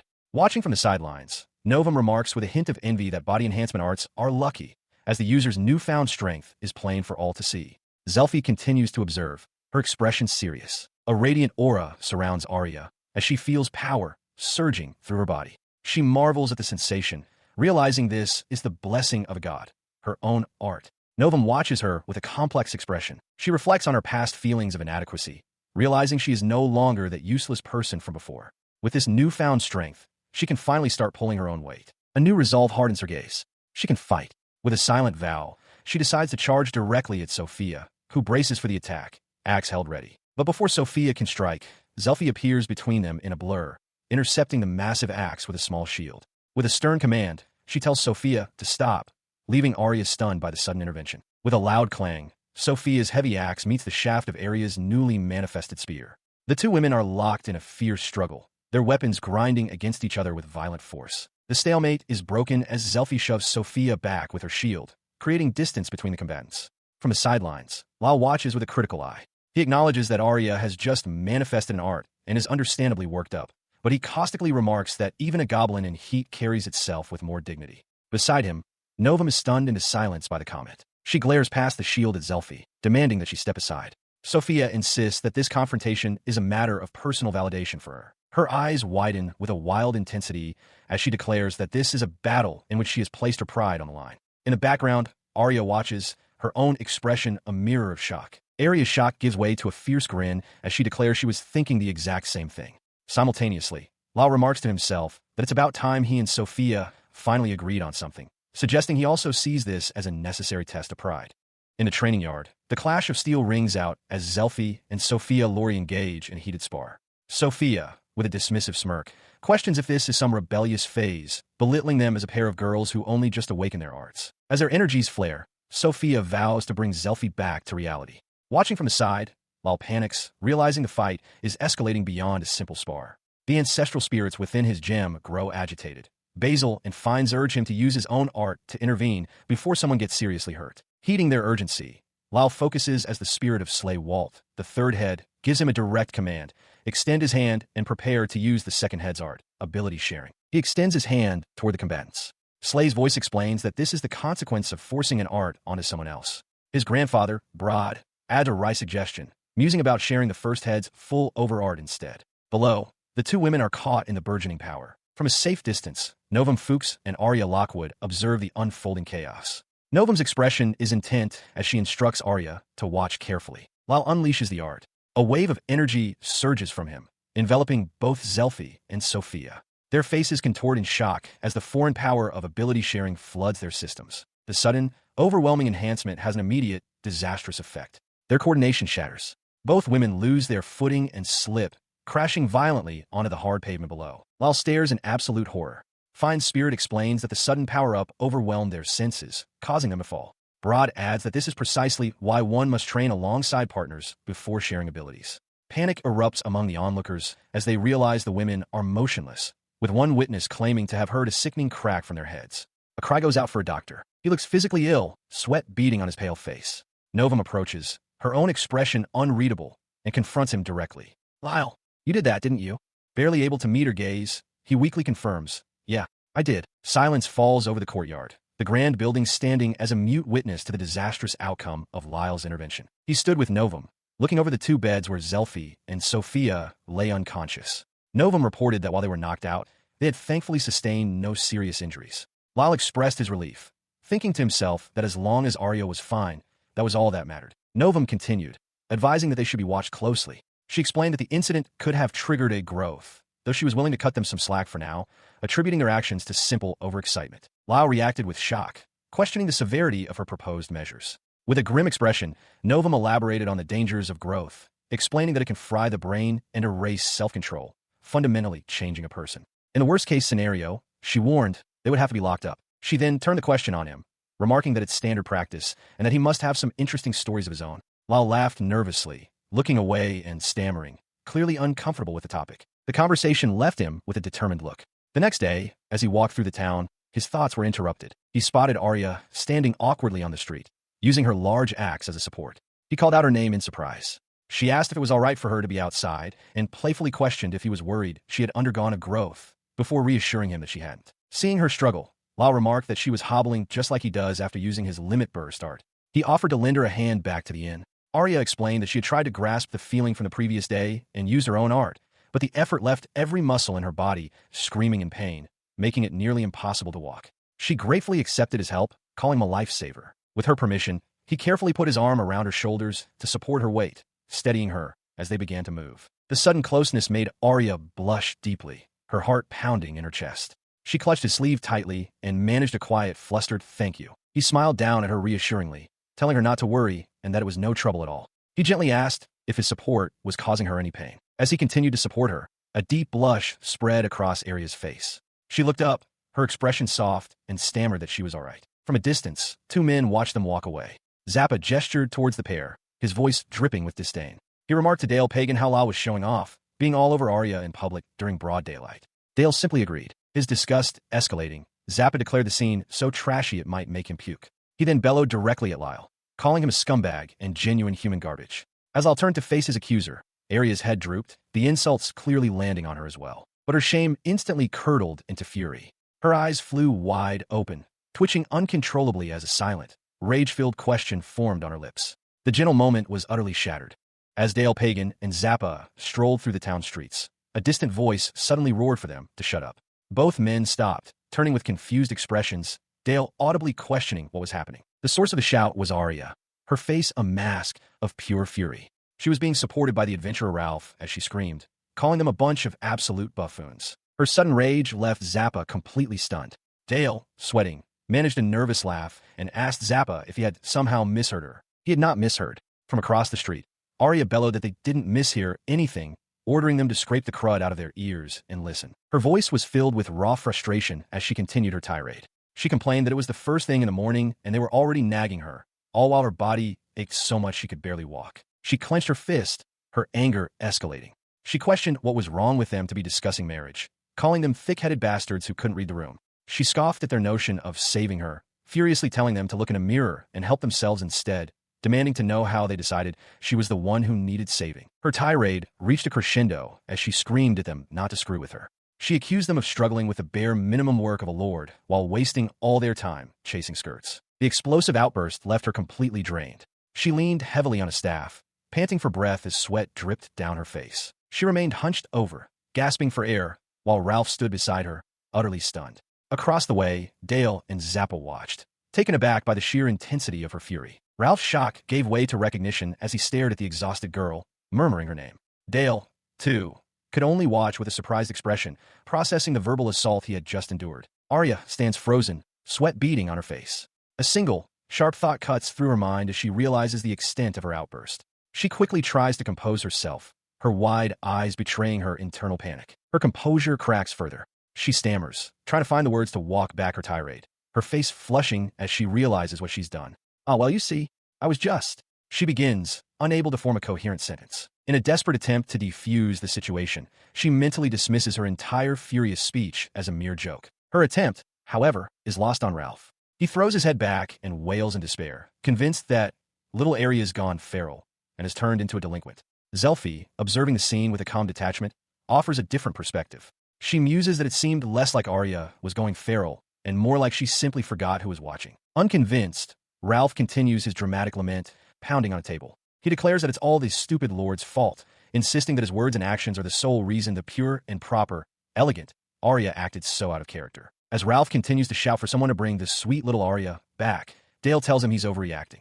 Meanwhile, Zelfi approaches the large man at the reception desk, Mr. Hawkins, confirming that 2 large buckets of warm water will be sufficient. He acknowledges her request. With a grunt of effort, Mr. Hawkins hefts the 2 heavy wooden buckets filled with steaming water. As he carries the water away from the desk, while Walt appears, his expression serious. He stops Zelfi, asking what all the water is for. She explains that it's for Arya and the others to use. While processes this information, his gaze steady. He announces his intention to gather information and prepare new equipment, figuring that since those 2 have awakened their arts, they will be a real help in battle and will need appropriate gear. His thoughts then turn to the root of the problem. He concludes that after preparing the equipment, he ought to have a word with Lord Dale about the recurring issues that seem to never end. He watches as Zelfi, clutching her head in exhaustion, gives up trying to explain the situation. She concedes that this inability to understand is simply part of what makes him Lyle and decides to postpone the conversation. In response, Lyle cheerfully remarks on how busy she must be, prompting her to internally fume that this is supposed to be his job. As Zelfi walks away, muttering that she just wants to drink and pass out, Lyle politely thanks her for her hard work. Watching the exchange, Arya notes to herself that Zelfi seems to be starting to understand how Lyle's mind works. Her comment leaves Lyle looking genuinely confused, and he asks what she means. The question prompts a silent, philosophical exchange among his companions. Arya wonders aloud in her thoughts from whom he could have possibly inherited such denseness, while Nova muses that it is said no one is ever truly able to understand themselves. Pondering their words, Lyle comes to a conclusion, his expression serious. He sees, this must be a philosophical discussion. From the sidelines of his thoughts, Dale Pagan simply remarks that this is typical of Lyle, and Arya exclaims that it's just one of those Lyle things. In a modest room, Arya and Sophia rest in separate beds after the day's events. The door is shut, and the 2 appear to be recovering. Arya, however, is not at peace. She writhes under her covers, drenched in sweat and clutching the sheets in agony. She groans, realizing that going outside had been a terrible mistake. Her pained muttering escalates into a delirious ramble. She thanks Sophia profusely, admitting she had no idea how right she was. From the adjacent bed, an annoyed Sophia retorts that she was the one who had given the advice. As she suffers, a cold, analytical voice echoes in her mind. It explains that an art awakening triggers an agonizing body modification, optimizing the user's anatomy for maximum efficiency. The voice concludes that there is nothing to be gained from her current state of mindless frolicking. The internal lecture ceases, leaving Arya exhausted and irritable. She turns to Sophia, sarcastically thanking her for the lecture and questioning why she must always use such harsh language. She continues, asking if it would kill Sophia to soften up a bit, noting that she is too hard on everyone, including herself. The pointed observation makes Sophia pause, looking up to ask, "Who me?" Sophia's expression becomes distant. She quietly asks if Arya truly wants her to be softer. Her thoughts drift to her family home, a grand mansion where her grandfather's word was absolute law and he held immense power. She recalls her grandfather as an old-fashioned, strict, and excessively severe man. As the sole daughter, Sophia explains, she was given a merciless education to ensure that the legacy of House Lori would not falter. The memories grow darker. Sophia recounts how her grandfather would strike her if she failed to meet his standards in etiquette or schoolwork. Even success was met with furious shouting, treated as the bare minimum. Her own father, she admits, was too afraid to speak out against him, and she came to accept this brutal treatment as the truth of a proper upbringing. Back in the present, Arya lies in bed, a look of dawning comprehension on her face. She finally understands. Sophia's harshness towards Lyle is a reflection of the cruel treatment she herself endured. She listened as Sophia, her expression weary, confessed that this was simply who she was. She didn't know any other way to live. In response, Arya offered a blunt assessment, stating that at least now she understood why Sophia was such an uptight pain in the ass, though she added that no sympathy would be forthcoming. The insult earned a sharp retort. Sophia, annoyed, denied being uptight and insisted she was simply well-mannered. Arya's quiet, a hug conveyed her disbelief as Sophia questioned being called a pain. Arya, a small smirk on her face, asked what Sophia had just said, feigning ignorance and accusing her of implying she lacked etiquette. Sophia countered with formal disagreement, stating that she personally found Arya's conduct to be sloppy and disrespectful. Her eyes narrowed slightly as she confirmed that was exactly how it sounded to her. A tense silence fell between them, the two young women lying in their separate beds as the argument hung in the air. The quiet was suddenly shattered by a booming peal of laughter erupting from the room. It was them. The tension broke completely as both Arya and Sophia burst into uncontrollable laughter.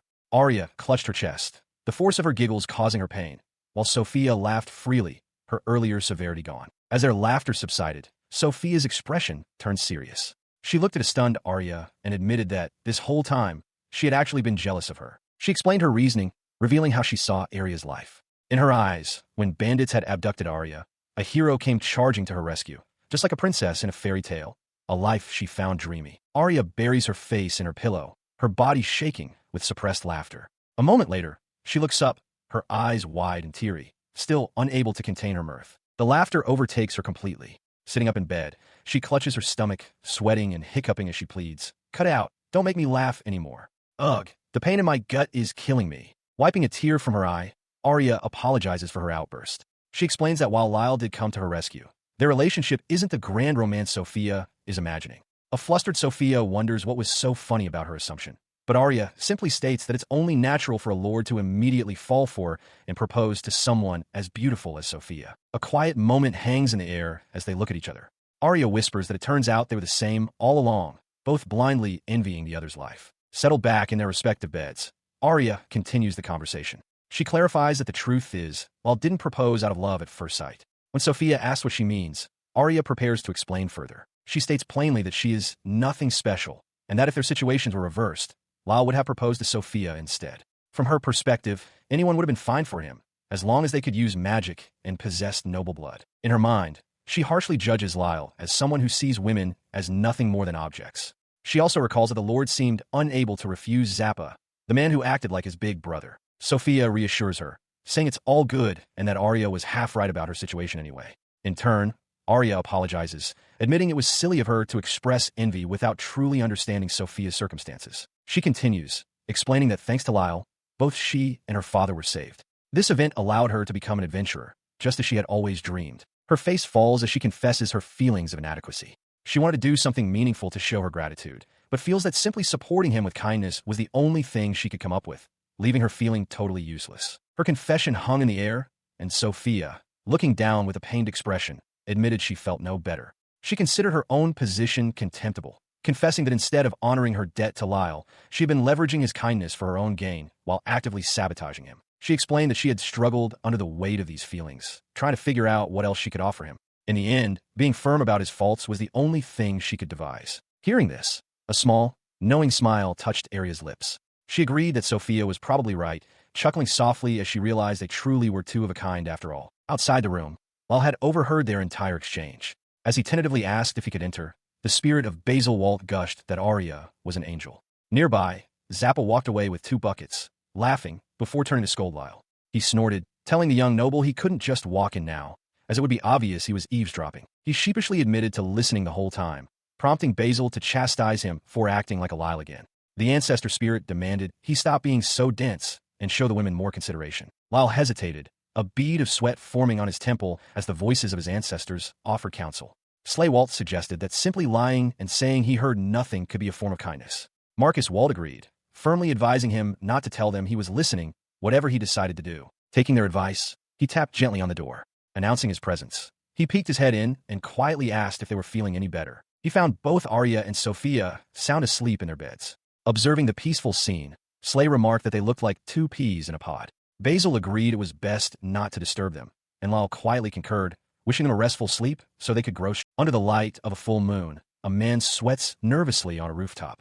He has been cornered by Sophia Laurie, who blends into the darkness. With a cold smile, she notes his futile attempts to stalk her party, remarking on his foolishness for underestimating her. Her voice remains low and threatening as she demands he start talking, promising to extract the truth one way or another. She questions him directly. Is he working on Lord Dale's orders? Or perhaps for someone else? The man can only swallow his fear, his face pale with terror. The scene shifts to the following day, showing the exterior of Dale Pagan's large, well-appointed manor, a mix of sturdy stonework and timber framing. Inside, Lyle, Arya, Sophia, and Paula are gathered. Across from them, Zappa expresses his annoyance, asking what they want so early in the morning. Dale Pagan, seated beside him, calmly tells him to settle down. Dale then addresses his guests with a formal apology, explaining that he has come to them in haste because the situation has changed abruptly. His words cause Zappa to startle. He asks if Dale means he has discovered who killed the Mani Knight. With intense focus, Dale's eyes narrow as he confirms their suspicions with a single word, yes. He elaborates, revealing that he recently captured a suspicious individual who was tailing him. He adds that after some polite questioning, the man gave a full confession quite easily. Zappa and Peony are stunned by the revelation, shouting in disbelief. At that moment, Sophia turns and calls out to Lyle, telling him to come into another room. A door creaks open, suggesting he is about to see the captured man for himself. He stands by as Dale Pagan presents the bandaged captive to Zappa, asking if he recognizes the man. Zappa's composure shatters, his eyes wide with shock as he shouts the man's name, Peony. Dale confirms the man's identity, noting that Peony is a childhood friend of Zappa's. With a slight smile, he tells Lyle he's glad Peony's description of him as an honest person was accurate. Lyle, looking flustered, quickly clarifies to Lord Dale that he was not the one who beat Peony up. With the initial identification made, the group moves on. Now, gathered in a meeting room, Dale proposes they re-examine the incident from the beginning, but from a new perspective, that of the person most familiar with the case. He then turns his attention directly to a stunned Zappa, calling him their expert and asking him to enlighten them. Before Zappa can respond, Peony begins to verbally tear him down, calling him a useless, slow-witted loser who has never accomplished anything on his own, and insisting this whole situation was Zappa's doing. Zappa grits his teeth in fury. Dale calmly points out the contradiction in Zappa's story. How can Peony be someone who can't do anything by himself, yet also be capable of killing a full-fledged knight alone? Arya chimes in, suggesting the knight was probably just backstabbed, and wonders aloud if Zappa knows when to quit. Peony, enraged, shouts at Zappa to shut up, declaring that his story is completely inconsistent and makes no sense. He demands Zappa explain what is truly going on. The demand finally breaks Zappa. He points furiously at Peony, screaming that Peony is nothing without him. He catches himself, but it's too late. Paula stares in shock, realizing the truth might be that Zappa himself was the one who killed the knight. Zappa frantically denies it, claiming he couldn't possibly take down someone so tough. Peony, visibly distressed, stammers that he saw something terrible. Lyle presses him for details, asking what he witnessed. Beside them, Dale Pagan remarks that it's a shame the critical moment has not yet arrived, as this information could have been useful.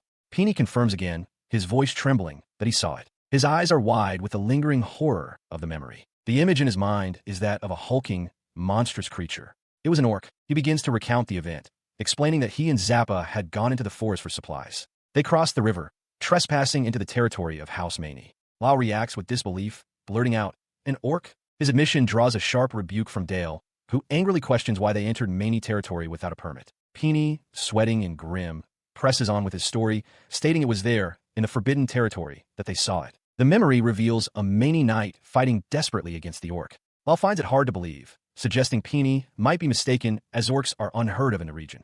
Dale coldly speculates that the knight was likely ambushed during a patrol. Peony insists that such a sight is unmistakable. The memory shows the orc's savage brutality as it effortlessly overpowered the knight, leaving him completely at its mercy. The brutal confirmation of the story leaves Dale aghast. He mutters in disbelief, struggling to comprehend how such a thing could possibly happen. His horror quickly sharpens into a grim realization. He states with chilling certainty that 9 times out of 10, an orc's appearance implies one thing: a labyrinth has sprung up nearby. The grave pronouncement of a labyrinth's appearance hangs heavy in the air. Zappa and Paula react with visible shock, while Lyle Walt remains seated, his expression hardening as he processes the dire news. Lyle's thoughts drift to his earlier conversation with Dale Pagan. Dale had admitted the word labyrinth gets his blood pumping, but he quickly pivoted to the political problem. He reasoned that while an orc wandering from a labyrinth explains the death, it doesn't resolve the dispute over why the knight's body was found within their territory. Returning to the present, Dale turns his sharp gaze towards Zappa. He states that they have already heard Peeny's account of the events, but now he wants Zappa to finish the story in his own words. Cornered, Zappa's composure shatters. He shouts his confession, admitting he was behind it all. He declares that he dragged the corpse into their territory because he wanted an excuse to go to war with House Maney. The admission incites immediate fury from Lyle, who leaps up to confront Zappa. He angrily demands if Zappa has forgotten that the last war is the very reason their town is so impoverished. Beside them, Paula is aghast, barely able to stammer. A war. Lyle's accusation is met with equal, desperate force. Zappa roars back that the town's destitution is precisely why he did it. His voice cracks with anguish as he continues, shouting that he refuses to waste his life rotting away in their poor, pathetic town. He reminds them that all the adults were killed in the last war, leaving the town to fall apart ever since. Zappa curses in frustration, lamenting that his plan would have worked if Darien had just sent the backup they were supposed to. Dale, who has been observing with cold disdain, finally speaks. He calls it the most brain-dead plan he's ever heard and cynically asks if Zappa thought he would earn some military achievement and climb the social ladder. His tone remains level as he lays out the political reality. From the very beginning, he explains Darien had no intention of starting a war. It was never going to happen. Defeated, Zappa's anger drains away. He confesses that he was told to strip the knight of all his equipment, sell it, and buy weapons. But he couldn't bring himself to do it. Wanting the knight's family to have something of him left, he had the armor repaired instead. His confession hung in the air as Lyle, observing the tense scene, finally understood. He realized Zappa's visit to the weapon shop hadn't been to sell the looted armor, but for some other purpose. As this realization dawned on Lyle, Arya had a sudden insight of her own. She gasped, wondering aloud if the mysterious letter that had arrived at Lord Medid's estate was actually written by Peeny. The accusation ignited Zappa's rage. He lunged at Peeny, his face contorted with fury, demanding to know why he had to ruin everything with his stupid pity. Peeny, looking downcast, admitted it was true, explaining that it just felt wrong to leave the knight's body to rot in the forest. Before his tirade could continue, Dale Pagan moved with sudden force. He grabbed Zappa by the collar, yanking him back and shouting that it was enough. Held fast in Dale's grip, Zappa's face twisted in desperation. He yelled that he had orchestrated the entire disaster and dared Dale to go ahead and strike him. He stared back, his eyes narrowed with a cold intensity. "You bastard," Dale growled, his voice low and devoid of any pity. As the confrontation escalated, Lyle stepped forward, cutting through the tension. He told Zappa to stop grandstanding, declaring that he wasn't the root of the disaster. The true source of their problems, Lyle stated with conviction, was the den of evil, the labyrinth. Paula immediately voiced her agreement. She affirmed that the labyrinth must be scouted without a moment's delay, adding that depending on its size, such a place is no different from a natural disaster. Building on her point, Dale revealed they were already one step ahead, with reports on their way. For now, he explained they would launch their own basic investigation. A surprised Lyle agreed, stating that they needed to inform Darien right away. Taking charge, Lyle announced the plan.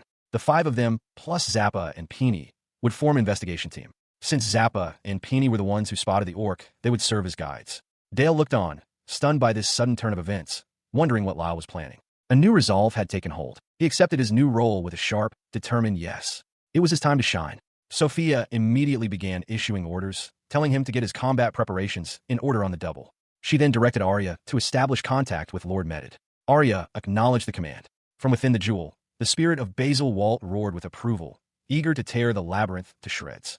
Within the forest, the air grows heavy as a sudden rustle disturbs the foliage, signaling an approaching presence. Emerging from the dense woods, Zappa halts at the edge of a clearing. With a grim expression, he turns to the party following him and announces that they have arrived. He gestures toward a scene of utter devastation. The ground is scarred and gouged, evidence of a battle far more gruesome than imagined. Lyle and his companions stare, wide-eyed, as another nobleman present judges that whatever caused the destruction must have been a massive specimen. This man, Medid Maney, Lord of House Maney, clenches his fist. He concedes that the reports were truthful, as the signs of combat are undeniable. His skeptical tone provokes a sharp reaction. Zappa turns to face Lord Maney's contingent, his body tensing for a confrontation. Before Zappa can speak, another man steps forward. It is Dale Pagan, Lord of House Pagan. With narrowed eyes, he challenges Lord Maney's phrasing, accusing him of implying that Zappa is a liar. The tension between the two lords becomes palpable. Zelfi sighs wearily, while Lord Maney glares with open hostility and Lord Pagan meets his gaze with defiant anger. Watching the conflict escalate, Lyle's eyes narrow in frustration. He knew this would happen. It was precisely why he hadn't wanted to bring them along. The two factions stand opposed, their motivations laid bare. Lord Maney seeks to settle the score for a fallen subordinate, while Lord Pagan wishes only to prove his friend's innocence. Beside him, Zelfi voices her exasperation to Lyle, remarking on what a massive headache the entire situation has become. He and his companions stand on a high bluff, surveying the dense forest before them. Lyle is flanked by Novum, Sophia, Zappa, and Dale Pagan, all looking towards the horizon. Dale Pagan breaks the silence, pointing towards a distant feature. Over there, he begins, "Do you see that river?" Zappa confirms that he does. He continues his explanation, indicating that the labyrinth they seek is just a bit further ahead. To get a better view, Lyle raises a spyglass to his eye, extending it with a soft click. After confirming the location, Zappa grows impatient. He declares that he was right all along and insists they wrap things up quickly.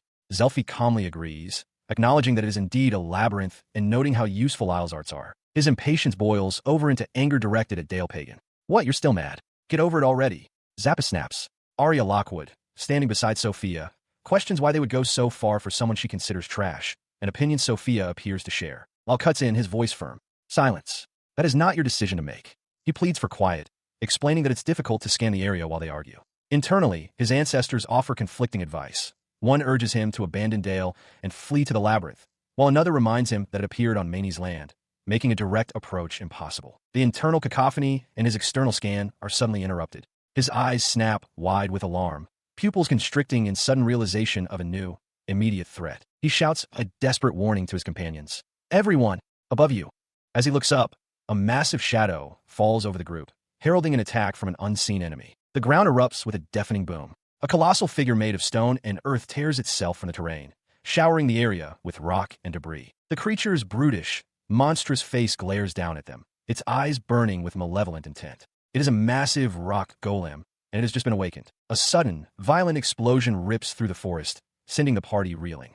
Lyle braces himself against the shockwave, his cape flaring out as his companions, Novum, Arya, Sophia, Zelfi, Dale, and Zappa, are thrown off balance by the blast. The source of the chaos is revealed.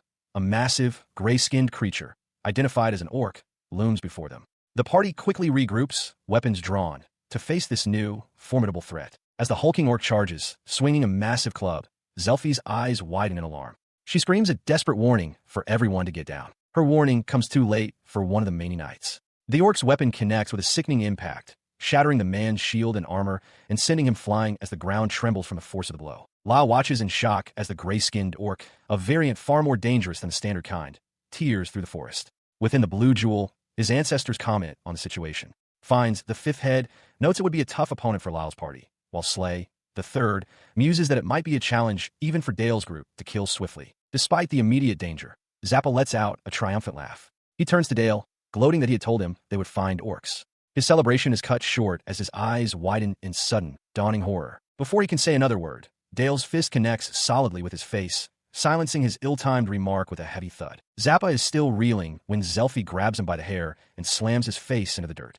She furiously orders him to keep his mouth shut if he doesn't want to die and to follow her orders from this point forward. With the powerful orc still rampaging nearby, Dale makes a swift command decision. He announces that they are withdrawing from the area immediately, knowing that if a feudal lord like himself were to be wiped out here, it could easily trigger a war. Lyle listens, his expression hardening with resolve. Zappa protests the decision, angrily questioning why they're abandoning the labyrinth. The ancestor Slay, however, deems it a wise choice. Dale ignores Zappa's outburst and turns to Lyle, stating that he is counting on him to support their retreat with his arts. Lyle, sweating but determined, simply replies, "Understood." As the party prepares to face the variant orc, Zelfi turns to her companions, assigning roles. She declares that Arya and Sophia will provide backup for her and for Lyle. With a challenging look, she asks Arya if she is getting cold feet now that a real battle is imminent. In response, Arya and Sophia take a determined step forward. Arya's eyes gleam with intensity as she refutes the notion, stating that it's the exact opposite. Her chest is aflutter with excitement. Her spirited reply earns a look of approval from Lyle, who quietly commends her with a simple, good answer. Novum then outlines their strategy. Their goal is to drag the fight out for as long as possible while she prepares a powerful spell, entrusting the front line to her. Across from them, the hulking gray orc snarls, its muscles tense as the party resolves not to let it advance a single step. With a single, unified roar, the entire party affirms their commitment to the plan. As Arya and Sophia whip into action, Lyle unleashes his arts. He activates full over a physical enhancement technique, immediately followed by ability sharing, channeling his power into his allies. The sudden surge of energy washes over the frontline fighters, causing Sophia, Arya, and Dale to react with wide-eyed shock at the unfamiliar sensation. Dale is the first to identify the feeling as the physical enhancement from Lyle's full over. Sophia feels the power welling up inside her, and Arya gasps in astonishment, realizing the boost is stacking on top of her own enhancement abilities. Empowered by this shared strength, Zelfi closes the distance in an instant. With a sharp grunt, she drives her sword into the Grey Orc's arm. Her attack connects, but she is stunned to find she couldn't sever the limb. The creature's skin is incredibly tough. As Arya and Sophia leap from above to press the assault, the orc reacts with startling speed, its massive hand clamping down and trapping Zelfi's blade. The creature's massive hand creaks as it clenches, trapping Zelfi's sword. Undeterred, Arya and Sophia descend upon it from above. Lyle roars encouragement, urging Sophia to press the attack against the unyielding beast. Responding to the call, Sophia uses the creature's immense arm as a path, her battle axe held high as she sprints towards its head. She brings her axe down with a sickening crunch, burying it deep in the orc's skull. The monster bellows in agony, seeing Novum preparing a powerful spell, Lyle shouts for her to get back, but she calmly instructs everyone else to retreat instead. With her incantation complete, Novum unleashes a wind cannon. A concentrated blast of air slams directly into the orc's head, striking the very spot where Sophia's axe is embedded. As the vortex of wind dissipates, the orc remains standing, its head a mangled ruin. The party stares in disbelief. Dale voices the question on everyone's mind, asking if the creature is finally defeated. As if in answer, the colossal creature finally topples, crashing to the ground with a thunderous thud that shakes the earth. Seeing the beast fall, Lyle clenches his fist in triumph. Within his mind, the third head, Slay, praises the great teamwork, while the sixth head, Finds, grudgingly admits they deserve a passing grade for their performance. His personal victory acknowledged, Lyle rejoins the group.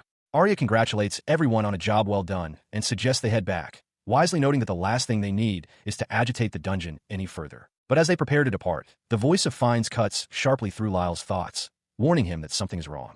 The ancestor's spirit roars that the orc is not dead yet. Simultaneously, the creature's hand twitches on the ground. He whips around in alarm, his eyes widening in horror. With a sickening squelching sound, the gray orc's shattered head begins to rapidly regenerate, flesh and bone knitting themselves back together before his disbelieving eyes. With a tremendous roar, a swordsman channels his power into his blade, unleashing a colossal, swirling vortex of energy. The blast slams into an insectoid warrior with devastating force, engulfing its head in a violent explosion. The creature's face contorts in agony as its very form shatters and disintegrates under the overwhelming assault. The remains of the rock golem erupt in a grotesque display. Pink, muscle-like tissue and bone burst forth, rapidly knitting the creature's form back together in a horrifying spectacle of hyperregeneration, prompting an unseen observer to question what is happening. From a distant vantage point, a young man with blue hair reacts with disbelief, asking aloud if the creature possesses an art. His companion, a man with a metal plate on his forehead, confirms it with grim certainty, stating that the monster has manifested a rare art for such a minor threat. His explanation continues, overlaying a mental image of a serene, winged goddess statue. He elaborates that the goddess's grace is bestowed equally upon all life, and therefore the potential to manifest an art lies dormant within every soul. As if to prove his point, the creature's severed arms are rapidly reformed from the swirling mass of regenerating tissue, completing its grotesque reconstruction with a sickening, fleshy sound. Witnessing this horrifying display, Paula panics. She screams at the others that they must run away, anywhere, before the monster finishes regenerating completely. Dale Pagan, however, stands his ground, his face grim with determination. He questions the order to flee, asking what will become of the others.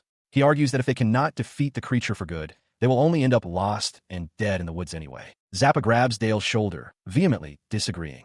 He shouts that they can't win and that staying is no different than leaving everyone to die. Dismissing the fate of the others, he implores Dale to just get out of there. Paula reinforces the plea, shouting at young Dale to get a move on. As the argument rages between the villagers, the swordsman with the light-toned cape watches Dale, his expression unreadable and intense. He finally speaks, his voice calm and measured as he looks out over the nearby town. He tells Dale that as a fellow lord, he understands his refusal to yield. His gaze, however, is fixed on the fully regenerated golem. He concludes his thought, stating that there is nothing they can accomplish there, and that running away is the only thing they can do to truly help. He turns his back on the monstrous golem, declaring to Dale Pagan that they are merely dead weight in this fight. He continues, his eyes narrowed, stating that no more blood should be spilled and that all suspicions between their groups have now been resolved. His words hang in the air. Dale, sweating, processes the declaration for a tense moment before reluctantly conceding that he understands. As the group begins to retreat, Zappa suddenly halts, spotting Peony rushing towards them. He calls out in surprise,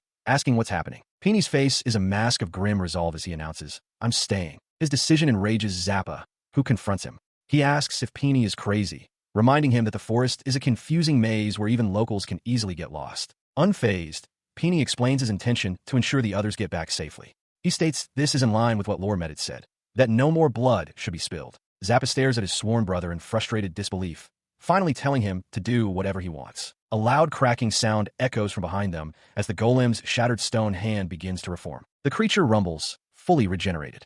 Dale observes that it's ready for round 2. When the swordsman asks how to deal with its insane regeneration, Dale gives a simple, brutal answer. Tear it to shreds and keep hacking away until it stops regenerating. He listened as Lyle Walt turned to Novum, asking if she felt well enough to cast a high-level fire spell, provided they could buy her some time. Dale Pagan cut in sharply, calling Lyle a meathead but agreeing with the core idea. Against foes with regenerative arts, he asserted, the most straightforward solution was simply to incinerate them. A smirk crossed his face as he gestured towards the surrounding landscape of felled trees. Dale noted that, luckily for them, the idiot responsible had already cleared the area, removing any risk of a wildfire. He concluded that the plan was viable. The order was given. An unseen commander called out to Arya and Sophia, shouting for them to go back in. The red-headed adventurer snapped to attention with a sharp, "Yes, ma'am." Her expression, along with those of Arya and Sophia, hardening with resolve. Facing the gray orc, Sophia Lori feels a surge of confidence. She realizes that with Lyle's support, she can handle the creature's otherworldly speed. As the orc swings its massive club in a wide arc, she deftly whips out of the way. As she evades, Lyle shouts from a distance, urging her to aim for the eyes. At the same moment, the swordsman with the cape descends from above, slicing at the orc's face, while Sophia's axe clashes loudly against the creature's club. The swordsman's blade merely scrapes against the orc's tough hide. The force of the parried blow sends Sophia stumbling backward. Watching her fall, Lyle calls out her name in alarm, noting to himself that while her art can increase her weight, she remains clumsy in its application. The swordsman, however, finds his mark. He lands atop the orc's head and drives his blade deep into its skull. The creature lets out a roar of agony as its eye is pierced. Lyle grits his teeth, realizing with frustration just how incredibly hard the monster's body is. His moment of assessment is cut short as the enraged orc, ignoring its other assailants, lunges and seizes his arm. A sickening crunch echoes as the creature's immense grip tightens, shattering bone. With Lyle secured, the beast turns its attention back to Sophia, slamming her violently into the ground. She gasps for air, dazed and momentarily incapacitated from the brutal impact. Ignoring the fallen woman, the orc raises its massive club high, preparing to deliver a finishing blow to the trapped Lyle. Sophia can only watch in horror, crying out his name as Lyle grits his teeth against the impending doom. In that critical moment, the voice of his ancestor, Slay Walt, echoes in his mind. Slay tells him plainly that if he wants to slice up this opponent, he'll need a weapon of the highest quality, something like Sophia's heirloom battle axe. The ancestor's words hit their mark. Lyle understands the stark reality. His own strength is not enough to win on its own. As he faced what seemed to be his end, the voice of an ancestor echoed in his mind. The spirit, the third head Slay Walt, mused that blaming one's equipment is how weaklings think, though he admitted that wasn't the whole story. He continued his spectral lesson, explaining that even if a novice held the finest blade in existence, they would still be a novice. A true warrior, he clarified, is defined by their skill and experience. Slay confessed that he had been convinced Lyle was only missing experience, but now wondered if he had misjudged him. In that instant, a surge of power coursed through Lyle, his body glowing as he activated a skill. Boundary breaker limit burst. The ancestor's voice questioned if Lyle truly understood the intent and emotion ingrained in every strike of his blade. As the thought echoed, the gray orc swung its massive club down in a devastating cleaving motion. But the attack never connected. Instead, the gray orc was suddenly and violently split in two from the force of Lyle's counterattack. Slay's voice explained that the missing element for Lyle wasn't experience, as the hilt of his now shattered sword lay testament to the unleashed power. He stared, wide-eyed and panting at the result of his desperate act, as the ancestor's voice concluded that what Lyle truly possessed was plain and simple guts. Far away, his sister Ceres observed the event through some unseen method. A look of intense fascination crossed her face as she deemed the display magnificent, while the blue jewel spirit hovered before her, glowing brightly. Back on the battlefield, the bisected orc didn't just fall. It erupted in a violent flame burst. The concussive blast sent Lyle, Sophia, and the swordsman flying, their faces contorted in shock and pain. Before he could even recover from the explosion, the very ground turned against him. Dark, rocky tendrils shot up, slamming into his body and squeezing with crushing force, eliciting a scream of pure agony. His companions watched in horror, powerless to intervene. Arya cried out his name, vowing to save him, as Sophia and the swordsman grunted in frustration. The attack, an earth needle, continued its assault, seemingly channeled by the blue jewel spirit hovering near Lyle's head, its own form cracking under the strain. He is being crushed in the massive fist of the Grey Orc. As he's held captive, Arya Lockwood rushes to his aid, screaming for the beast to let go of Lyle. She drives her weapon repeatedly into the orc's thick arm, but her strikes seem to have little effect on the monster. The pressure intensifies with a sickening snap, and a raw scream of agony is torn from Lyle's throat. Arya grits her teeth, realizing her own strength isn't enough to save him. Desperate, she calls out to her companion, shouting for Sophia to help, reminding her that she is the only one who can wield that specific battle axe. The crushing force continues, bones groaning under the strain. Inside his mind, the voices of his ancestors offer commentary. Slay urges him not to lose his fighting spirit, while Marcus observes grimly that things are looking dire. Lyle himself realizes the pressure is far stronger than what his own skills can break, even at maximum output. If this continues, he'll be crushed. He strains, thinking he just needs more power. But then, a sudden, jarring thought interrupts his desperate struggle. A flicker of confusion crosses his mind as a new realization begins to dawn.